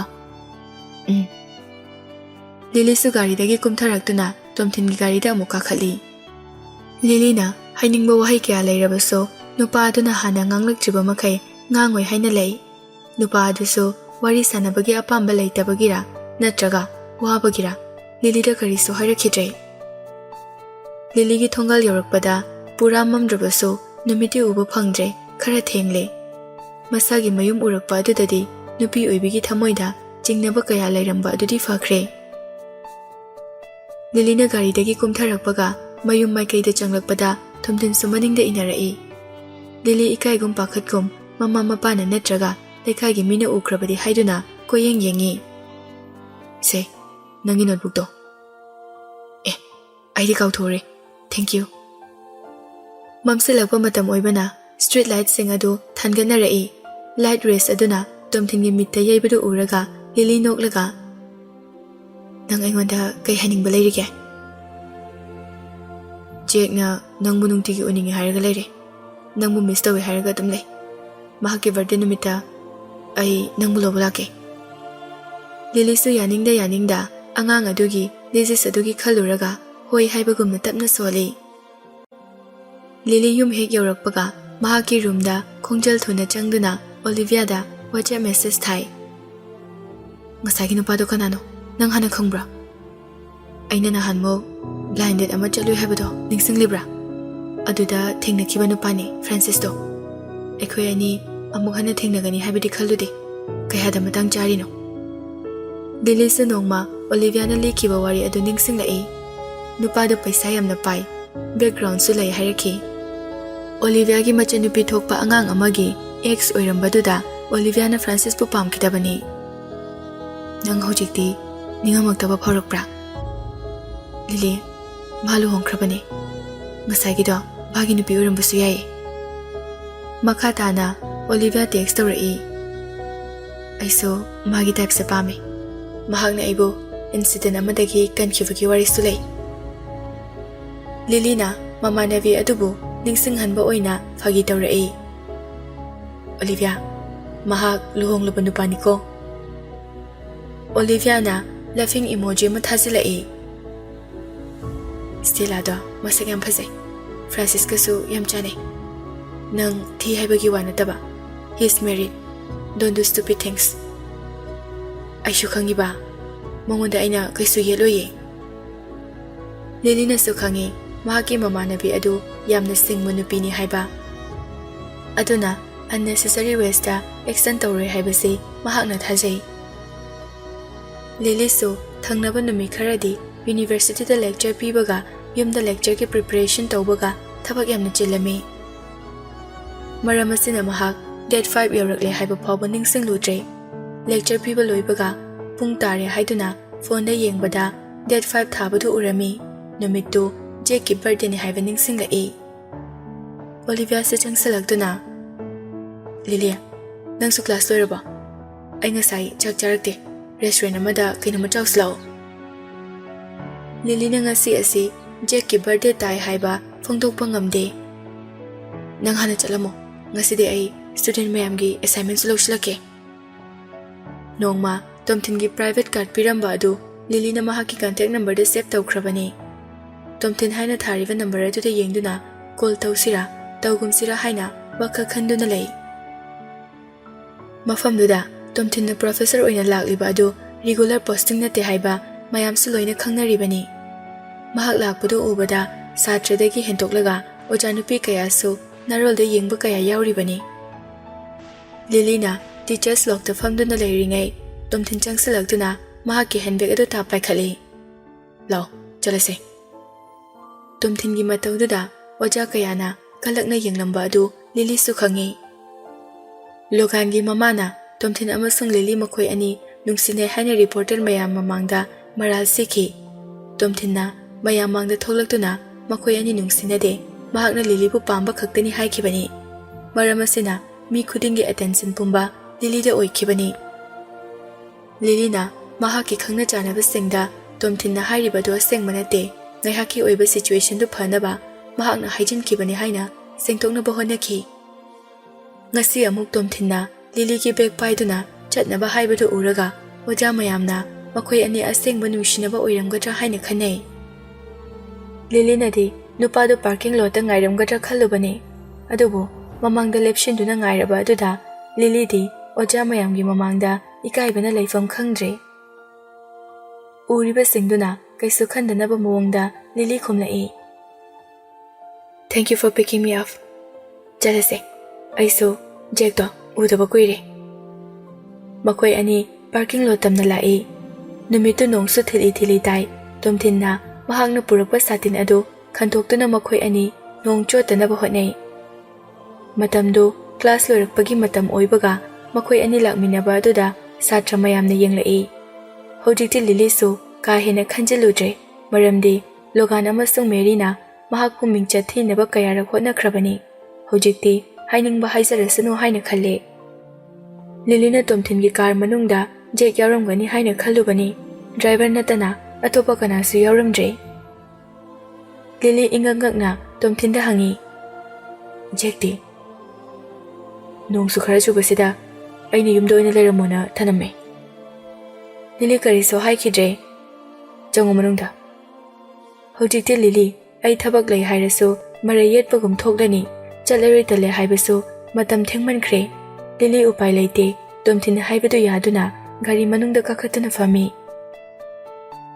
ꯗ꯭ꯔꯥꯏꯚꯔꯗꯨꯅ ꯊꯧꯗꯨꯅ ꯂꯥꯛꯂꯤꯕ ꯃꯐꯝ ꯑꯗꯨ ꯃꯉꯣꯟꯗ ꯐꯦꯃꯤꯂꯤꯌꯔ ꯑꯣꯏꯗꯦ ꯂꯝꯕꯤꯒꯤ ꯅꯥꯀꯟ ꯅꯥꯀꯟꯗ ꯎꯔꯤꯕ ꯁꯤꯅꯔꯤ ꯀꯌꯥꯗꯨ ꯌꯦꯡꯕꯗ ꯍꯥꯟꯅ ꯆꯠꯈꯤꯗ꯭ꯔꯤꯕ ꯃꯐꯝꯅꯤ ꯍꯥꯏꯕ ꯈꯪꯉꯤ ꯂꯤꯂꯤꯒꯤ ꯄꯨꯛꯅꯤꯡꯗ ꯅꯨꯄꯥ ꯑꯗꯨꯅ ꯃꯍꯥꯛꯄꯨ ꯄꯨꯔꯤꯕ ꯑꯁꯤ ꯀꯗꯥꯏꯗꯅꯣ ꯍꯥꯏꯅ ꯆꯤꯡꯅꯕ ꯍꯧꯔꯛꯏ ꯂꯣꯒꯥꯟꯒꯨꯝꯅ ꯃꯍꯥꯛꯁꯨ ꯅꯨꯄꯤ ꯆꯤꯠ ꯇꯧꯕꯗ ꯑꯊꯣꯏꯕ ꯑꯣꯏꯔꯝꯒꯗ꯭ꯔꯥ ꯍꯥꯏꯅ ꯄꯥꯈꯠꯄ ꯁꯨꯝ ꯍꯦꯜꯂꯛꯏ ꯄꯨꯡ ꯑꯃꯃꯨꯛ ꯊꯧꯔꯕ ꯃꯇꯨꯡ ꯍꯦꯚꯤꯂꯤ ꯒꯥꯔꯗ ꯑꯣꯏꯕ ꯃꯐꯝ ꯑꯃꯗ ꯌꯧꯔꯛꯏ ꯋꯥꯜꯗꯨꯒꯤ ꯑꯀꯣꯏꯕꯁꯤꯡꯗ ꯁꯦꯀ꯭ꯌꯨꯔꯤꯇꯤ ꯒꯥꯔꯗ ꯀꯌꯥꯅ ꯄꯦꯇ꯭ꯔꯣꯂꯤꯡ ꯆꯠꯇꯨꯅ ꯂꯩ ꯃꯐꯝꯗꯨ ꯍꯦꯛ ꯌꯧꯔꯛꯄ ꯃꯇꯝꯗ ꯑꯆꯧꯕ ꯄꯥꯔꯇꯤ ꯑꯃ ꯁꯤꯟꯕꯒꯨꯝꯅ ꯃꯤꯒꯤ ꯃꯈꯣꯜꯅ ꯑꯃꯁꯨꯡ ꯃ꯭ꯌꯨꯖꯤꯛꯀꯤ ꯃꯈꯣꯜꯅ ꯅꯤꯜꯂꯤ ꯂꯤꯂꯤꯅ ꯀꯥꯔꯒꯤ ꯋꯤꯟꯗꯣꯗꯒꯤ ꯌꯦꯡꯂꯛꯄꯗ ꯃꯅꯨꯡꯗ ꯂꯩꯔꯤꯕ ꯑꯋꯥꯡꯕ ꯌꯨꯝ ꯑꯗꯨ ꯎꯔꯝꯃꯤ ꯌꯨꯝ ꯃꯅꯨꯡꯗ ꯅꯨꯄꯥ ꯅꯨꯄꯤ ꯈꯥꯏꯗꯅ ꯐꯖꯕ ꯗ꯭ꯔꯦꯁꯇ ꯁꯨꯠ ꯇꯧꯗꯨꯅ ꯃꯤ ꯃꯌꯥꯝ ꯄꯨꯟꯅ ꯂꯩꯔꯤꯕꯗꯨ ꯎꯔꯝꯃꯤ ꯇꯣꯝꯊꯤꯟ ꯂꯥꯛꯄ ꯎꯕꯗ ꯒꯥꯔꯗ ꯑꯃ ꯆꯦꯟꯁꯤꯜꯂꯛꯇꯨꯅ ꯇꯣꯝꯊꯤꯟꯒꯤ ꯊꯣꯡꯗꯣ ꯍꯥꯡꯗꯣꯛꯄꯤ ꯇꯣꯝꯊꯤꯟ ꯀꯨꯝꯂꯛꯄ ꯎꯕꯗ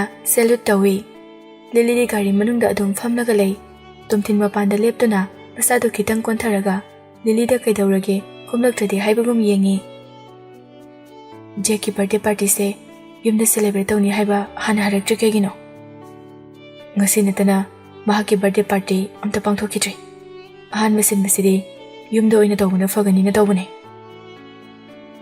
ꯖꯦꯛꯅ ꯅꯥꯔꯤꯕ ꯂꯩꯅꯥꯗꯨ ꯈꯟꯖꯤꯜꯂꯨꯔꯒ ꯂꯤꯂꯤ ꯅꯨꯡꯉꯥꯏꯇꯕꯁꯨ ꯐꯥꯎꯏ ꯍꯜꯂꯒꯦ ꯍꯥꯏꯕꯁꯨ ꯉꯝꯗꯦ ꯇꯣꯝꯊꯤꯟꯒꯤ ꯐꯦꯃꯤꯂꯤ ꯃꯃꯥꯡꯗ ꯂꯦꯞꯄꯁꯨ ꯏꯀꯥꯏꯒꯨꯝ ꯇꯧꯏ ꯇꯨꯃꯤꯟꯅ ꯂꯩ ꯑꯗꯣ ꯅꯪ ꯍꯥꯟꯅ ꯌꯨꯝꯗ ꯇꯧꯗꯣꯏꯗꯤ ꯍꯥꯏꯔꯛꯄ ꯀꯩꯗꯧꯒꯦꯕ ꯑꯩꯗꯤ ꯗ꯭ꯔꯦꯁꯁꯨ ꯍꯣꯡꯗꯣꯛꯇꯦ ꯂꯤꯂꯤ ꯎꯄꯥꯏ ꯂꯩꯇꯦ ꯇꯞꯅ ꯒꯥꯔꯤꯗꯒꯤ ꯀꯨꯝꯊꯔꯛꯂꯒ ꯃꯤꯠꯌꯦꯡꯅ ꯌꯨꯝꯗ ꯑꯃꯨꯛ ꯌꯦꯡꯂꯨꯕꯗ ꯏꯚꯤꯅꯤꯡ ꯒꯥꯎꯟ ꯁꯦꯠꯄ ꯅꯨꯄꯤ ꯀꯌꯥꯅ ꯊꯥꯔꯗ ꯐ꯭ꯂꯣꯔꯗ ꯍꯥꯏ ꯍꯨꯝꯅ ꯆꯠꯄꯗ ꯎꯔꯝꯃꯤ ꯑꯗꯨꯒ ꯃꯍꯥꯛꯀꯤ ꯗ꯭ꯔꯦꯁꯅ ꯑꯊꯥꯕ ꯗꯥꯎꯟ ꯖꯦꯀꯦꯠ ꯗ꯭ꯔꯦꯁ ꯑꯅꯤꯗꯨꯒꯤ ꯈꯦꯠꯅꯕ ꯑꯗꯨ ꯎꯔꯒ ꯄꯥꯔꯇꯤ ꯑꯗꯨꯗ ꯇꯤꯜꯂꯤꯕ ꯃꯌꯥꯝꯅ ꯃꯍꯥꯛꯄꯨ ꯀꯔꯤ ꯍꯥꯏꯅꯈꯤꯅꯤ ꯈꯟꯕꯗ ꯍꯦꯟꯅ ꯋꯥꯔꯝꯃꯤ ꯀꯩꯁꯨ ꯈꯟꯒꯅꯨ Jack and I like you just fine ꯂꯤꯂꯤꯁꯨ ꯐꯠ ꯍꯦꯛꯇ ꯆꯪꯕꯗꯤ ꯉꯝꯗꯦ ꯇꯣꯝꯊꯤꯟꯅ ꯑꯃꯨꯛꯁꯨ ꯆꯪꯉꯁꯦ ꯑꯩꯈꯣꯏ ꯑꯅꯤꯕꯨ ꯂꯥꯛꯄ ꯉꯥꯏꯗꯨꯅ ꯂꯩꯔꯝꯂꯅꯤ ꯂꯤꯂꯤꯅ ꯖꯦꯛ ꯎꯔꯛꯇꯕ ꯀꯨꯏꯔꯕꯅꯤ ꯃꯔꯛ ꯃꯔꯛꯇ ꯑꯉꯥꯡ ꯑꯗꯨꯕꯨ ꯃꯤꯁ ꯇꯧꯔꯛꯄꯁꯨ ꯌꯥꯎꯗꯕ ꯅꯠꯇꯦ ꯇꯣꯝꯊꯤꯟꯒꯤ ꯃꯇꯨꯡ ꯏꯟꯅꯗꯨꯅ ꯂꯥꯛꯄ ꯍꯧꯏ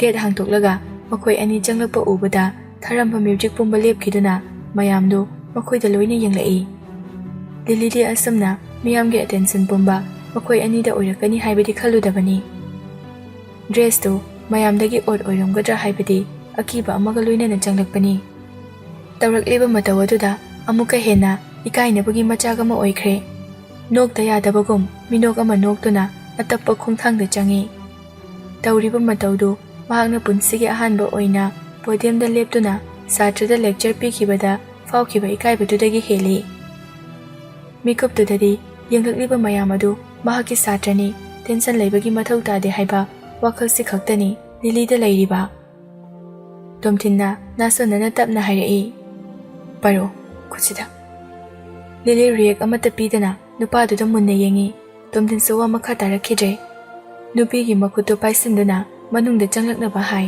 ꯃꯤꯀꯨꯞꯇꯨꯗ ꯖꯦꯛꯁꯨ ꯏꯃꯨꯡꯗꯒꯤ ꯊꯣꯛꯂꯛꯇꯨꯅ ꯃꯈꯣꯏꯅ ꯂꯩꯔꯤꯕ ꯃꯥꯏꯀꯩꯗꯨꯗ ꯆꯦꯟꯁꯤꯜꯂꯛꯏ ꯑꯟꯇꯤ ꯄꯥꯝꯕꯤꯌꯨ ꯍꯥꯏꯕꯒꯨꯝꯅ ꯃꯈꯨꯠ ꯃꯆꯥ ꯑꯅꯤ ꯑꯗꯨ ꯁꯥꯡꯅ ꯇꯤꯡꯊꯣꯛꯇꯨꯅ ꯆꯪꯁꯤꯜꯂꯛꯄꯗꯨ ꯎꯔꯒ ꯇꯣꯝꯊꯤꯟꯅ ꯄꯥꯏꯔꯝꯕ ꯃꯍꯥꯛꯀꯤ ꯃꯈꯨꯠꯇꯨ ꯁꯠꯇꯣꯛꯇꯨꯅ ꯈꯔ ꯅꯣꯟꯊꯔꯒ ꯑꯉꯥꯡ ꯑꯗꯨꯕꯨ ꯅꯨꯡꯁꯤꯅ ꯑꯣꯛꯇꯨꯅ ꯄꯝꯈꯠꯄꯤ ꯃꯌꯥꯝꯒꯤ ꯃꯤꯠꯌꯦꯡꯗꯒꯤ ꯎꯗꯅꯕ ꯃꯑꯣꯡꯗ ꯑꯉꯥꯡ ꯑꯗꯨꯒꯤ ꯄꯤꯛꯂꯕ ꯃꯁꯥ ꯑꯗꯨꯒꯤ ꯃꯇꯦꯡ ꯂꯧꯗꯨꯅ ꯈꯨꯝꯖꯤꯟꯈ꯭ꯔꯦ ꯃꯇꯝ ꯀꯨꯏꯅ ꯃꯤꯁ ꯇꯧꯔꯛꯄ ꯑꯉꯥꯡ ꯑꯗꯨ ꯑꯃꯨꯛ ꯍꯟꯅ ꯎꯕ ꯐꯪꯕꯗ ꯃꯍꯥꯛꯁꯨ ꯌꯥꯝꯅ ꯍꯔꯥꯎꯔꯝꯃꯤ ꯊꯪꯅꯕ ꯃꯤꯀꯨꯞꯇ ꯃꯍꯥꯛꯀꯤ ꯑꯥꯏꯗꯦꯟꯇꯤꯇꯤ ꯑꯁꯤ ꯃꯌꯥꯝꯅ ꯈꯪꯅꯤꯡꯕ ꯍꯦꯜꯂꯝꯒꯅꯤ ꯈꯜꯂꯨꯕꯗ ꯄꯥꯈꯠꯄꯗꯒꯤ ꯍꯦꯟꯗꯣꯛꯂꯒ ꯑꯀꯤꯕꯁꯨ ꯐꯥꯎꯔꯛꯏ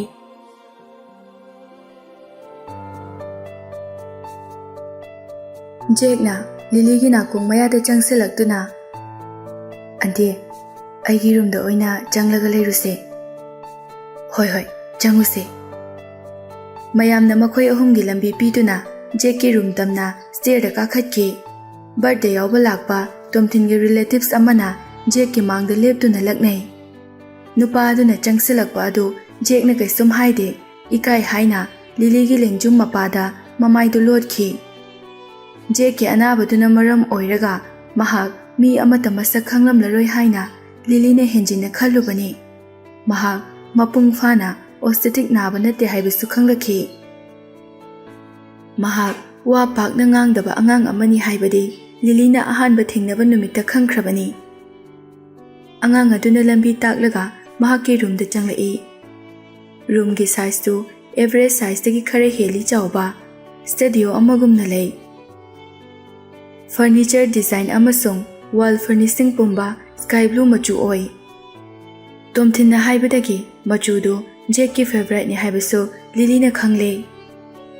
Room gi manungda leiriba decoration mayamdagi hentoklaga military themes ki oiba asengba manba sanapot mayam amasu leiri. Maru oina pistols, tanks, aircrafts, action figures kaya uba fange. Madu ubada Lily di ngakpana loire. Mahaknadi Jack si yamna ingja tapchaba mong hazadaba angang amagumna khallubani. Adubu Jack na ahal amagumna military tools kaya mahakki favorite oiramgani haibadi Lily na thajarude. Adubu tomthin ningsinglubada mahakki kaka laubagi asigumba sanapot asi pambo oiramgani haina khalli. Jack na achauba sanapot ki helicopter amada makhutna thinduna asigi machu langba helicopter se akhoi mana aigi nena leibikhibanena hai. Lily su angang aduna makhut theliba aduda munna yengi. Toy oirabasu helicopter ado asengba amagi mawongda manung mapan fauna phajana sai. Angang aduna yamna checksina thamlambadu uraga mahakna toy helicopter ado yamna pamjai haiba khangba ngami. Angang do Lily na pamduna leiribani. Jack na Auntie aigi mamaga babaga do yam miss tawi. Tomthinna nongmata mahakki mayamba amasung mataimagi maramda nongmata Lily da haikiba leite. Aduna Lily na so Jack ki parents ki maramda karisu khangde masaksu khangde. Lily ngaihak wakhal khallaba matungda angang aduda onsinduna hanglai. Nangi mamaga babaga kaida lekhige. Ngasi nangi birthday numisida makhoi la oidra. Jack na la oi haina makoktu yet oida leiduna hai. Aigi uncle na haibada aigi mamadi yamna arapa mafamda chakhi hai. Aduga laifamdi haiba haiba yade aina hangdasu. Wa ngangba loidringai mai nonthakiba aduda Lily na Jack ki piktak toba khajai aduda pairaga mangonda yenglao haibagumna mai adu thangkathalli. Angang adugi mamitta mapina tungdana leirambadu ubada Jack bu hanadagi nungsiba saruk kaya hengalai. Tomthinda hangningba wahang kaya leirabasu Jack leitaba matamda hanglagi khanduna hangkhidre. Hojik khaktada Tomthinna Jack ka loinaraga leibagi maram asengba khanglakhi. Lily na angangi athotpa makhut aduda nungsina paiduna laibakta chupiraga hairai. Arapa mafamdagi babana nangi happy birthday gi wish piramganiye. Angangdo mapa palakpa aduda tungduna leiramba pirang mayam adu khajaida sintharakpa hawraklabani. Lily su thamoi kairabagumna wa ngangba phawba phajana ngangthokpa ngamdrabani. Mahakki bag tagi mobile phone puthoraktuna gallery da changdaga Jack da photo khara utnaba honai. Lily na photo ama yenghalaga Jack sida yauriba angang macha mayam asigi mama baba su arapa mafamda loina chakhi. Makhoidi chaningai leitadana ne chara henbasu yauribane. Adubu makhoidi kapte masado yamna kanna lei. Photo da yauriba angang sing adugi maida makhuna amuk thinduna ubra makhoi loina makse noklise. Lily ki pambomda nga thaduna picture aduda yamna munna yengi ngaihak leiraga aisuka parai auntie makhoi gumna akanba angang oigani. Lily na Jack pu chetna konsinduna apikpa masaiganda makhutna tapna nanthabi. Tomthinna khongpham amata lengdana leptuna leirambadu urai. Ngasaidagi mahak leirui haiba kaurubani. Kayam koina Jack makhoi ani wari sanakre haiba phawba khangba ngamde. ꯇꯣꯝꯊꯤꯟꯅ ꯌꯦꯡꯂꯛꯂꯤꯕ ꯑꯥꯔꯊ ꯂꯩꯕ ꯃꯤꯠꯌꯦꯡ ꯑꯗꯨ ꯂꯤꯂꯤꯅ ꯀꯔꯝꯅ ꯃꯥꯌꯣꯛꯅꯒꯅꯤ ꯍꯥꯏꯕ ꯐꯥꯎꯕ ꯈꯪꯗꯦ꯫ ꯑꯉꯥꯡꯗ ꯑꯃꯨꯛ ꯑꯣꯟꯁꯤꯟꯗꯨꯅ ꯃꯍꯥꯛꯅ ꯍꯥꯏꯈꯤꯕ ꯃꯌꯥꯝ ꯑꯗꯨ ꯍꯜꯂꯒ ꯑꯃꯨꯛ ꯇꯥꯛꯏ꯫ ꯇꯣꯝꯊꯤꯟꯁꯨ ꯋꯥꯈꯜ ꯑꯃꯗ ꯇꯥꯎꯔꯨꯔꯒ ꯚꯥꯞ ꯇꯥꯔꯛꯄꯒꯨꯝꯅ ꯃꯤꯠꯇꯨ ꯀꯨꯐꯦꯠ ꯀꯥꯐꯦꯠ ꯈꯞꯂꯛꯏ꯫ ꯂꯤꯂꯤ ꯑꯃꯁꯨꯡ ꯖꯦꯛꯀꯤ ꯃꯅꯥꯛꯇ ꯆꯪꯁꯤꯜꯂꯛꯏ꯫ ꯕꯥꯔꯗꯦ ꯄꯥꯔꯇꯤ ꯍꯧꯈ꯭ꯔꯦ, ꯃꯈꯥꯗ ꯀꯨꯝꯊꯔꯁꯦ꯫ ꯁꯤ ꯍꯥꯏꯔꯒ ꯖꯦꯛꯄꯨ ꯃꯍꯥꯛꯅ ꯂꯤꯂꯤꯗꯒꯤ ꯑꯃꯨꯛ ꯂꯧꯗꯨꯅ ꯃꯍꯥꯛꯅ ꯄꯝꯂꯒ ꯃꯥꯡ ꯊꯥꯗꯨꯅ ꯆꯠꯄ ꯍꯧꯏ꯫ ꯇꯨꯡꯗꯒꯤ ꯑꯃꯨꯛꯇ ꯉꯥꯏꯕꯤꯈꯣꯕ꯫ ꯈꯣꯟꯖꯦꯜꯗꯨ ꯇꯥꯕꯒ ꯇꯣꯝꯊꯤꯟ ꯃꯍꯥꯛꯅ ꯂꯦꯞꯂꯤꯕ ꯃꯄꯥ ꯑꯗꯨꯗꯒꯤ ꯂꯦꯡꯗꯅ ꯂꯩ, ꯃꯥꯏꯁꯨ ꯑꯣꯟꯊꯣꯔꯛꯇꯦ꯫ ꯑꯩ ꯁꯤꯗ ꯑꯗꯨꯝ ꯂꯩꯍꯧꯕ ꯌꯥꯒꯗ꯭ꯔꯥ? ꯇꯣꯝꯊꯤꯟꯅ ꯄꯤꯁꯨꯝꯗꯨ ꯈꯖꯤꯛꯇꯪ ꯊꯥꯡꯀꯠꯂꯛꯂꯒ ꯎꯠꯂꯛꯄ ꯃꯥꯏꯊꯣꯡ ꯑꯗꯨ ꯎꯔꯒ ꯍꯥꯏꯔꯝꯗ꯭ꯔꯕꯁꯨ ꯍꯥꯏꯅ ꯑꯃꯨꯛ ꯈꯜꯂꯛꯏ꯫ ꯉꯁꯥꯏ ꯃꯈꯥꯒꯤ ꯔꯨꯝ ꯀꯌꯥ ꯐꯥꯎꯔꯒ ꯆꯪꯂꯛꯄꯗ ꯄꯥꯔꯇꯤ ꯌꯥꯎꯕ ꯂꯥꯛꯄ ꯒꯦꯁꯁꯤꯡꯅ ꯂꯤꯂꯤꯗ ꯌꯦꯡꯂꯛꯄ ꯃꯤꯠꯌꯦꯡ ꯑꯗꯨꯁꯨ ꯈꯔꯁꯨ ꯀꯟꯃꯟꯈ꯭ꯔꯦ꯫ ꯅꯨꯄꯤ ꯈꯔꯗꯤ ꯂꯤꯂꯤꯗ ꯆꯥꯗꯧꯈꯩ ꯃꯃꯤꯠ ꯑꯔꯩꯕ ꯃꯈꯩ ꯂꯥꯎꯊꯣꯛꯂꯒ ꯌꯦꯡꯍꯧꯕꯗꯨ ꯅꯤꯡꯁꯤꯡꯂꯨꯔꯒ ꯂꯤꯂꯤ ꯄꯥꯔꯇꯤ ꯑꯗꯨ ꯌꯥꯎꯅꯤꯡꯗ꯭ꯔꯕꯅꯤ꯫ ꯂꯤꯂꯤꯒꯤ ꯄꯥꯈꯠꯄꯒꯗꯨ ꯎꯔꯒ ꯇꯣꯝꯊꯤꯟꯅ ꯑꯃꯨꯛ ꯃꯅꯥꯛꯇ ꯆꯪꯁꯤꯟꯗꯨꯅ ꯍꯥꯏꯔꯛꯏ꯫ ꯅꯪꯅ ꯀꯤꯔꯤꯁꯦ ꯀꯅꯥꯗꯅꯣ? ꯂꯩꯍꯧꯔꯤꯕ ꯃꯌꯥꯝ ꯑꯗꯨꯅ ꯑꯩꯒꯤ ꯒꯔꯜꯐ꯭ꯔꯦꯟ ꯂꯩ ꯍꯥꯏꯕ ꯍꯥꯟꯅ ꯂꯣꯏꯅ ꯈꯪꯂꯕꯅꯤ꯫ ꯉꯁꯤꯗꯤ ꯃꯌꯥꯝ ꯃꯥꯡꯗ ꯎꯠꯄꯒꯤ ꯃꯇꯝ ꯌꯧꯔꯛꯂꯕꯅꯤ꯫ ꯅꯨꯄꯥꯗꯨꯅ ꯉꯥꯡꯕꯗꯨ ꯇꯥꯔꯒ ꯂꯤꯂꯤ ꯃꯃꯤꯠꯇꯨ ꯍꯦꯟꯅ ꯂꯥꯎꯊꯣꯛꯈ꯭ꯔꯦ꯫ ꯑꯩꯅ ꯅꯉꯣꯟꯗ ꯍꯥꯏꯗ꯭ꯔꯥ, ꯅꯉꯣꯟꯗ ꯃꯇꯝ ꯌꯥꯝꯅ ꯄꯤꯔꯔꯣꯏ ꯍꯥꯏꯅ? ꯂꯤꯂꯤꯒꯤ ꯄꯨꯛꯅꯤꯡꯗ ꯃꯍꯥꯛꯅ ꯃꯐꯝꯁꯤꯗ ꯑꯩꯕꯨ ꯄꯨꯔꯛꯂꯤꯁꯦ ꯖꯦꯛꯀꯤ ꯕꯥꯔꯗꯦ ꯄꯥꯔꯇꯤ ꯑꯁꯤꯒꯤ ꯈꯨꯗꯣꯡꯆꯥꯕ ꯂꯧꯔꯒ ꯃꯤꯌꯥꯝ ꯃꯥꯡꯗ ꯑꯩꯕꯨ ꯐꯣꯔꯃꯦꯂꯤ ꯏꯟꯇ꯭ꯔꯣꯗ꯭ꯌꯨꯁ ꯇꯧꯅꯕ ꯑꯣꯏꯔꯝꯒꯗ꯭ꯔꯥ? ꯂꯤꯂꯤ ꯎꯄꯥꯏ ꯂꯩꯇ꯭ꯔꯗꯨꯅ ꯄꯥꯎꯈꯨꯝ ꯄꯤꯔꯛꯏ꯫ ꯁꯨꯃꯥꯏꯅ ꯇꯧꯅꯤ ꯍꯥꯏꯔꯗꯤ ꯅꯪ ꯍꯥꯟꯅ ꯑꯩꯉꯣꯟꯗ ꯄꯥꯎ ꯈꯖꯤꯛꯇꯪ ꯄꯤꯔꯝꯕ ꯀꯩꯗꯧꯒꯦ? ꯑꯩꯅ ꯍꯥꯟꯅ ꯍꯥꯏꯔꯝꯃꯗꯤ ꯅꯪ ꯃꯐꯝꯁꯤꯗ ꯂꯥꯛꯁꯤ ꯍꯥꯏꯕ ꯌꯥꯔꯝꯒꯗ꯭ꯔꯥꯅꯦ?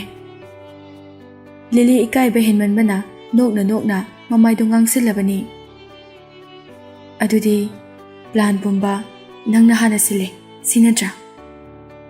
ꯅꯨꯄꯥ ꯑꯗꯨꯒꯤ ꯃꯃꯤꯠꯅ ꯅꯣꯛꯂꯛꯄ ꯃꯤꯅꯣꯛ ꯑꯗꯨꯅ ꯋꯥꯍꯪ ꯑꯗꯨꯒꯤ ꯄꯥꯎꯈꯨꯝ ꯑꯗꯨ ꯍꯣꯏ ꯍꯥꯏꯕꯅꯤ ꯍꯥꯏꯕ ꯈꯪꯕ ꯉꯝꯃꯤ꯫ ꯂꯤꯂꯤꯒꯤ ꯃꯃꯥꯏꯗꯒꯤ ꯏꯟꯆ ꯑꯃ ꯐꯥꯗꯅ ꯅꯛꯁꯤꯜꯂꯒ ꯑꯇꯞꯄ ꯈꯣꯟꯖꯦꯜꯗ, ꯁꯥꯎꯒꯦꯁꯨ ꯀꯣꯟꯅ ꯁꯥꯎꯔꯣ, ꯍꯧꯖꯤꯛꯇꯤ ꯃꯇꯥꯡ ꯆꯥꯗ꯭ꯔꯤ, ꯑꯩ ꯀꯣꯟꯅ ꯐꯖꯅ ꯑꯃꯨꯛ ꯂꯥꯜꯂꯦ ꯍꯥꯏꯖꯒꯦ꯫ ꯇꯣꯝꯊꯤꯟꯒꯤ ꯈꯣꯟꯖꯦꯜꯒꯤ ꯃꯅꯤꯜ ꯑꯗꯨ ꯃꯍꯥꯛꯀꯤ ꯃꯅꯥꯀꯣꯡꯗ ꯐꯤꯜ ꯇꯧꯏ꯫ ꯃꯍꯥꯛꯀꯤ ꯈꯣꯟꯖꯦꯜ ꯑꯗꯨ ꯐꯅ ꯌꯥꯝꯅ ꯁꯤꯊꯅ ꯉꯥꯡꯂꯕꯁꯨ ꯑꯃꯦꯡꯕ ꯑꯣꯏ꯫ ꯃꯁꯥꯗ ꯁꯣꯟꯊꯥꯡꯅꯅ ꯇꯥꯍꯧꯔꯤꯕ ꯃꯈꯣꯜ ꯑꯗꯨꯅ ꯈꯣꯜꯒꯤ ꯇꯥꯏꯅꯐꯝ ꯁꯔꯨ ꯄꯨꯝꯕ ꯃꯄꯥꯡꯒꯜ ꯁꯣꯟꯊꯍꯟꯈ꯭ꯔꯦ꯫ ꯂꯦꯞꯄ ꯐꯥꯎꯕ ꯆꯨꯝꯅ ꯂꯦꯞꯇ꯭ꯔꯦ, ꯅꯤꯛꯂꯦ꯫ ꯂꯤꯂꯤꯅ ꯇꯧꯕ ꯌꯥꯕ ꯍꯥꯏꯔꯗꯤ ꯅꯨꯄꯥ ꯑꯗꯨꯅ ꯍꯥꯏꯔꯤꯕ ꯑꯗꯨ ꯌꯥꯗꯨꯅ ꯃꯇꯨꯡ ꯏꯟꯅꯕ ꯅꯠꯇ꯭ꯔꯒ ꯃꯐꯝꯗꯨ ꯊꯥꯗꯣꯛꯇꯨꯅ ꯆꯠꯈꯤꯕ ꯑꯁꯤꯅꯤ꯫ ꯍꯧꯖꯤꯛꯇꯤ ꯅꯨꯄꯤ ꯃꯍꯥꯛꯅ ꯑꯩ ꯄꯥꯔꯇꯤ ꯑꯁꯤ ꯌꯥꯎꯕ ꯉꯝꯂꯣꯏ ꯍꯥꯏꯅ ꯆꯦꯟꯕ ꯉꯝꯗꯧꯔꯤꯕ꯭ꯔꯥ? ꯃꯍꯥꯛꯅ ꯃꯐꯝꯗꯨ ꯊꯥꯗꯣꯛꯄ ꯉꯝꯒꯦ ꯍꯥꯏꯔꯕꯗꯤ ꯊꯃꯣꯏ ꯄꯥꯟꯗꯕꯤ ꯑꯃꯒꯤ ꯁꯛꯂꯣꯟ ꯂꯧꯕ ꯇꯥꯏ꯫ ꯃꯁꯤꯃꯛꯁꯨ ꯃꯍꯥꯛꯅ ꯉꯝꯂꯣꯏꯗꯧꯔꯤ꯫ ꯑꯗꯨꯅ ꯂꯩꯕ ꯇꯥꯔꯤꯕ꯭ꯔꯥ? ꯃꯌꯥꯝ ꯃꯥꯡꯗ ꯅꯨꯄꯥ ꯑꯗꯨꯅ ꯃꯍꯥꯛꯀꯤ ꯐ꯭ꯌꯨꯆꯔ ꯋꯥꯏꯐꯅꯤ ꯍꯥꯏꯕꯗ ꯍꯔꯥꯎꯅ ꯌꯥꯔꯗ꯭ꯔꯥ? ꯅꯨꯄꯥ ꯑꯗꯨꯅ ꯊꯥꯛꯄ ꯂꯥꯡꯗ ꯊꯨꯔꯅꯤ ꯈꯪꯅ ꯈꯪꯅ ꯑꯗꯨꯝ ꯆꯪꯁꯤꯟꯕ ꯇꯥꯔꯕ꯭ꯔꯥ?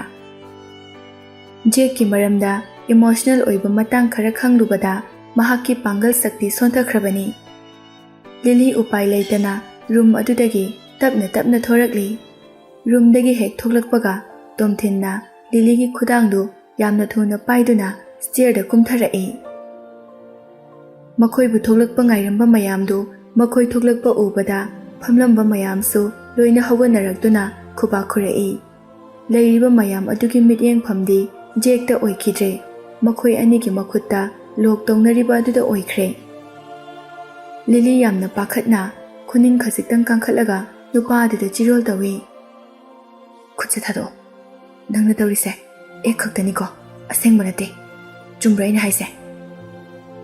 ꯂꯤꯂꯤꯒꯤ ꯋꯥꯍꯩꯗꯨ ꯅꯨꯄꯥꯗꯨꯒꯤ ꯅꯥꯀꯣꯡꯗ ꯆꯪꯗ꯭ꯔꯕ ꯃꯥꯜꯂꯦ, ꯄꯥꯎꯈꯨꯝ ꯀꯩꯁꯨ ꯄꯤꯔꯛꯇꯦ꯫ ꯃꯤꯅ ꯋꯥꯍꯪ ꯑꯃ ꯍꯪꯂꯛꯄꯗ ꯇꯥꯏ ꯍꯥꯏꯕꯒꯤ ꯁꯛꯐꯝ ꯐꯥꯎꯕ ꯎꯠꯂꯛꯇꯦ꯫ ꯇꯣꯝꯊꯤꯟ ꯃꯈꯨꯠ ꯌꯦꯠꯅ ꯖꯦꯛꯄꯨ ꯁꯝꯗꯨꯅ ꯄꯨꯔꯛꯏ, ꯑꯗꯨꯒ ꯃꯈꯨꯠ ꯑꯣꯏꯅ ꯂꯤꯂꯤꯒꯤ ꯈꯨꯗꯥꯡ ꯄꯥꯏꯁꯤꯟꯗꯨꯅ ꯕꯔꯊꯗꯦ ꯀꯦꯛ ꯊꯝꯂꯤꯕ ꯃꯅꯥꯛꯇ ꯆꯪꯁꯤꯜꯂꯛꯏ꯫ ꯃꯈꯣꯏꯕꯨ ꯃꯁꯛ ꯈꯪꯗꯕ, ꯑꯍꯥꯟꯕ ꯎꯕ ꯃꯤ ꯈꯨꯗꯤꯡꯅ A Family of 3 soidana malamgani. Cake tuna leiriba mafamdo yamna tenba distance tani. Matek amadu chatpada changba matamdo Lily dadi century kaya changbagumna khali. Dilliba mising adugi attention pumba makhoi ahumda khaktani atopa singda wakhal amata choithoktre. Birthday cake leiba manak yaurakpada Tomthinna Lily gi makhut adu tapna thadorai. Lily na mikup asibu mahaki best luckiest moment ni haina thamoida haktuna laikre. Yum halaba matung diary da isingni haiba phawba khankre. Jake ki jahi mari subagi pangthokpa birthday ni maram aduna cake aduda candle mari yongi. Jake na ngangliba sing aduga hairadi Lily nadi mahakse yamdrabada jahi manga suramgani haina khallubani. Jake na cake ke mamangda leptuna Tomthin amasung Lily na Jake ki yet oida lepi. Makhoi mayam adu happy birthday to you haina isai sakpa haunarai. Hana birthday amukta tawkidriba Jake tu mayamgi mataw aduda pungaw ngawre. Mamitto amada amuk yen amada amuk onsen koilay lay tuna lay. Tomthin na non thaduna Jake nang susao mayam na saknarise. Jake su sur taba tadaba mayam na saknariba khara adugi matung innaba hotnay. Soiba soidaba karisu khankidre mahakna hena makhol hauna saklakpa horai. Masagi birthday oirasu miyamgi matung induna mahaksu happy birthday to you haiduna adum hairi. Tomthinna candle adugi mairi adu kamduna muthatnaba Jake ta taklami. Jake ki amukki gloda candle marimak loina mutkhirami. Mamaidu onthoktuna Lily da tarau tarauba mamit aduna noklaga yinglai. Mahaki mamit adu yamna nungsi. Yenglakliba adugi maramsu Lily khangi. Lily na Jake ki makhutu paiduna khajiktang thangkalaga That's great. Yam kalle Jake nang. Tomthin so makhoi anigi mataw aduda thamoi pena harauna yenglami. Non thaduna Jake ki khajaida kiss tawduna Lily da yenglaga hairai. Jake ki room da changlamo. Aikona nangi chanaba ke khara su pusalaage. Wafam adudi Lily na khwaidagi pamba wafam ni. Yaroidabagi maram leite camera namliba mayam aduna social media da video thagalaklabadi haina pakhatlaga leiramdabani. Birthday yawba lakpa mi khudingmak mahak yengba lakpani haiba wakhal asida ka hena sagatkrabani. Jake bu makhut samduna mamai leirakpada dilliba miyamdu mikup amatang yenglambani. Sakpham amada hena chingsinkiduna midyengdo amuk halli. Mayam maraktuda Isabella yaurambadu ure. Isabella so Lily da yenglaktuna makhutta pairamba wine glass adu khara thangkalaga nofet tawrai. Midyeng adudi hanadagi yamna hongle. Hanigi adumaina chadokhi yengba midyengdu natre. Minok tamlakpada khajai pumba yaure. Hanagi adumna machin tamak lengbadu natre. Minok asiso mahaki phajaba maithongda hena phajanaba leiting oikhre. Mayamdagi thoidok indokna Isabella se masak phajai. Tomthinna mahaku pambagi mahutta ai oina choose tawriba se karigino haiba ai khangde. Puzzle ama solve tawba ngamdabagumna Lily ungduna lei. Mahak karamba matamdagi asumna gyan tarakliba jano natraga aiga naksinanaba tawsanariba jala. Adumakti mandeda. Jake na mahaki makhut adu nomduna Auntie nang sum lepaga lairadi kaidaurage uncle na akhoi ani ka manungda changu haikhridudi. Lily sense lai. Oh hoi changase. Si hairaga chatpa haubaga nakanda wari sanabadu tarai. Mahak sine Tomthingi fiance haibado sakti adum phajai. Adubu yengbada low class dagi lakpa mandro. Mahak kaidagino haiba khangnabro noiba. Atopa amana amo khonjeldo tapna ngango nangna ngangido mana takiroidro. Mahaki khutsa marakta Tomthinse leiduna thamkhrabani. Masina takpadi mahak jadu mantra kharadi haiba nupini haibani. Mahak leirinaida mahaki wari sanagumse takhrabadi ꯑꯩꯈꯣꯏꯕꯨ ꯑꯃꯨꯛ ꯉꯥꯎꯍꯟꯒꯦ ꯍꯥꯏꯅ ꯁꯦꯝꯖꯤꯟꯈꯤꯕ ꯁꯣꯏꯔꯣꯏꯌꯦ꯫ ꯇꯞꯅ ꯉꯥꯡꯉꯨ ꯍꯥꯏꯅ ꯆꯩꯔꯛꯂꯤꯕ ꯅꯨꯄꯤ ꯑꯗꯨꯒꯤ ꯈꯣꯟꯖꯦꯜꯗꯨꯅ ꯍꯦꯟꯅ ꯍꯧꯅ ꯇꯥꯈ꯭ꯔꯦ ꯂꯤꯂꯤꯅꯗꯤ꯫ ꯁꯥꯟꯅꯔꯤꯕ ꯋꯥꯔꯤ ꯑꯗꯨ ꯇꯥꯕ ꯅꯨꯄꯤ ꯑꯃꯅ ꯑꯃꯨꯛ ꯍꯥꯏꯔꯛꯏ, ꯂꯥꯏꯔꯕ ꯑꯣꯏꯔꯕꯁꯨ ꯀꯩꯗꯧꯒꯦ? ꯇꯣꯝꯊꯤꯟꯒꯤ ꯏꯃꯨꯡꯗ ꯁꯦꯜꯒꯤ ꯑꯣꯏꯅꯗꯤ ꯆꯥꯔꯣꯜ ꯁꯨꯔꯣꯜ ꯀꯌꯥꯒꯤ ꯑꯋꯥꯠꯄ ꯂꯩꯔꯔꯣꯏꯗꯕꯅꯤ꯫ ꯇꯣꯝꯊꯤꯟꯅ ꯃꯍꯥꯛꯄꯨ ꯄꯥꯝꯂꯤꯕꯁꯦ ꯅꯈꯣꯏ ꯑꯩꯈꯣꯏꯅ ꯈꯪꯂꯣꯏꯗꯕ ꯃꯔꯝ ꯑꯃ ꯂꯩꯔꯝꯒꯅꯤ, ꯍꯥꯏꯕꯗꯤ ꯑꯃꯗꯣ꯫ ꯁꯤ ꯍꯥꯏꯔꯒ ꯃꯈꯣꯏꯒꯤ ꯒ꯭ꯔꯨꯞꯇꯨ ꯃꯈꯣꯜ ꯍꯧꯅ ꯅꯣꯛꯏ꯫ ꯇꯣꯝꯊꯤꯟꯁꯨ ꯅꯣꯛꯄꯗꯨ ꯏꯆꯝ ꯆꯝꯅ ꯅꯣꯛꯂꯤꯕꯣꯏ ꯅꯤꯡꯗꯨꯅ ꯀꯔꯤꯁꯨ ꯍꯦꯟꯅ ꯈꯟꯖꯤꯜꯂꯨꯗꯦ꯫ ꯃꯌꯥꯝ ꯀꯦꯛ ꯏꯜꯂꯤꯕ ꯑꯗꯨꯗ ꯍꯦꯟꯅ ꯄꯨꯛꯅꯤꯡ ꯂꯨꯞꯇꯨꯅ ꯂꯩ꯫ ꯃꯌꯥꯝꯗꯒꯤ ꯒ꯭ꯌꯥꯟ ꯈꯔ ꯇꯥꯕ ꯁꯤꯅꯤꯌꯔ ꯑꯥꯔꯇꯤꯁ ꯑꯃꯅ, ꯅꯈꯣꯏ ꯅꯊ꯭ꯋꯥꯏꯗꯣ ꯃꯥꯡꯅꯤꯡꯗ꯭ꯔꯕꯗꯤ ꯇꯨꯃꯤꯟꯅ ꯂꯩꯌꯨꯀꯣ꯫ ꯄꯥꯔꯇꯤ ꯑꯃꯗ ꯕꯤ ꯁ꯭ꯇ꯭ꯔꯤꯡꯒꯤ ꯖꯨꯅꯤꯌꯔ ꯑꯥꯔꯇꯤꯁ ꯑꯃꯅ ꯅꯨꯄꯤ ꯑꯁꯤꯗ ꯋꯥ ꯈꯖꯤꯛꯇꯪ ꯉꯥꯡꯂꯨꯕꯒꯤ ꯃꯍꯥꯛ ꯑꯦꯟꯇꯔꯇꯦꯟꯃꯦꯟ ꯁꯔꯀꯜꯗ ꯑꯃꯨꯛ ꯍꯟꯅ ꯎꯈꯤꯗ꯭ꯔꯕꯅꯤ꯫ ꯍꯥꯟꯅ ꯂꯧꯁꯤꯟꯈ꯭ꯔꯕ ꯇꯤꯚꯤ ꯄ꯭ꯔꯣꯒ꯭ꯔꯥꯝ, ꯍꯣꯁ ꯑꯣꯏꯕꯒꯤ ꯄ꯭ꯔꯣꯒ꯭ꯔꯥꯝ ꯂꯣꯏꯅꯃꯛ ꯀꯦꯟꯁꯦꯜ ꯇꯧꯈꯤꯕꯒꯤ ꯋꯥꯔꯤ ꯂꯩꯈꯤꯕꯅꯤ꯫ ꯅꯨꯄꯤꯗꯣ ꯀꯥꯏꯗ ꯂꯩꯈꯤ ꯍꯥꯏꯕꯁꯨ ꯈꯪꯗꯦ, ꯃꯁꯛꯁꯨ ꯎꯈꯤꯗ꯭ꯔꯦ꯫ ꯃꯌꯥꯝꯗꯨ ꯃꯗꯨ ꯇꯥꯔꯨꯕꯗꯒꯤ ꯑꯀꯤꯕ ꯐꯥꯎꯗꯨꯅ ꯀꯅꯥꯅꯁꯨ ꯇꯥꯔꯣꯏꯗꯕ ꯃꯑꯣꯡꯗ ꯆꯤꯔꯣꯜ ꯇꯧꯅꯩ꯫ ꯁ꯭ꯇꯦꯌꯔ ꯀꯥꯔꯝꯕꯗꯨ ꯂꯦꯞꯂꯒ ꯇꯨꯡꯗ ꯉꯥꯡꯅꯔꯤꯕ ꯑꯗꯣꯝꯗ ꯂꯤꯂꯤꯁꯨ ꯌꯦꯡꯊꯣꯔꯛꯏ꯫ ꯃꯈꯥꯗ ꯅꯨꯄꯤ ꯃꯌꯥꯝ ꯑꯃ ꯃꯉꯣꯟꯗ ꯂꯣꯏꯅ ꯌꯦꯡꯗꯨꯅ ꯆꯤꯔꯣꯜ ꯇꯧꯅꯔꯝꯃꯤ꯫ ꯃꯈꯣꯏ ꯂꯣꯏꯅꯃꯛ ꯃꯁꯛ ꯃꯇꯧ ꯐꯖꯩ꯫ ꯂꯤꯂꯤꯅ ꯌꯦꯡꯂꯛꯄ ꯑꯗꯨꯗ ꯃꯤꯆꯥꯟꯅꯕ ꯉꯝꯗꯕꯒꯤ ꯃꯈꯥꯗ ꯂꯣꯏꯅ ꯅꯣꯟꯊꯗꯨꯅ ꯂꯩꯈꯤ꯫ ꯃꯃꯥꯏꯗꯨ ꯑꯃꯨꯛ ꯑꯃꯨꯛ ꯇꯞꯅ ꯅꯣꯡꯈꯠꯂꯛꯇꯨꯅ ꯂꯤꯂꯤꯕꯨ ꯆꯠꯈ꯭ꯔꯕ ꯍꯥꯏꯅ ꯌꯦꯡꯏ꯫ ꯃꯌꯥꯝ ꯃꯔꯛꯇ ꯃꯍꯥꯛꯄꯨ ꯀꯤꯕꯁꯨ ꯌꯥꯎꯏ, ꯈꯔ ꯊꯧꯁꯥꯗꯕꯁꯨ ꯌꯥꯎꯏ, ꯀꯂꯛꯅ ꯌꯦꯡꯕꯁꯨ ꯌꯥꯎꯏ, ꯅꯨꯡꯁꯤꯅ ꯌꯦꯡꯕꯁꯨ ꯌꯥꯎꯏ꯫ ꯃꯈꯣꯏ ꯈꯨꯗꯤꯡꯃꯛ ꯇꯣꯝꯊꯤꯟꯗ ꯍꯣꯞ ꯆꯥꯕ ꯉꯥꯛꯇꯅꯤ꯫ ꯇꯣꯝꯊꯤꯟꯅ ꯃꯆꯤꯟ ꯀꯥꯊꯣꯛꯄꯗ ꯈꯨꯝꯂꯒꯦ ꯌꯥꯔꯒꯦ ꯍꯥꯏꯅ ꯃꯥꯡꯖꯤꯜ ꯊꯥꯔꯕ ꯉꯥꯛꯇꯅꯤ꯫ ꯑꯄꯪꯕ ꯃꯤꯒ ꯃꯔꯩ ꯌꯦꯠꯅꯕ ꯃꯁꯤꯅ ꯄꯪꯕ ꯍꯦꯜꯂꯤ ꯍꯥꯏꯅꯔꯤꯕꯅꯤ꯫ ꯂꯤꯂꯤꯁꯨ ꯉꯥꯏꯍꯥꯛ ꯈꯤꯡꯂꯝꯂꯒ ꯁꯤꯔꯤꯌꯁ ꯑꯣꯏꯕ ꯃꯇꯧ ꯀꯔꯤꯁꯨ ꯎꯠꯂꯝꯗꯅ ꯁ꯭ꯇꯦꯌꯔꯗ ꯑꯗꯨꯝ ꯀꯥꯈꯠꯈ꯭ꯔꯦ꯫ ꯊꯧꯅꯥ ꯐꯕꯤ ꯅꯨꯄꯤ ꯑꯃꯅ ꯃꯈꯣꯜ ꯍꯧꯅ ꯂꯤꯂꯤ ꯇꯥꯅꯕ ꯃꯑꯣꯡꯗ ꯍꯥꯏꯔꯛꯏ, ꯏꯁꯥꯕꯦꯂꯥꯅ ꯇꯣꯝꯊꯤꯟꯒꯤ ꯃꯇꯨꯡ ꯀꯣꯏꯏꯟ ꯏꯟꯅꯔꯛꯏꯁꯦ ꯆꯍꯤꯗꯤ ꯌꯥꯝꯂꯝꯂꯅꯤ, ꯑꯗꯨꯕꯨ ꯇꯣꯝꯊꯤꯟꯅ ꯃꯍꯥꯛꯄꯨ ꯅꯨꯡꯁꯤꯈꯤꯕꯗꯤ ꯂꯩꯇ꯭ꯔꯤ꯫ ꯇꯣꯝꯊꯤꯟꯅ ꯅꯨꯄꯤ ꯑꯁꯤꯕꯨ ꯅꯨꯡꯁꯤꯔꯝꯅꯤ ꯍꯥꯏꯕꯗꯤ ꯑꯩꯗꯤ ꯊꯥꯖꯗꯦ꯫ ꯇꯣꯝꯊꯤꯟꯅ ꯍꯨꯟꯗꯣꯛꯂꯝꯕ ꯃꯇꯝꯗ ꯃꯍꯥꯛ ꯁꯣꯏꯗꯅ ꯅꯤꯡꯉꯝꯗꯕ ꯐꯥꯎꯔꯛꯀꯅꯤ꯫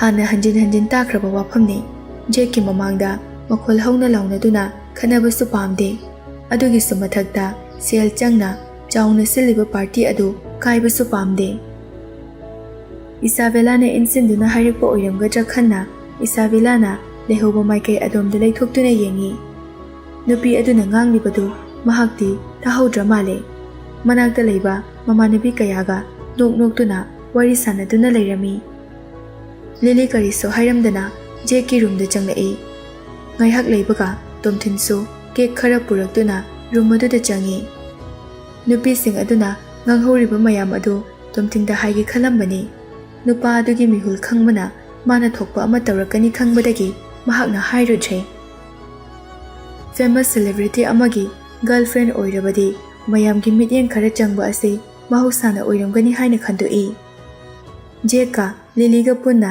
ꯀꯦꯛꯇꯨ ꯆꯥꯃꯤꯟꯅꯔꯝꯃꯤ꯫ ꯆꯥꯕ ꯂꯣꯏꯔꯒ ꯇꯣꯝꯊꯤꯟꯒ ꯖꯦꯛꯀ ꯄꯨꯂꯤꯁ ꯑꯦꯟ ꯃꯥꯐꯤꯌꯥꯒꯤ ꯚꯤꯗꯤꯑꯣ ꯒꯦꯝ ꯁꯥꯟꯅꯔꯝꯃꯤ꯫ ꯂꯤꯂꯤꯁꯨ ꯃꯈꯣꯏ ꯑꯅꯤꯅ ꯁꯥꯟꯅꯔꯤꯕ ꯚꯤꯗꯤꯑꯣ ꯒꯦꯝ ꯑꯗꯨ ꯇꯨꯃꯤꯟꯅ ꯌꯦꯡꯗꯨꯅ ꯂꯩ꯫ ꯇꯣꯝꯊꯤꯟꯅ ꯒꯦꯝ ꯁꯥꯟꯅ ꯁꯥꯟꯅꯅ ꯅꯣꯛꯐꯦꯠ ꯇꯧꯅ ꯂꯤꯂꯤꯗ ꯅꯥꯔꯣꯜꯗ ꯌꯦꯡꯂꯛꯄꯁꯨ ꯂꯦꯞꯇꯦ꯫ ꯂꯤꯂꯤꯁꯨ ꯈꯪꯗꯕ ꯁꯥꯗꯨꯅ ꯇꯣꯝꯊꯤꯟꯅ ꯌꯦꯡꯂꯛꯄ ꯈꯨꯗꯤꯡ ꯉꯥꯏꯍꯥꯛ ꯉꯥꯏꯍꯥꯛꯀꯤ ꯑꯣꯏꯕ ꯖꯦꯛꯇ ꯔꯦꯟꯗꯝ ꯀꯣꯏꯁꯟ ꯍꯪꯖꯤꯜꯂꯤ꯫ ꯇꯣꯝꯊꯤꯟꯅ ꯖꯦꯛꯄꯨ ꯀꯌꯥꯝ ꯅꯨꯡꯁꯤ ꯍꯥꯏꯕ ꯂꯤꯂꯤ ꯉꯁꯤꯗꯤ ꯈꯪꯂꯦ꯫ ꯂꯤꯂꯤꯒꯤ ꯋꯥꯈꯜꯗ ꯃꯍꯥꯛꯀꯤ ꯅꯨꯄꯤ ꯐꯥꯎꯕ ꯖꯦꯛꯅꯁꯨ ꯁꯧꯔꯛꯄꯇꯃꯛ ꯂꯧꯅꯤ ꯍꯥꯏꯅ ꯂꯩ꯫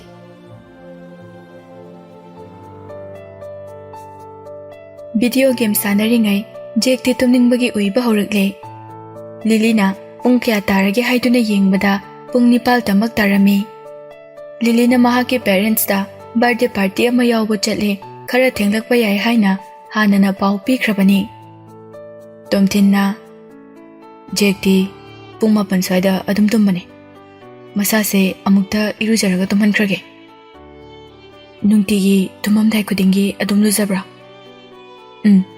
ꯗꯣꯛꯇꯔꯅ ꯁꯨꯃꯥꯏꯅ ꯇꯧꯋꯣꯅ ꯍꯥꯏꯔꯛꯏ꯫ ꯖꯦꯛꯇ ꯑꯃꯨꯛ ꯑꯣꯟꯁꯤꯟꯗꯨꯅ, ꯖꯦꯛ, ꯏꯔꯨꯖꯔꯁꯤ ꯂꯥꯛꯑꯣ ꯑꯗꯨꯒ ꯇꯨꯝꯅꯕ ꯇꯧꯔꯣ ꯖꯦꯛꯁꯨ ꯎꯏꯔꯝꯕ ꯑꯗꯣ ꯃꯃꯤꯠ ꯃꯅꯥ ꯁꯤꯡꯂꯛꯇꯨꯅ ꯍꯣꯏ ꯂꯨꯖꯔꯁꯦ ꯉꯁꯤꯗꯤ ꯖꯦꯛꯁꯨ ꯈꯔ ꯋꯥꯈꯤꯕꯒꯤ ꯇꯨꯝꯅꯤꯡꯕꯅꯤ ꯍꯧꯈꯤꯕ ꯅꯨꯃꯤꯠ ꯑꯌꯥꯝꯕꯅ ꯇꯣꯝꯊꯤꯟꯅ ꯊꯦꯝꯗꯨꯅ ꯉꯟꯅ ꯇꯨꯝꯍꯟꯅꯕ ꯍꯣꯠꯅꯕꯅꯤ ꯃꯇꯝꯗꯨꯗ ꯔꯨꯝꯗꯨꯗ ꯑꯣꯂꯤꯚꯔ ꯌꯥꯝꯅ ꯊꯨꯅ ꯆꯪꯁꯤꯜꯂꯛꯏ ꯂꯤꯂꯤꯗ ꯒꯦꯁꯇꯔ ꯑꯃ ꯄꯤꯔꯝꯂꯒ ꯇꯣꯝꯊꯤꯟꯒꯤ ꯃꯅꯥꯛꯇ ꯆꯪꯁꯤꯟꯗꯨꯅ ꯇꯨꯃꯤꯟꯅ ꯆꯤꯔꯣꯜ ꯇꯧꯈꯤ ꯃꯍꯥꯛꯀꯤ ꯃꯇꯧ ꯑꯗꯨ ꯎꯕꯗ ꯊꯕꯛ ꯑꯊꯨꯕꯒꯤ ꯃꯥꯜꯂꯤ ꯇꯣꯝꯊꯤꯟꯁꯨ ꯃꯤꯀꯨꯞ ꯑꯃꯠꯇ ꯄꯟꯊꯔꯝꯗꯅ ꯑꯣꯂꯤꯚꯔꯒ ꯂꯣꯏꯅꯅ ꯌꯨꯝ ꯑꯗꯨꯗꯒꯤ ꯊꯣꯛꯈꯤ ꯍꯧꯖꯤꯛꯇꯤ ꯃꯈꯣꯏ ꯑꯅꯤ ꯈꯛꯇ ꯔꯨꯝ ꯑꯗꯨꯗ ꯂꯩꯍꯧꯔꯕꯅꯤꯅ ꯖꯦꯛꯄꯨ ꯏꯔꯨꯖꯅꯕ ꯂꯤꯂꯤ ꯅꯠꯇꯅ ꯀꯅꯥꯁꯨ ꯂꯩꯇ꯭ꯔꯦ ꯑꯉꯥꯡꯗꯨ ꯏꯔꯨꯖꯒꯅꯤ ꯈꯟꯕꯗ ꯃꯍꯥꯛ ꯃꯊꯥ ꯁꯥꯕ ꯍꯧꯔꯕꯅꯤ ꯄꯣꯛꯄꯗꯒꯤ ꯑꯉꯥꯡ ꯑꯃꯠꯇ ꯏꯔꯨꯖꯕ ꯌꯥꯎꯈꯤꯗ꯭ꯔꯤ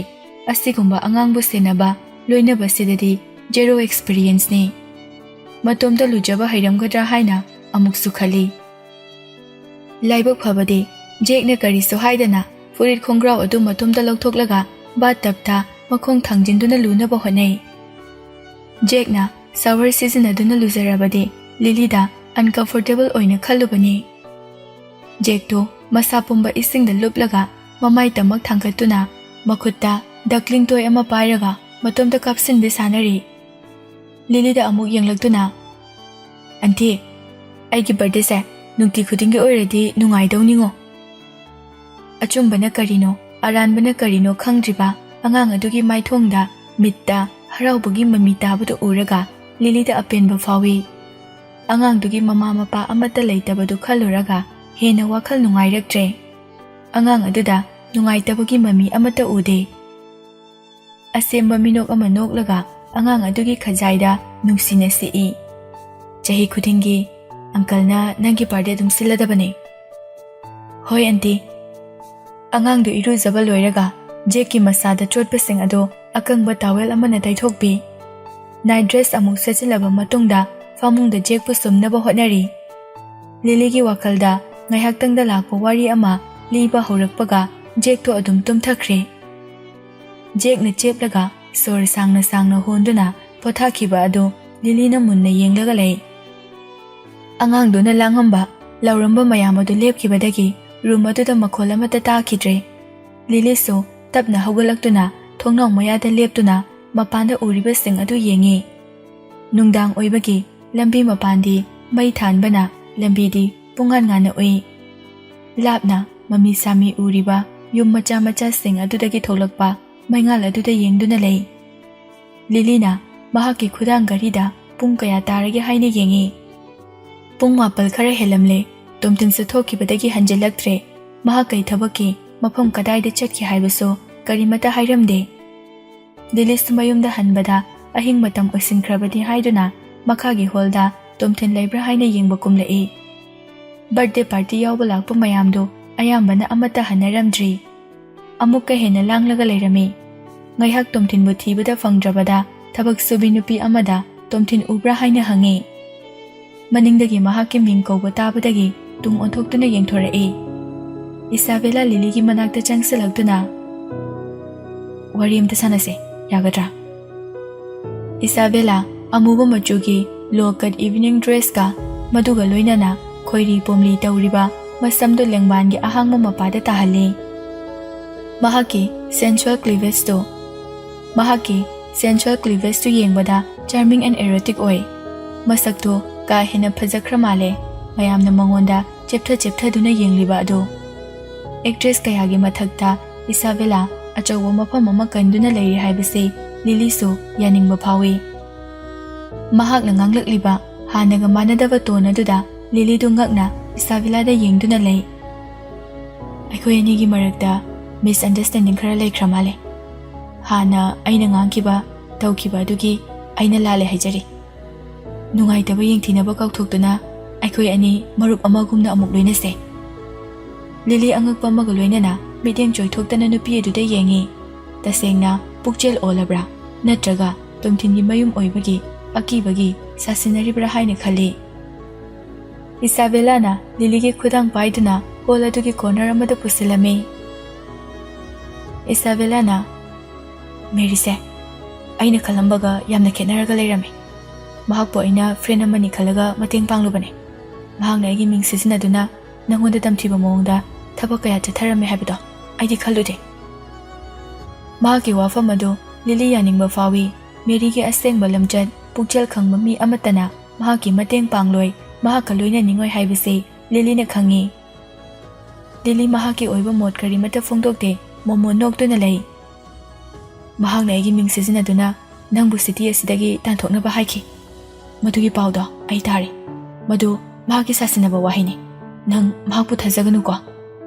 Ase hairaga lankre soikre haibagumna Lily gi makhutu paisilai. Mahaki wahaidu thajaba thajadaba masana lale hairabanina Lily na hena khanjaludre. Mary na city asidagi tanthokani haibaduso hojikti ngammaroi khangbana Lily dadi thoidokdre. Lily tumina leibado uraga Isabella na nang hojikso aina tawkiba mayamdogi khalaga aibu ngakpiba ngammaroi sinatra. Nong matang chabada aina ngonda amuk phajana haisage. Nate adumaina khanbigano pumna mahokre loikre. Aidi madugi maramda kaisu khanjiludre. Nupido na hairakpado makata na taningdre haibagumna Lily famlambadagi hagotke tawi. Lily gi attention do Isabella na khangladuna makhol tapna amu hairai. Aina ngonda sengna lankre hairidana. Pumnamak Mary na thokhankiba ngaktane. Nang aibu ngakpiba ngamdriba karigino.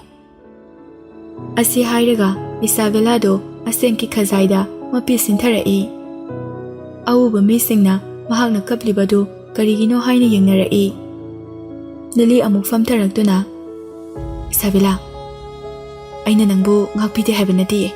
Masigi maramda wari sum sanabase aina pamdabagine. Isabella so popular actress amani.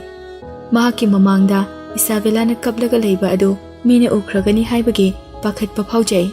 Adubo mahak kari tauraga themjingani haibadi khangde. Isabella do makhatana kapi. Adudi nangna haise aigi apology amasong dinner ama chaminasi haibada nangna yare natra. Nupa mayamgi dream lover ni haina khanjariba star aduna mangonda ngakpiyu haina hanjin hanjin hairiba adu uraga Lily di taibangla haiba phawbo thajaraktre. Lily makokto khajiktang nomlaga yes, I accept your apology. Isabella do makhut khunamna khajaida tarakliba mapidu taithoi. Makhut amana mahaki phone buthokduna Lily da hairai.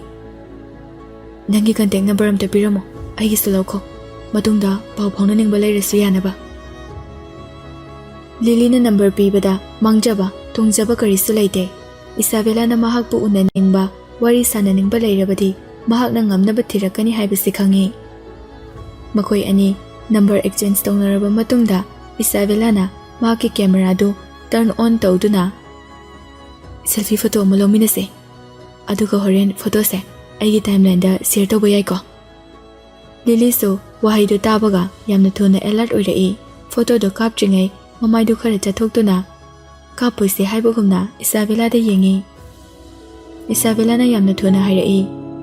Aina tumthinbu sawhanke haibase aigi family ne khanglei. Makhoina aibu ubo khudingi ngangduna da leire. Aina tarise nang amasung tumthinna mapung phana ngakpire khangnabane. Nasaidagi mahakna tawriba dilemma mayamadugi marumda maram ama leiramgani haibase Lily na khanglabane. Adubo maram ase mahak masagi khalaga tawba oirabaso makhatana tumthingi mayokta thabak tawraklaroi haibadi khangi. Lily photo kaminabadumadi sengna pamdabane. Mahakna yarudraga mangda manglakna ni khanduna pakhatpana yaningda yarami. Adubu machindadi tapna soli. For goodness sake. Isabella Lily ki pamomda konduna photo selfie kaya lauri. Photo do khara edit tawraba matungda Lily ki WhatsApp ta amuk thajilai. Lily nangse thawjal yamna lei. Mary ga manade. Mahakpu thagatpa Mary bu hulaga ngangba karisu taningba pokte. Amuk su makha tarai. Handak numit kharani gi mamangda web series amasung film kaya gi script hangi. Atopa afawa hero mayam se yauni. Nang makhoiga masak khangnaba pambra. Casting duda ai nangmu masak take. Isabellana yamna thona topic amada hongkibadu Lily subab tai yamna polite oina Lily da reviews ulami. Hojikti school hore matamse kitang chindau male. Matam su thengjalakpana Lily mayumda hanba pamlabani. Tomthin ubra haina akoibadu koyeng yengi. Isabella ga yamna close oina wari saduna leibadu boring chuba henkalai. Isabella na horin hayeng natrasu yai nangna sangba matam ama hekta hairo. Lily Tomthin da kaurakpadu tabada Lily su yengthorai. Makhoi ani dagi panglap laptana leplaga leirami. Lily mahaki savior lakle haibagumna haugatuna Tomthin gi manakta changsilai. Isabella na mahaki matung inarai. Isabella ga leiminaramba aduda Tomthin su chingnarap tongna yengduna lei. Isabella na Lily dagi khongthang ama henkatuna mang thaduna Tomthin gi manakta mana hana yawi. Isabella na Tomthin aina su Lily da lale haijakrabane. Mahaki khonjel du yamna soft and charming oi. Lily na online da yengkibada Isabella na mangondagi chahi hali khangkibani. Adubo ngangliba mataw adudi angang macha amaga chap manai. Tomthin na Lily da yenglaga Lily aigi manaba khara nangmu masak take lao. Isabella leiri haiba phawba udaba makhai Lily gi makhut adu samduna puraga chatkhi. Isabella na ikairangwadaba sakpham adu yengba pamdabadagi Lily so makoktu nonthaduna nupa adugi matung inakhi. Holdugi maya yorakpada Lily na mamai tapna leithoktuna Isabella lehuriba maikai aduda yengthorai. Isabella do mahakna lefawriba mafam adudagi khongfam amata hongdana leplaga adum leirami. Maithirabi amagum angauba maithongduda ngangsilakpagi mami su tai. Masado tension amaga loinana yengkiba amada yengduna laikre. Mahakna Tomthinbu yamna nungsi haibasi Lily na su khangi. Lily na maram oiraga Tomthin gi thamoibu khudum chanba ngamde khanbagi Lily bu yeknaba amagum lauribani.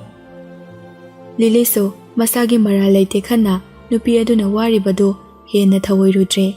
Tomthin da amu mai onsilai.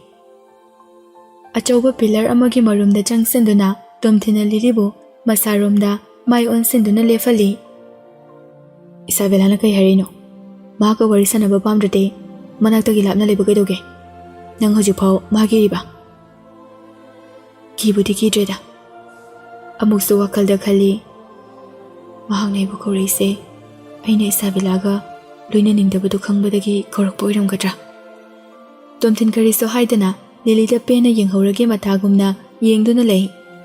Lily no fet tawraga ipa pakhana hangai. Kaidorage kai soiba yaurage. Si hairaga masana seli chariba firol adu aho arak yaubra haiduna yengi. Yaude nangonda kai soiba yaude. Maidagi horaga khongdon phawba aina loina inmer tawe. Yamna ka hina se thagat bigano. By the way, Isabella na photo kamina se haiduna mayam kaaki. Aduga magi timeline da post tawni so hairami. Tomthin so Isabella da mamitu cheplapna yengi aduga Lily da amuk onsilai. Matungdadi mahaka thengnaba matamda cheksina leyo. Mahaka khangnagi loinagi khangano. Hoi. Tomthin na tumina leibudu uraga Lily na khali. Mahaki friend khara aingona masak takani haikibudubu Isabella ga wari sanaba pamdabadagi oiramgadra. Somdala aigi dung inaro. Kaidano somsina kanagi room no. Wa haina matung sum inarakpada Tomthin do room amada thong hangtoktuna changau haina khanghalai. Lily na matungda changlubada room do banquet hall oirami. Nupa taruk amasung nupi aniga leirami. Makhoi sing adugi marakta numit kharanigi mamangda university da thengnakiba Stella amasung Francis su yaurami. Leiriba makhoi sing adugi mamangda Lily ikairap tongna leptuna lei. Logan amasung Marina makhatana ayet papiraktanaba mahakna Tomthinga fake marriage tawba pamkhibani. Adubo mamanaba sing adugi mamangda ifongfongna mahaki nupine haina sak taklaklabadi haibagi akiba fawi. Tomthin na ꯂꯤꯂꯤꯗ ꯌꯦꯡꯗꯨꯅ ꯃꯌꯥꯝꯗ ꯃꯁꯛ ꯇꯥꯛꯂꯛꯏ꯫ ꯃꯍꯥꯛ ꯂꯤꯂꯤ꯫ ꯇꯣꯝꯊꯤꯟꯅ ꯃꯃꯤꯡ ꯑꯗꯨ ꯄꯟꯕꯗꯗ ꯃꯇꯝ ꯀꯨꯏꯅ ꯃꯈꯣꯏꯅ ꯎꯅꯤꯡꯂꯛꯄ ꯅꯨꯄꯤ ꯑꯗꯨ ꯎꯕ ꯐꯪꯂꯦ ꯍꯥꯏꯅ ꯍꯔꯥꯎꯔꯝꯃꯤ꯫ ꯂꯩꯔꯝꯂꯤꯕ ꯅꯨꯄꯥꯁꯤꯡ ꯑꯗꯨꯅ ꯂꯤꯂꯤꯒꯤ ꯃꯅꯥꯛꯇ ꯈꯔ ꯆꯪꯁꯤꯜꯂꯛꯇꯨꯅ ꯏꯇꯩꯃ ꯍꯥꯏꯅ ꯂꯣꯏꯅ ꯀꯧꯔꯛꯏ꯫ ꯂꯤꯂꯤꯅ ꯐꯥꯎꯔꯤꯕ ꯏꯀꯥꯏꯕ ꯑꯗꯨ ꯇꯣꯝꯊꯤꯟꯅ ꯊꯦꯝꯖꯤꯟꯕꯤꯔꯛꯀꯗ꯭ꯔꯥ ꯈꯜꯂꯨꯕꯅꯤ, ꯑꯗꯨꯕꯨ ꯃꯍꯥꯛꯇꯤ ꯅꯥꯀꯟ ꯑꯃꯗ ꯊꯩꯗꯣꯛꯂꯒ ꯂꯦꯞꯇꯨꯅ ꯂꯩꯈ꯭ꯔꯦ꯫ ꯇꯣꯝꯊꯤꯟꯅ ꯃꯈꯣꯏꯁꯤꯡꯗꯤ ꯃꯁꯛ ꯑꯃꯠꯇ ꯇꯥꯛꯇ꯭ꯔꯤꯕꯅ ꯀꯔꯤ ꯃꯤꯡ ꯀꯧꯒꯅꯤ ꯍꯥꯏꯕ ꯂꯤꯂꯤꯅ ꯈꯪꯗꯦ꯫ ꯏꯀꯥꯏꯕꯗꯨ ꯂꯣꯠꯁꯤꯟꯅꯕ ꯍꯣꯠꯅꯕꯗ ꯑꯁꯦꯡꯕ ꯃꯤꯅꯣꯛ ꯅꯣꯛꯏ꯫ ꯅꯨꯄꯤ ꯑꯃꯒꯤ ꯏꯀꯥꯏꯕ, ꯅꯨꯡꯉꯥꯏꯕ, ꯀꯜꯂꯛꯄ ꯅꯨꯄꯤ ꯑꯃꯅ ꯂꯥꯏꯅ ꯈꯪꯏ꯫ ꯁ꯭ꯇꯦꯂꯥꯅ ꯂꯤꯂꯤꯒꯤ ꯃꯈꯨꯠ ꯄꯥꯏꯗꯨꯅ ꯍꯥꯏꯔꯛꯏ꯫ ꯀꯅꯥꯗꯅꯣ ꯏꯅꯝꯃ ꯅꯪꯅ ꯀꯤꯔꯤꯁꯦ? ꯃꯈꯣꯏꯁꯤꯡꯁꯦ ꯇꯣꯝꯊꯤꯟꯒ ꯌꯥꯝꯅ ꯂꯨꯅ ꯇꯤꯟꯅꯔꯛꯄ ꯉꯥꯛꯇꯅꯤ, ꯐꯦꯃꯤꯂꯤꯒꯨꯝꯕꯅꯤ꯫ ꯅꯪꯁꯨ ꯇꯣꯝꯊꯤꯟꯒ ꯂꯩꯃꯤꯟꯅꯔꯒ ꯃꯈꯣꯏꯒ ꯀꯌꯥꯝ ꯅꯛꯅ ꯂꯣꯏꯅꯩ ꯍꯥꯏꯕꯗꯣ ꯈꯪꯂꯛꯀꯅꯤ꯫ ꯃꯈꯣꯏꯅ ꯅꯪꯁꯦ ꯃꯁꯛ ꯈꯪꯅꯤꯡꯂꯒ ꯂꯩꯔꯛꯏꯁꯦ ꯃꯇꯝ ꯀꯨꯏꯔꯕꯅꯤ꯫ ꯋꯥ ꯍꯥꯏꯅ ꯍꯥꯏꯅ ꯁ꯭ꯇꯦꯂꯥꯁꯨ ꯇꯣꯝꯊꯤꯟꯗ ꯅꯍꯥꯟ ꯃꯈꯩ ꯃꯁꯛ ꯐꯖꯕꯤ ꯃꯅꯝꯃ ꯑꯁꯤ ꯃꯁꯛ ꯈꯪꯍꯟꯗꯦ ꯍꯥꯏꯕꯒꯨꯝꯅ ꯅꯤꯡꯉꯝꯗꯅ ꯌꯦꯡꯏ꯫ ꯂꯤꯂꯤꯁꯨ ꯃꯈꯣꯏꯕꯨ ꯀꯤꯕꯗꯤ ꯅꯠꯇꯦ, ꯃꯈꯣꯏꯒꯤ ꯃꯤꯠꯌꯦꯡꯅ ꯃꯉꯣꯟꯗ ꯆꯥꯗꯈꯣꯏ ꯌꯦꯡꯂꯕꯁꯨ ꯌꯦꯡꯅꯕꯅꯤ ꯈꯜꯂꯒ ꯌꯦꯡꯕ ꯅꯠꯇꯦ ꯍꯥꯏꯕꯁꯨ ꯃꯍꯥꯛꯁꯨ ꯈꯪꯏ꯫ ꯃꯈꯣꯏꯁꯤꯡꯗꯨ ꯍꯥꯏ ꯐꯦꯁꯟꯒꯤ ꯗ꯭ꯔꯦꯁ ꯂꯣꯏꯅ ꯁꯦꯠꯂꯤ꯫ ꯌꯦꯡꯕꯗ ꯀꯔꯝꯕ ꯁꯣꯁꯦꯜ ꯁ꯭ꯇꯦꯇꯁꯇ ꯂꯩꯔꯝꯒꯅꯤ ꯒꯦꯁ ꯇꯧꯕ ꯉꯝꯃꯤ꯫ ꯂꯤꯂꯤꯁꯨ ꯏꯀꯥꯏꯕ, ꯊꯨꯀꯠꯄꯁꯤꯡ ꯑꯗꯨ ꯈꯔ ꯃꯈꯩꯗꯤ ꯐꯈ꯭ꯔꯦ꯫ ꯃꯌꯥꯝ ꯂꯥꯡꯂꯤꯕ ꯑꯗꯨꯗꯒꯤ ꯈꯔ ꯅꯥꯊꯩꯔꯒ ꯐ꯭ꯔꯥꯟꯁꯤꯁꯀꯤ ꯃꯇꯥꯏ ꯑꯣꯏꯔꯞꯅ ꯇꯨꯃꯤꯟꯅ ꯂꯦꯞꯂꯒ ꯂꯩ꯫ ꯂꯤꯂꯤꯒ ꯃꯤꯆꯥꯟꯅꯕ ꯈꯨꯗꯤꯡ ꯃꯀꯣꯛꯇꯨ ꯈꯔ ꯅꯣꯟꯊꯗꯨꯅ ꯖꯦꯟꯇꯜ ꯁ꯭ꯃꯥꯏꯜ ꯎꯠꯂꯤ꯫ ꯃꯍꯥꯛꯀꯤ ꯃꯃꯥꯟꯅꯕꯤ ꯑꯣꯂꯤꯚꯤꯌꯥꯅ ꯃꯍꯥꯛꯄꯨ ꯑꯃꯨꯛꯇꯪ ꯎꯅꯈꯤꯕꯗ ꯄꯥꯝꯈꯤꯕꯅꯤ, ꯑꯗꯨꯕꯨ ꯅꯨꯄꯥꯗꯨꯒꯤ ꯀꯔꯝꯕ ꯃꯒꯨꯟꯗ ꯄꯥꯝꯂꯤꯕꯅꯣ ꯍꯥꯏꯕꯗꯤ ꯈꯪꯗꯦ꯫ ꯃꯈꯣꯏꯁꯤꯡꯗꯨ ꯂꯤꯂꯤꯗꯒꯤ ꯈꯔ ꯍꯟꯇꯣꯛꯈꯤꯗꯨꯅ ꯇꯦꯕꯜ ꯑꯃꯗ ꯏꯀꯣꯏ ꯀꯣꯏꯁꯤꯟꯗꯨꯅ ꯐꯝꯈ꯭ꯔꯦ꯫ ꯂꯤꯂꯤꯁꯨ ꯃꯉꯣꯟꯗ ꯃꯌꯥꯝꯅ ꯑꯦꯇꯦꯟꯁꯟ ꯄꯤꯕꯗꯨ ꯂꯦꯞꯈꯤꯕꯗꯒꯤ ꯇꯣꯝꯊꯤꯟꯒꯤ ꯃꯅꯥꯛꯇ ꯆꯪꯁꯤꯜꯂꯛꯇꯨꯅ ꯆꯤꯔꯣꯜ ꯊꯧꯔꯛꯏ꯫ ꯃꯇꯝꯁꯦ ꯌꯥꯝ ꯊꯦꯡꯖꯤꯜꯂꯛꯏ, ꯑꯩ ꯌꯨꯝꯗ ꯍꯟꯅꯤꯡꯉꯦ꯫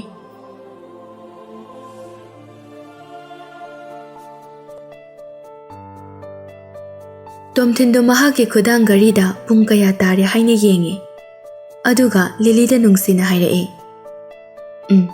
ꯊꯤꯜꯂꯒꯦ ꯂꯥꯛꯑꯣ꯫ ꯑꯁꯤ ꯍꯥꯏꯔꯒ ꯂꯩꯔꯤꯕ ꯃꯌꯥꯝ ꯑꯗꯨꯗ ꯀꯔꯤꯁꯨ ꯍꯥꯏꯔꯝꯗꯅ ꯂꯤꯂꯤꯕꯨ ꯈꯨꯗꯥꯡ ꯄꯥꯏꯔꯒ ꯄꯨꯊꯣꯔꯛꯏ꯫ ꯃꯤꯀꯨꯞꯇꯨꯗꯗꯤ ꯅꯨꯄꯤ ꯃꯍꯥꯛꯁꯨ ꯅꯨꯄꯥꯒꯤ ꯃꯈꯨꯠꯇꯨ ꯄꯥꯏꯔꯛꯀꯅꯨ ꯍꯥꯏꯔꯨꯗ꯭ꯔꯦ꯫ ꯃꯍꯥꯛꯀꯤ ꯈꯨꯗꯥꯡ ꯑꯗꯨ ꯃꯁꯥꯅ ꯌꯥꯅ ꯅꯨꯄꯥ ꯃꯉꯣꯟꯗ ꯁꯤꯟꯅꯕꯅꯤ꯫ ꯄꯥꯈꯠꯄ ꯐꯥꯎꯏ, ꯀꯤꯕꯗꯤ ꯅꯠꯇꯦ꯫ ꯃꯈꯣꯏ ꯑꯅꯤ ꯌꯨꯝꯗꯨꯒꯤ ꯑꯁꯥꯡꯕ ꯀꯣꯔꯤꯗꯣꯔ ꯑꯗꯨ ꯐꯥꯎꯔꯒ ꯂꯥꯛꯄꯅꯤ꯫ ꯁ꯭ꯇꯦꯂꯥꯗꯨ ꯇꯣꯝꯊꯤꯟ ꯀꯧꯗꯨꯅ ꯇꯥꯟꯅꯔꯛꯏ꯫ ꯃꯍꯥꯛꯀꯤ ꯃꯇꯨꯡꯗ ꯐ꯭ꯔꯥꯟꯁꯤꯁꯁꯨ ꯏꯟꯅꯔꯛꯏ꯫ ꯃꯈꯣꯏ ꯑꯅꯤꯗꯨ ꯊꯣꯡꯖꯤꯜ ꯀꯥꯟꯊꯣꯛꯂꯤꯕ ꯑꯗꯨ ꯁ꯭ꯇꯦꯂꯥꯅ ꯎꯔꯝꯃꯤ꯫ ꯌꯥꯝ ꯊꯨꯅ ꯆꯪꯁꯤꯜꯂꯛꯇꯨꯅ ꯍꯥꯏꯔꯛꯏ꯫ ꯗꯥ ꯇꯣꯝꯊꯤꯟ, ꯏꯅꯝꯃꯁꯦ ꯆꯠꯍꯟꯈ꯭ꯔꯒꯦ ꯍꯥꯏꯔꯣ?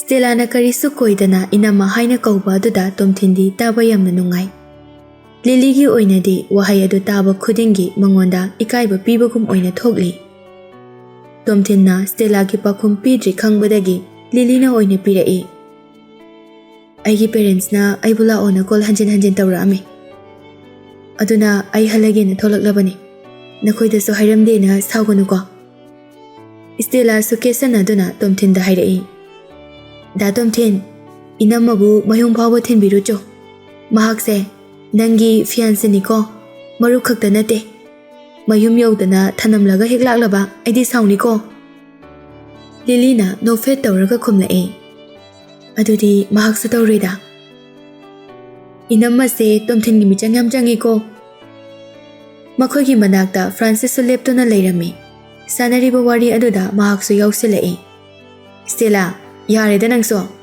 ꯇꯣꯝꯊꯤꯟꯕꯨ ꯑꯉꯥꯡ ꯃꯆꯥꯔꯣ? ꯅꯪꯅ ꯌꯨꯝ ꯌꯧꯕ ꯐꯥꯎꯕ ꯊꯤꯜꯂꯝꯃꯣꯅ ꯑꯃꯨꯛ ꯇꯥꯏꯗꯨꯕꯣ?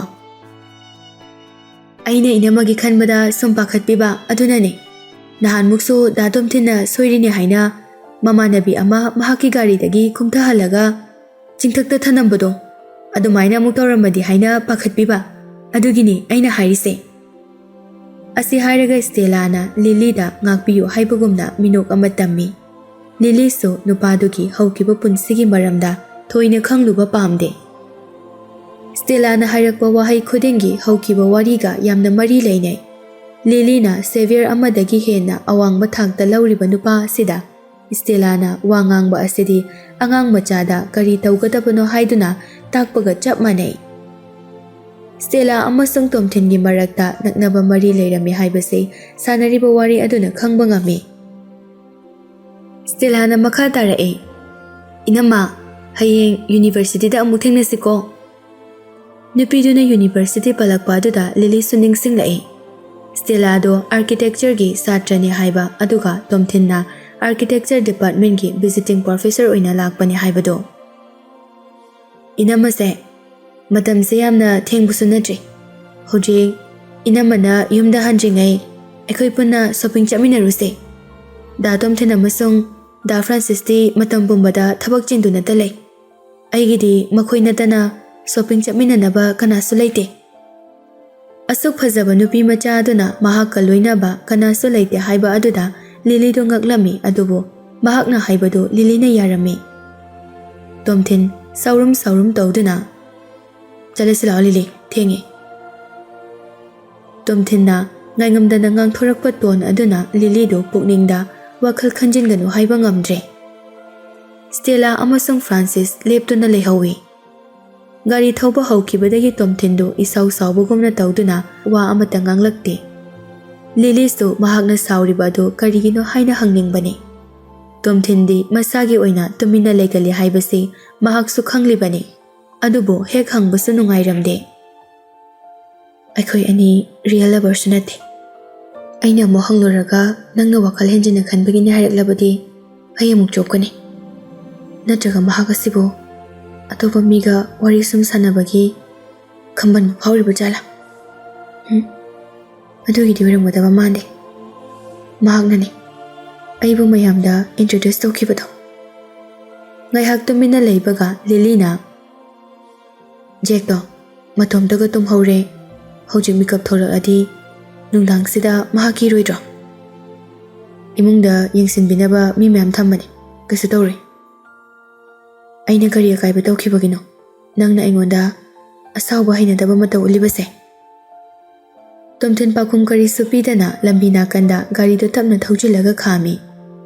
Nungdang thengjalakpagi gari adusu ka hena chindre.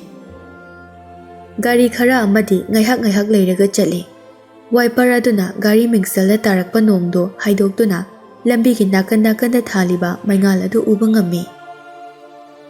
Nupa adunadi Lily bu numittudagi hauraga mahaki mayumda adum thamba pamlabani. Mahaki apamba adudagi na thairaga Stella na shopping tawrusi haibada irailaina yakiba aduna nupa aduna warukibani. Nupa aduna sauribado karigino haibaso nupi mahakna khangi. Lily wangangba haurai. Nangna saurido matang chadabata natana nupa thokpagi matong nate. Hojikti nangna aibu yumda thilani haina thoraklabani. Amuk nangi yumda hanba haibase yam phajade. Nupa adudi marol thoktaba amagumna nupidugi maithongi phajabada lupkre. Lilina amuk makha tarai. Aina haibadi aikhoi ani fake marriage tawdrabaso kaisu kaide haibani. Wasi haidok luraga yamna tawngambi ahenba pamba nupini khalamgadra hainaso mipaijarami. Nupa aduna kaisu haidana makhut namana steering wheel ado paiduna gari thawnaba sem sakre. Lily so tarakliba nongi marikta yenglaga aise nangi fiancé ne haina mayamangda nangna utkrabani. Aduna ngasigi adugumba occasion khudingda aina nangi matenga dum pangi. Jack puso aina yamna nungsi yamna admire tawe. Aikhoi anigi marakta cooperative relationship thamaga leise. Tomthin topic amada honglaga hairai. Hojik uncle amadi auntie tumlamladra. Matamse yamna thengli. Ngasidi ai halaktre haiduna tumlamkhiroi. Ado aina haikibado serious ne. Aikhoi anigi marakta legedaba marise karambano haiba ai khangba pame. Hojik uncle ga auntie ga tumjibanina makhoida oina aigi apamba pumbado phongdoklage. Asi hairaga red light traffic ubada lepi. Lily ngakna nupa du de yengi. Tomthin kari sukhanda Lily gi khadang da pairaga ꯑꯩꯈꯣꯏ ꯑꯅꯤ ꯂꯨꯍꯣꯡꯗꯕ ꯁꯨꯡꯌꯥꯃꯛ ꯌꯥꯗꯕꯅꯤ꯫ ꯅꯨꯄꯥꯗꯨꯒꯤ ꯈꯣꯟꯖꯦꯜ ꯑꯗꯨ ꯌꯥꯝꯅ ꯄꯥꯝꯈ꯭ꯔ ꯃꯥꯜꯂꯤ ꯄꯨꯛꯅꯤꯡ ꯋꯥꯈꯜ ꯂꯩꯇꯥꯕ ꯉꯝꯗ꯭ꯔꯦ꯫ ꯁꯣꯔ ꯐꯥꯎꯕ ꯐꯨꯟꯒꯠꯄꯒꯨꯝꯅ ꯇꯧꯏ꯫ ꯏꯀꯥꯏꯕ ꯃꯇꯧ ꯎꯠꯇꯨꯅ ꯃꯆꯤꯟꯗꯒꯤ ꯊꯣꯛꯂꯛꯄ ꯋꯥꯍꯩ ꯈꯔꯗꯤ ꯐꯣꯡꯗꯣꯛꯅꯕ ꯍꯣꯠꯅꯕꯅꯤ꯫ ꯃꯍꯥꯛꯅ ꯉꯥꯡꯕ ꯍꯧꯔꯛꯄꯒ ꯅꯨꯄꯥꯒꯤ ꯋꯥꯍꯩꯅ ꯍꯦꯛꯇ ꯊꯠꯆꯤꯟꯈꯤ꯫ ꯃꯈꯣꯏ ꯑꯅꯤ ꯃꯈꯥ ꯇꯥꯅ ꯋꯥ ꯉꯥꯡꯅꯈꯤꯗ꯭ꯔꯦ꯫ ꯂꯤꯂꯤꯒꯤ ꯌꯨꯝ ꯇꯝꯅ ꯒꯥꯔꯤꯗꯨ ꯊꯧꯔꯛꯂꯝꯃꯤ꯫ ꯇꯣꯝꯊꯤꯟꯅ ꯍꯥꯏꯈꯤꯕ ꯑꯗꯨ ꯉꯥꯏꯍꯥꯛꯀꯤ ꯁꯥꯎꯅꯤꯡꯕꯗꯨꯅ ꯍꯥꯏꯈꯤꯕ꯭ꯔꯥ ꯈꯜꯂꯨꯕꯅꯤ꯫ ꯍꯦꯛ ꯆꯥꯅꯅ ꯂꯤꯂꯤꯒꯤ ꯃꯇꯨꯡ ꯏꯟꯅꯗꯨꯅ ꯆꯪꯂꯛꯏ꯫ ꯂꯤꯂꯤꯅ ꯗꯣꯔꯕꯦꯜꯗꯨ ꯈꯤꯡꯂꯝꯗꯥꯏꯗ ꯇꯣꯝꯊꯤꯟꯗ ꯌꯦꯡꯂꯛꯏ꯫ ꯅꯪꯅꯁꯨ ꯍꯦꯟꯅ ꯈꯪꯉꯤꯗꯨꯅꯤ, ꯑꯩꯒ ꯂꯣꯒꯥꯟꯒ ꯀꯥꯏꯅꯈꯤꯕꯗꯒꯤ ꯑꯩꯉꯣꯟꯗ ꯑꯃꯁꯨꯡ ꯑꯩꯒꯤ ꯄꯦꯔꯦꯟꯁꯇ ꯇꯥꯔꯛꯂꯤꯕ ꯗꯁꯥ ꯃꯌꯥꯝ ꯑꯁꯦ꯫ ꯍꯧꯖꯤꯛꯅ ꯗꯥꯏꯔꯦꯛ ꯌꯨꯝꯁꯤꯗ ꯆꯪꯂꯛꯂꯒ ꯅꯪꯅ ꯑꯩꯒꯤ ꯄꯦꯔꯦꯟꯁꯇ ꯂꯨꯍꯣꯡꯕꯒꯤ ꯋꯥꯔꯤ ꯍꯧꯗꯣꯛꯄ ꯂꯥꯛꯂꯤꯅꯤꯅꯦ꯫ ꯐꯖꯅ ꯍꯥꯏꯔꯛꯑꯗꯤ ꯐꯩ꯫ ꯑꯊꯤꯕ ꯈꯣꯜꯅ ꯆꯩꯔꯛꯂꯕꯗꯤ ꯅꯪ ꯑꯩꯉꯣꯟꯗ ꯁꯥꯎꯐꯝ ꯊꯣꯛꯇꯦꯀꯣ꯫ ꯇꯣꯝꯊꯤꯟꯁꯨ ꯃꯍꯥꯛꯅ ꯍꯥꯏꯔꯤꯕ ꯑꯗꯨ ꯄꯨꯛꯅꯤꯡꯗ ꯌꯥꯅꯤꯡꯕ ꯐꯥꯎꯏ꯫ ꯃꯍꯥꯛꯅ ꯄꯥꯝꯕ ꯈꯨꯗꯤꯡ ꯐꯪꯗ꯭ꯔꯤꯕ ꯐꯥꯎꯕ ꯃꯅꯤꯡ ꯂꯩꯗꯨꯅ ꯆꯦꯟꯒꯗꯕ ꯅꯨꯄꯥ ꯅꯠꯇꯦ꯫ ꯋꯥꯍꯩꯗꯒꯤ ꯊꯕꯛꯅ ꯍꯦꯟꯅ ꯃꯔꯨ ꯑꯣꯏ ꯍꯥꯏꯗꯨꯅ ꯈꯟꯕ ꯅꯨꯄꯥꯅꯤ꯫ ꯑꯩꯈꯣꯏ ꯑꯅꯤ ꯃꯦꯔꯦꯖ ꯇꯧꯔꯕ ꯃꯇꯨꯡ ꯅꯪꯉꯣꯟꯗ ꯅꯨꯄꯤ ꯑꯃꯠꯇꯅ ꯅꯨꯡꯁꯤ ꯄꯥꯝꯃꯤ ꯍꯥꯏꯕ ꯐꯣꯡꯗꯣꯛꯈꯤꯗꯕ ꯌꯥꯏ꯫ ꯇꯨꯡꯗ ꯅꯪꯅ ꯄꯥꯝꯕꯤ ꯑꯃꯃꯨꯛ ꯂꯥꯛꯂꯕꯗꯤ ꯑꯩꯅ ꯀꯝꯗꯧꯕ? ꯃꯇꯝꯗꯨꯗ ꯑꯩ ꯅꯪꯒꯤ ꯅꯅꯥꯛꯇ ꯑꯗꯨꯝ ꯂꯩꯒꯗ꯭ꯔꯥ? ꯅꯠꯇ꯭ꯔꯒ ꯑꯩꯒꯤ ꯌꯨꯝꯗ ꯑꯃꯨꯛ ꯍꯜꯂꯣ ꯍꯥꯏꯔꯛꯀꯗ꯭ꯔꯥ? ꯅꯨꯄꯤꯗꯨꯅ ꯉꯥꯡꯕꯗꯨ ꯇꯥꯅꯤꯡꯗꯕꯒꯤꯗꯤ ꯅꯠꯇꯦ꯫ ꯉꯥꯡꯂꯛꯂꯤꯕ ꯃꯌꯥꯝ ꯑꯗꯨ ꯅꯨꯄꯥ ꯃꯍꯥꯛꯅ ꯈꯟꯕꯗꯨꯒ ꯍꯦꯛꯇ ꯇꯥꯌꯣꯟꯅꯔꯝꯕ ꯑꯗꯨꯗ ꯃꯈꯥ ꯇꯥꯅ ꯉꯥꯡꯂꯛꯀꯅꯨ ꯍꯥꯏꯗꯨꯅ ꯃꯆꯤꯟꯗ ꯃꯈꯨꯠ ꯑꯃꯅ ꯃꯦꯟꯁꯤꯜꯂꯤ꯫ ꯃꯈꯨꯠ ꯑꯃꯅ ꯂꯨꯈꯝꯗ ꯄꯥꯏ꯫ ꯂꯥꯁ ꯋꯥꯔꯅꯤꯡꯅꯤ꯫ ꯑꯁꯨꯛ ꯅꯨꯡꯁꯤꯕ ꯅꯆꯤꯟꯗꯒꯤ ꯑꯩꯅ ꯇꯥꯅꯤꯡꯂꯣꯏꯗꯕ ꯋꯥ ꯍꯥꯏꯔꯛꯂꯕꯗꯤ ꯅꯆꯤꯟꯁꯦ ꯈꯨꯠꯅ ꯅꯠꯇꯕ ꯑꯩꯒꯤ ꯆꯤꯟꯁꯤꯅ ꯃꯦꯜꯂꯛꯄꯁꯨ ꯌꯥꯏ꯫ ꯃꯗꯨꯗ ꯅꯪ ꯑꯩꯉꯣꯟꯗ ꯁꯥꯎꯐꯝ ꯊꯣꯛꯇꯦꯀꯣ꯫ ꯑꯁꯤ ꯍꯥꯏꯔꯒ ꯃꯆꯤꯟꯗ ꯃꯦꯜꯂꯝꯕ ꯑꯗꯨ ꯊꯥꯗꯣꯔꯛꯏ꯫ ꯑꯗꯨꯒ ꯃꯈꯨꯠ ꯑꯅꯤꯗꯨꯅ ꯂꯤꯂꯤꯒꯤ ꯈ꯭ꯋꯥꯡ ꯃꯊꯛꯇ ꯄꯥꯏꯗꯨꯅ ꯃꯉꯣꯟꯗ ꯌꯦꯡꯂꯛꯎ ꯍꯥꯏꯕꯒꯨꯝꯅ ꯂꯩ꯫ ꯅꯪꯅ ꯐꯅꯌꯥꯝꯅ ꯑꯩꯉꯣꯟꯗꯒꯤ ꯆꯦꯟꯅꯕ ꯍꯣꯠꯅꯔꯕꯁꯨ ꯀꯩꯁꯨ ꯀꯥꯟꯅꯔꯣꯏ꯫ ꯃꯌꯥꯝ ꯄꯨꯝꯅꯃꯛꯅ ꯑꯩꯈꯣꯏ ꯑꯅꯤ ꯅꯨꯡꯁꯤꯅꯩ ꯍꯥꯏꯅ ꯂꯣꯏꯅ ꯈꯟꯅꯔꯕꯅꯤ꯫ ꯃꯤꯀꯨꯞ ꯑꯁꯤꯗꯒꯤ ꯅꯪꯒꯤ ꯍꯥꯟꯅꯒꯤ ꯗꯤꯄ꯭ꯔꯦꯁ ꯂꯥꯏꯐꯇꯣ ꯕꯥꯏ ꯇꯧꯈ꯭ꯔꯣ꯫ ꯑꯅꯧꯕ ꯑꯃ ꯍꯧꯔꯕꯅꯤ꯫ ꯂꯤꯂꯤꯗꯤ ꯃꯔꯣꯜ ꯊꯣꯛꯈꯤꯗ꯭ꯔꯦ꯫ ꯃꯆꯤꯟꯗꯨ ꯃꯦꯟꯁꯤꯟꯗꯨꯅ ꯂꯩꯈꯤꯕꯒꯨꯝ ꯅꯨꯄꯥ ꯑꯗꯨꯅ ꯇꯧꯔꯛꯄ ꯉꯥꯡꯂꯛꯄ ꯈꯨꯗꯤꯡꯅ ꯃꯍꯥꯛꯄꯨ ꯄꯨꯡꯉꯛ ꯉꯛꯍꯜꯂꯤ꯫ ꯅꯨꯄꯥꯗꯨꯅ ꯉꯥꯡꯂꯤꯕ ꯃꯌꯥꯝ ꯑꯗꯨꯗ ꯑꯔꯥꯟꯕ ꯀꯔꯤꯁꯨ ꯌꯥꯎꯗꯦ꯫ ꯉꯁꯥꯏ ꯃꯍꯥꯛꯅ ꯕꯦꯡꯀꯦꯠ ꯍꯣꯜꯗ ꯄꯨꯁꯤꯜꯂꯒ ꯂꯤꯂꯤꯕꯨ ꯃꯍꯥꯛꯀꯤ ꯐꯤꯌꯥꯟꯁꯦꯅꯤ ꯍꯥꯏꯗꯨꯅ ꯃꯆꯤꯟꯅ ꯍꯥꯏꯈꯤꯗ꯭ꯔꯕꯁꯨ ꯃꯍꯥꯛꯅ ꯎꯠꯂꯤꯕ ꯑꯦꯇꯤꯆꯨꯗ ꯑꯗꯨꯅ ꯈꯪꯍꯟꯈ꯭ꯔꯕꯅꯤ꯫ ꯃꯁꯤꯒ ꯆꯞ ꯃꯥꯟꯅꯕ ꯃꯑꯣꯡꯗ ꯇꯣꯝꯊꯤꯟꯅ ꯅꯨꯄꯤ ꯑꯁꯤꯕꯨ ꯏꯁꯥꯕꯦꯂꯥ, ꯃꯦꯔꯤ ꯑꯃꯁꯨꯡ ꯃꯔꯨꯑꯣꯏꯅ ꯂꯣꯒꯥꯟꯒꯤ ꯐꯠꯇꯕ ꯊꯧꯁꯤꯜ ꯀꯌꯥꯗꯒꯤ ꯇꯣꯝꯊꯤꯟꯅ ꯀꯟꯗꯨꯅ ꯂꯥꯛꯄꯅꯤ꯫ ꯃꯁꯤꯅ ꯃꯔꯝ ꯑꯣꯏꯔꯒ ꯃꯌꯥꯝꯅꯁꯨ ꯃꯈꯣꯏ ꯑꯅꯤꯒꯤ ꯃꯔꯛꯇ ꯏꯟꯇꯤꯃꯦꯠ ꯔꯤꯂꯦꯁꯟ ꯑꯃ ꯂꯩꯔꯝꯒꯅꯤ ꯍꯥꯏꯅ ꯈꯟꯅꯈꯤꯕꯅꯤ꯫ ꯂꯤꯂꯤꯁꯨ ꯅꯨꯄꯥꯗꯨ ꯄꯥꯝꯗꯦ, ꯅꯨꯡꯁꯤꯗꯦ ꯍꯥꯏꯕꯒꯤ ꯂꯩꯊꯣꯛꯄꯗꯤ ꯅꯠꯇꯦ꯫ ꯊꯥꯛ ꯀꯥ ꯍꯦꯟꯅ ꯈꯦꯠꯅꯕ ꯑꯃꯁꯨꯡ ꯂꯣꯒꯥꯟꯒꯤ ꯃꯇꯥꯡꯗꯒꯤ ꯅꯨꯄꯥꯁꯤꯡ ꯑꯁꯤ ꯊꯥꯖꯕ ꯉꯝꯈꯤꯗꯕꯅꯤ꯫ ꯂꯤꯂꯤꯅ ꯇꯨꯃꯤꯟꯅ ꯂꯩꯕꯗꯨ ꯎꯔꯒ ꯇꯣꯝꯊꯤꯟꯅ ꯃꯈꯣꯜ ꯇꯞꯅ ꯍꯥꯏꯔꯛꯏ꯫ ꯑꯩꯒꯤ ꯏꯌꯥꯝꯕꯗꯣ ꯂꯩꯈꯤꯗ꯭ꯔꯦ ꯍꯥꯏꯕꯗꯤ ꯅꯪꯁꯨ ꯈꯪꯂꯝꯂꯒꯅꯤ꯫ ꯑꯩꯒꯤ ꯏꯇꯩꯃꯁꯨ ꯅꯥꯗꯨꯅ ꯂꯩꯔꯛꯄ ꯌꯥꯝꯅ ꯀꯨꯏꯔꯦ꯫ So, Jack needs you so much. ꯅꯨꯄꯥꯗꯨ ꯃꯄꯤ ꯇꯥꯅ ꯀꯞꯇ꯭ꯔꯕꯁꯨ ꯈꯣꯟꯖꯦꯜꯗ ꯑꯋꯥꯕ ꯅꯨꯡꯉꯥꯏꯇꯕ ꯌꯥꯎꯔꯦ ꯍꯥꯏꯕꯗꯨ ꯂꯤꯂꯤꯅ ꯈꯪꯂꯝꯃꯤ꯫ ꯂꯤꯂꯤꯁꯨ ꯖꯦꯛꯄꯨ ꯌꯥꯝꯅ ꯅꯨꯡꯁꯤꯈꯤꯕꯅꯤ꯫ ꯃꯉꯣꯟꯗꯁꯨ ꯖꯦꯛꯅ ꯅꯨꯡꯁꯤꯕ ꯃꯇꯧ ꯀꯌꯥ ꯎꯠꯄ ꯑꯗꯨꯅ ꯅꯨꯡꯁꯤꯕ ꯍꯦꯜꯍꯜꯂꯤꯕꯅꯤ꯫ ꯑꯩꯅ ꯍꯥꯏꯔꯤꯕꯁꯦ ꯅꯪꯅ ꯊꯥꯖꯗ꯭ꯔꯁꯨ ꯑꯣꯂꯤꯚꯔꯗ ꯍꯪꯉꯨ꯫ ꯑꯩꯈꯣꯏ ꯑꯅꯤ ꯂꯨꯍꯣꯡꯗꯕ ꯁꯨꯡꯌꯥꯃꯛ ꯌꯥꯗꯕꯅꯤ꯫ ꯅꯪꯅ ꯍꯥꯏꯕ ꯃꯇꯝꯗꯣ ꯑꯩ ꯉꯥꯏꯒꯦ꯫ ꯑꯩꯗꯤ ꯑꯊꯨꯕꯗꯗꯤ ꯄꯥꯝꯃꯤ꯫ ꯑꯁꯤ ꯍꯥꯏꯔꯒ ꯇꯣꯝꯊꯤꯟꯗꯨ ꯂꯤꯂꯤꯒꯤ ꯈ꯭ꯋꯥꯡ ꯃꯊꯛꯇ ꯄꯥꯏꯔꯝꯕ ꯃꯈꯨꯠꯇꯨ ꯇꯞꯅ ꯊꯥꯗꯣꯔꯛꯏ꯫ ꯂꯤꯂꯤꯗꯨ ꯃꯃꯤꯠ ꯎꯏꯁꯤꯜꯂꯒ ꯃꯈꯥꯗ ꯅꯣꯟꯊꯈ꯭ꯔꯦ꯫ ꯑꯩ ꯑꯔꯣꯏꯕꯒꯤ ꯑꯣꯏꯅ ꯗꯤꯁꯤꯖꯟ ꯑꯃ ꯂꯧꯈꯤꯒꯦ, ꯑꯗꯨꯒ ꯅꯉꯣꯟꯗ ꯈꯪꯍꯜꯂꯛꯂꯒꯦ꯫ ꯉꯁꯤꯗꯤ ꯅꯪꯅ ꯑꯩꯕꯨ ꯃꯅꯨꯡꯗ ꯆꯪꯕ ꯄꯥꯝꯗꯦ ꯍꯥꯏꯕ ꯑꯩ ꯈꯪꯉꯤ, ꯑꯗꯨꯅ ꯑꯩ ꯆꯪꯉꯔꯣꯏ꯫ ꯑꯗꯨꯕꯨ ꯑꯩ ꯅꯪꯒꯤ ꯄꯦꯔꯦꯟꯁꯇꯤ ꯏꯀꯨꯏ ꯀꯨꯏꯗꯅ ꯎꯅꯕ ꯂꯥꯛꯀꯅꯤ꯫ ꯑꯁꯤ ꯍꯥꯏꯔꯒ ꯇꯣꯝꯊꯤꯟꯅ ꯗꯣꯔꯕꯦꯜꯗꯨ ꯈꯤꯡꯂꯝꯃꯤ꯫ ꯃꯍꯥꯛ ꯇꯞꯅ ꯊꯣꯛꯄ ꯍꯧꯈ꯭ꯔꯦ꯫ ꯃꯃꯥꯏ ꯑꯃꯨꯛ ꯂꯩꯊꯣꯔꯛꯇꯨꯅ, ꯂꯤꯂꯤ, I need you to. ꯂꯤꯂꯤꯗꯨ ꯅꯨꯄꯥꯗꯨꯅ ꯆꯠꯈꯤꯕ ꯑꯗꯨ ꯃꯃꯤꯠꯅ ꯎꯔꯤꯕ ꯃꯈꯩ ꯌꯦꯡꯗꯨꯅ ꯂꯩꯍꯧꯏ꯫ ꯊꯣꯡꯗꯨ ꯍꯥꯡꯗꯣꯔꯛꯇꯨꯅ ꯃꯍꯥꯛꯀꯤ ꯃꯃꯥꯗꯨ ꯊꯣꯔꯛꯏ꯫ "ꯕꯦꯝꯃ, ꯀꯗꯥꯏꯗꯅꯣ ꯅꯪꯅ ꯌꯦꯡꯂꯤꯕꯗꯨꯕꯣ?" "ꯏꯃꯥ, ꯀꯅꯥꯗꯁꯨ ꯅꯠꯇꯦ. ꯏꯃꯨꯡꯗ ꯆꯪꯂꯁꯦ." ꯏꯃꯨꯡꯗ ꯆꯪꯂꯛꯄꯒ ꯃꯃꯥꯅ ꯍꯥꯏꯔꯛꯏ, "ꯕꯦꯝꯃ, ꯕꯥꯔꯗꯦ ꯄꯥꯔꯇꯤ ꯌꯥꯎꯔꯨꯏ ꯍꯥꯏꯕꯗꯨꯕꯨ ꯐꯖꯅ ꯑꯦꯟꯖꯣꯏ ꯇꯧꯔꯛꯄ꯭ꯔꯣ?" ꯃꯍꯥꯛꯀꯤ ꯃꯄꯥ ꯑꯗꯨꯁꯨ ꯀꯔꯤꯁꯨ ꯍꯥꯏꯗꯅ ꯃꯆꯥꯗ ꯅꯣꯛꯐꯦꯠ ꯇꯧꯔꯒ ꯌꯦꯡꯏ꯫ ꯃꯃꯥ ꯃꯄꯥꯒꯤ ꯃꯥꯏꯀꯩꯗꯒꯤ ꯀꯣꯝꯄ꯭ꯂꯦꯟ ꯀꯔꯤꯁꯨ ꯇꯧꯔꯛꯇꯕ ꯑꯗꯨꯗ ꯂꯤꯂꯤ ꯉꯛꯆꯥꯅꯔꯝꯃꯤ꯫ ꯃꯃꯥꯕꯨ ꯀꯣꯟꯁꯤꯟꯗꯨꯅ, "ꯏꯃꯥ, ꯌꯥꯝ ꯅꯨꯡꯉꯥꯏ. ꯑꯗꯨꯅꯕꯨ ꯑꯩꯁꯨ ꯊꯦꯡꯉꯤ ꯍꯥꯏꯕ ꯀꯥꯎꯈꯤꯕꯅꯤ. ꯁꯥꯎꯒꯅꯨꯀꯣ." "ꯁꯥꯎꯗꯦꯗ, ꯋꯥꯁ ꯇꯧꯔꯨꯔꯣ. ꯑꯗꯨꯒ ꯄꯣꯊꯥꯅꯕ ꯇꯧꯔꯣ. ꯊꯦꯡꯉꯦ."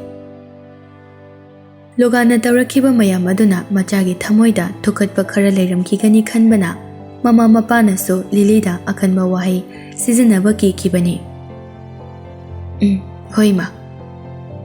ꯂꯤꯂꯤ ꯆꯪꯈ꯭ꯔꯕ ꯃꯇꯨꯡꯗ ꯃꯆꯥꯒꯤ ꯃꯥꯏꯊꯣꯡꯗ ꯑꯄꯥꯝ ꯅꯨꯡꯁꯤ ꯐꯥꯎꯔꯛꯄꯒꯤ ꯑꯅꯧꯕ ꯌꯦꯅꯤꯡ ꯍꯨꯜꯂꯛꯄꯗꯨ ꯎꯔꯒ ꯃꯃꯥ ꯃꯄꯥꯗꯨ ꯋꯥꯔꯤ ꯁꯥꯅꯗꯨꯅ ꯅꯣꯛꯃꯤꯟꯅꯔꯤ꯫ ꯃꯃꯥꯅ, "ꯏꯆꯥꯒꯤ ꯃꯇꯝ ꯀꯨꯏꯅ ꯎꯔꯨꯗ꯭ꯔꯕ ꯃꯤꯅꯣꯛ ꯑꯁꯦ ꯉꯁꯤꯗꯤ ꯑꯃꯨꯛ ꯎꯕ ꯐꯪꯂꯦ." "ꯏꯆꯥꯒꯤ ꯑꯋꯥꯕꯒꯤ ꯃꯇꯝ ꯂꯣꯏꯈ꯭ꯔꯕꯅꯤ. ꯍꯧꯖꯤꯛꯇꯤ ꯃꯍꯥꯛꯀꯤꯅꯤ ꯍꯥꯏꯕꯗ ꯃꯇꯤꯛ ꯆꯥꯕ ꯑꯃ ꯂꯥꯏꯅ ꯊꯥꯔꯛꯂꯕꯅꯤꯅꯦꯍꯦ." "ꯌꯥꯝ ꯈꯪꯉꯤꯅ. ꯅꯨꯄꯥꯗꯣ ꯄꯩꯁꯥ ꯄꯥꯏ ꯍꯥꯏꯕꯗꯤ ꯃꯤ ꯂꯣꯏꯅ ꯈꯪꯅꯔꯤ. ꯑꯗꯨꯕꯨ ꯃꯔꯝ ꯆꯠꯇꯤ ꯀꯝꯗꯧꯏ ꯍꯥꯏꯅꯒꯦ? ꯑꯩꯅ ꯃꯤ ꯈꯨꯗꯤꯡꯗ ꯂꯣꯏꯅ ꯍꯪꯂꯕꯅꯤ. ꯐꯠꯇꯕ ꯄꯥꯎ ꯑꯃꯐꯥꯎ ꯍꯦꯛ ꯇꯥꯕ ꯐꯪꯗꯦ. ꯃꯁꯤꯗ ꯏꯆꯥꯅꯨꯄꯤꯅ ꯌꯥꯗ꯭ꯔꯕꯁꯨ ꯑꯩꯈꯣꯏ ꯑꯅꯤꯅ ꯅꯝꯗꯨꯅ ꯄꯤꯁꯤꯟꯈꯤꯁꯤ."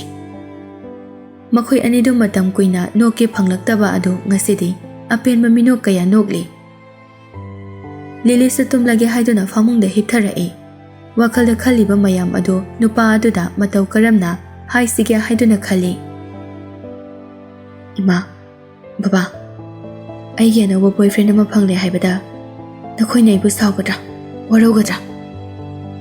ꯅꯈꯣꯏ ꯑꯅꯤꯅ ꯍꯟꯗꯛꯀꯤ ꯕꯣꯏꯐ꯭ꯔꯦꯟ ꯑꯁꯦ ꯄꯥꯝꯗꯦ ꯍꯥꯏꯔꯛꯂꯕꯗꯤ ꯑꯩ ꯂꯝꯍꯦꯟꯕꯤ ꯑꯣꯏꯅꯤꯡꯒꯅꯤ.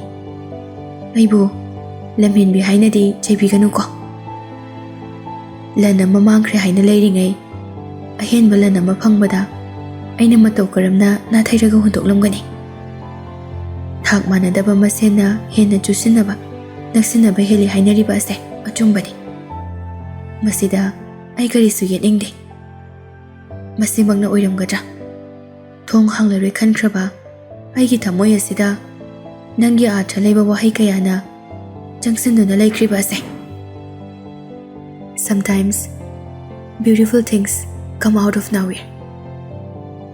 ꯇꯣꯝꯇꯤꯟꯁꯨ ꯒꯥꯔꯤ ꯊꯧꯔꯝꯕꯅꯤ꯫ ꯐꯣꯟꯗ ꯃꯦꯁꯦꯖ ꯑꯃ ꯂꯥꯛꯄꯒꯤ ꯃꯈꯣꯜ ꯇꯥꯕꯗ ꯒꯥꯔꯤꯗꯨ ꯈꯥꯝꯂꯝꯃꯤ꯫ ꯂꯥꯛꯍꯟꯅꯤꯡꯕ ꯃꯍꯥꯛꯀꯤ ꯃꯦꯁꯦꯖ ꯑꯣꯏꯔꯝꯕ ꯑꯗꯨꯗ ꯌꯥꯝꯅ ꯄꯥꯅꯤꯡꯅ ꯒꯥꯔꯤꯗꯨ ꯈꯥꯝꯂꯒ ꯄꯥꯅꯕ ꯍꯣꯠꯅꯔꯤ꯫ ꯑꯄꯥꯝꯕ ꯄꯥꯎ ꯑꯣꯏꯔꯝꯂꯅꯤ ꯈꯟꯗꯨꯅ ꯁꯥꯡꯅ ꯏꯔꯛꯂꯤꯕ ꯃꯦꯁꯦꯖ ꯑꯗꯨ ꯍꯟꯖꯤꯟ ꯄꯥꯔꯝꯃꯤ꯫ ꯃꯦꯁꯦꯖꯇꯨ ꯄꯥꯕ ꯂꯣꯏꯔꯒ ꯂꯤꯞꯁ ꯀꯣꯅꯔ ꯑꯗꯨ ꯂꯦꯡꯂꯛꯏ꯫ ꯅꯣꯛꯐꯦꯠ ꯇꯧꯔꯒ ꯁꯣꯜꯂꯤ, "Really, opposite attracts are true.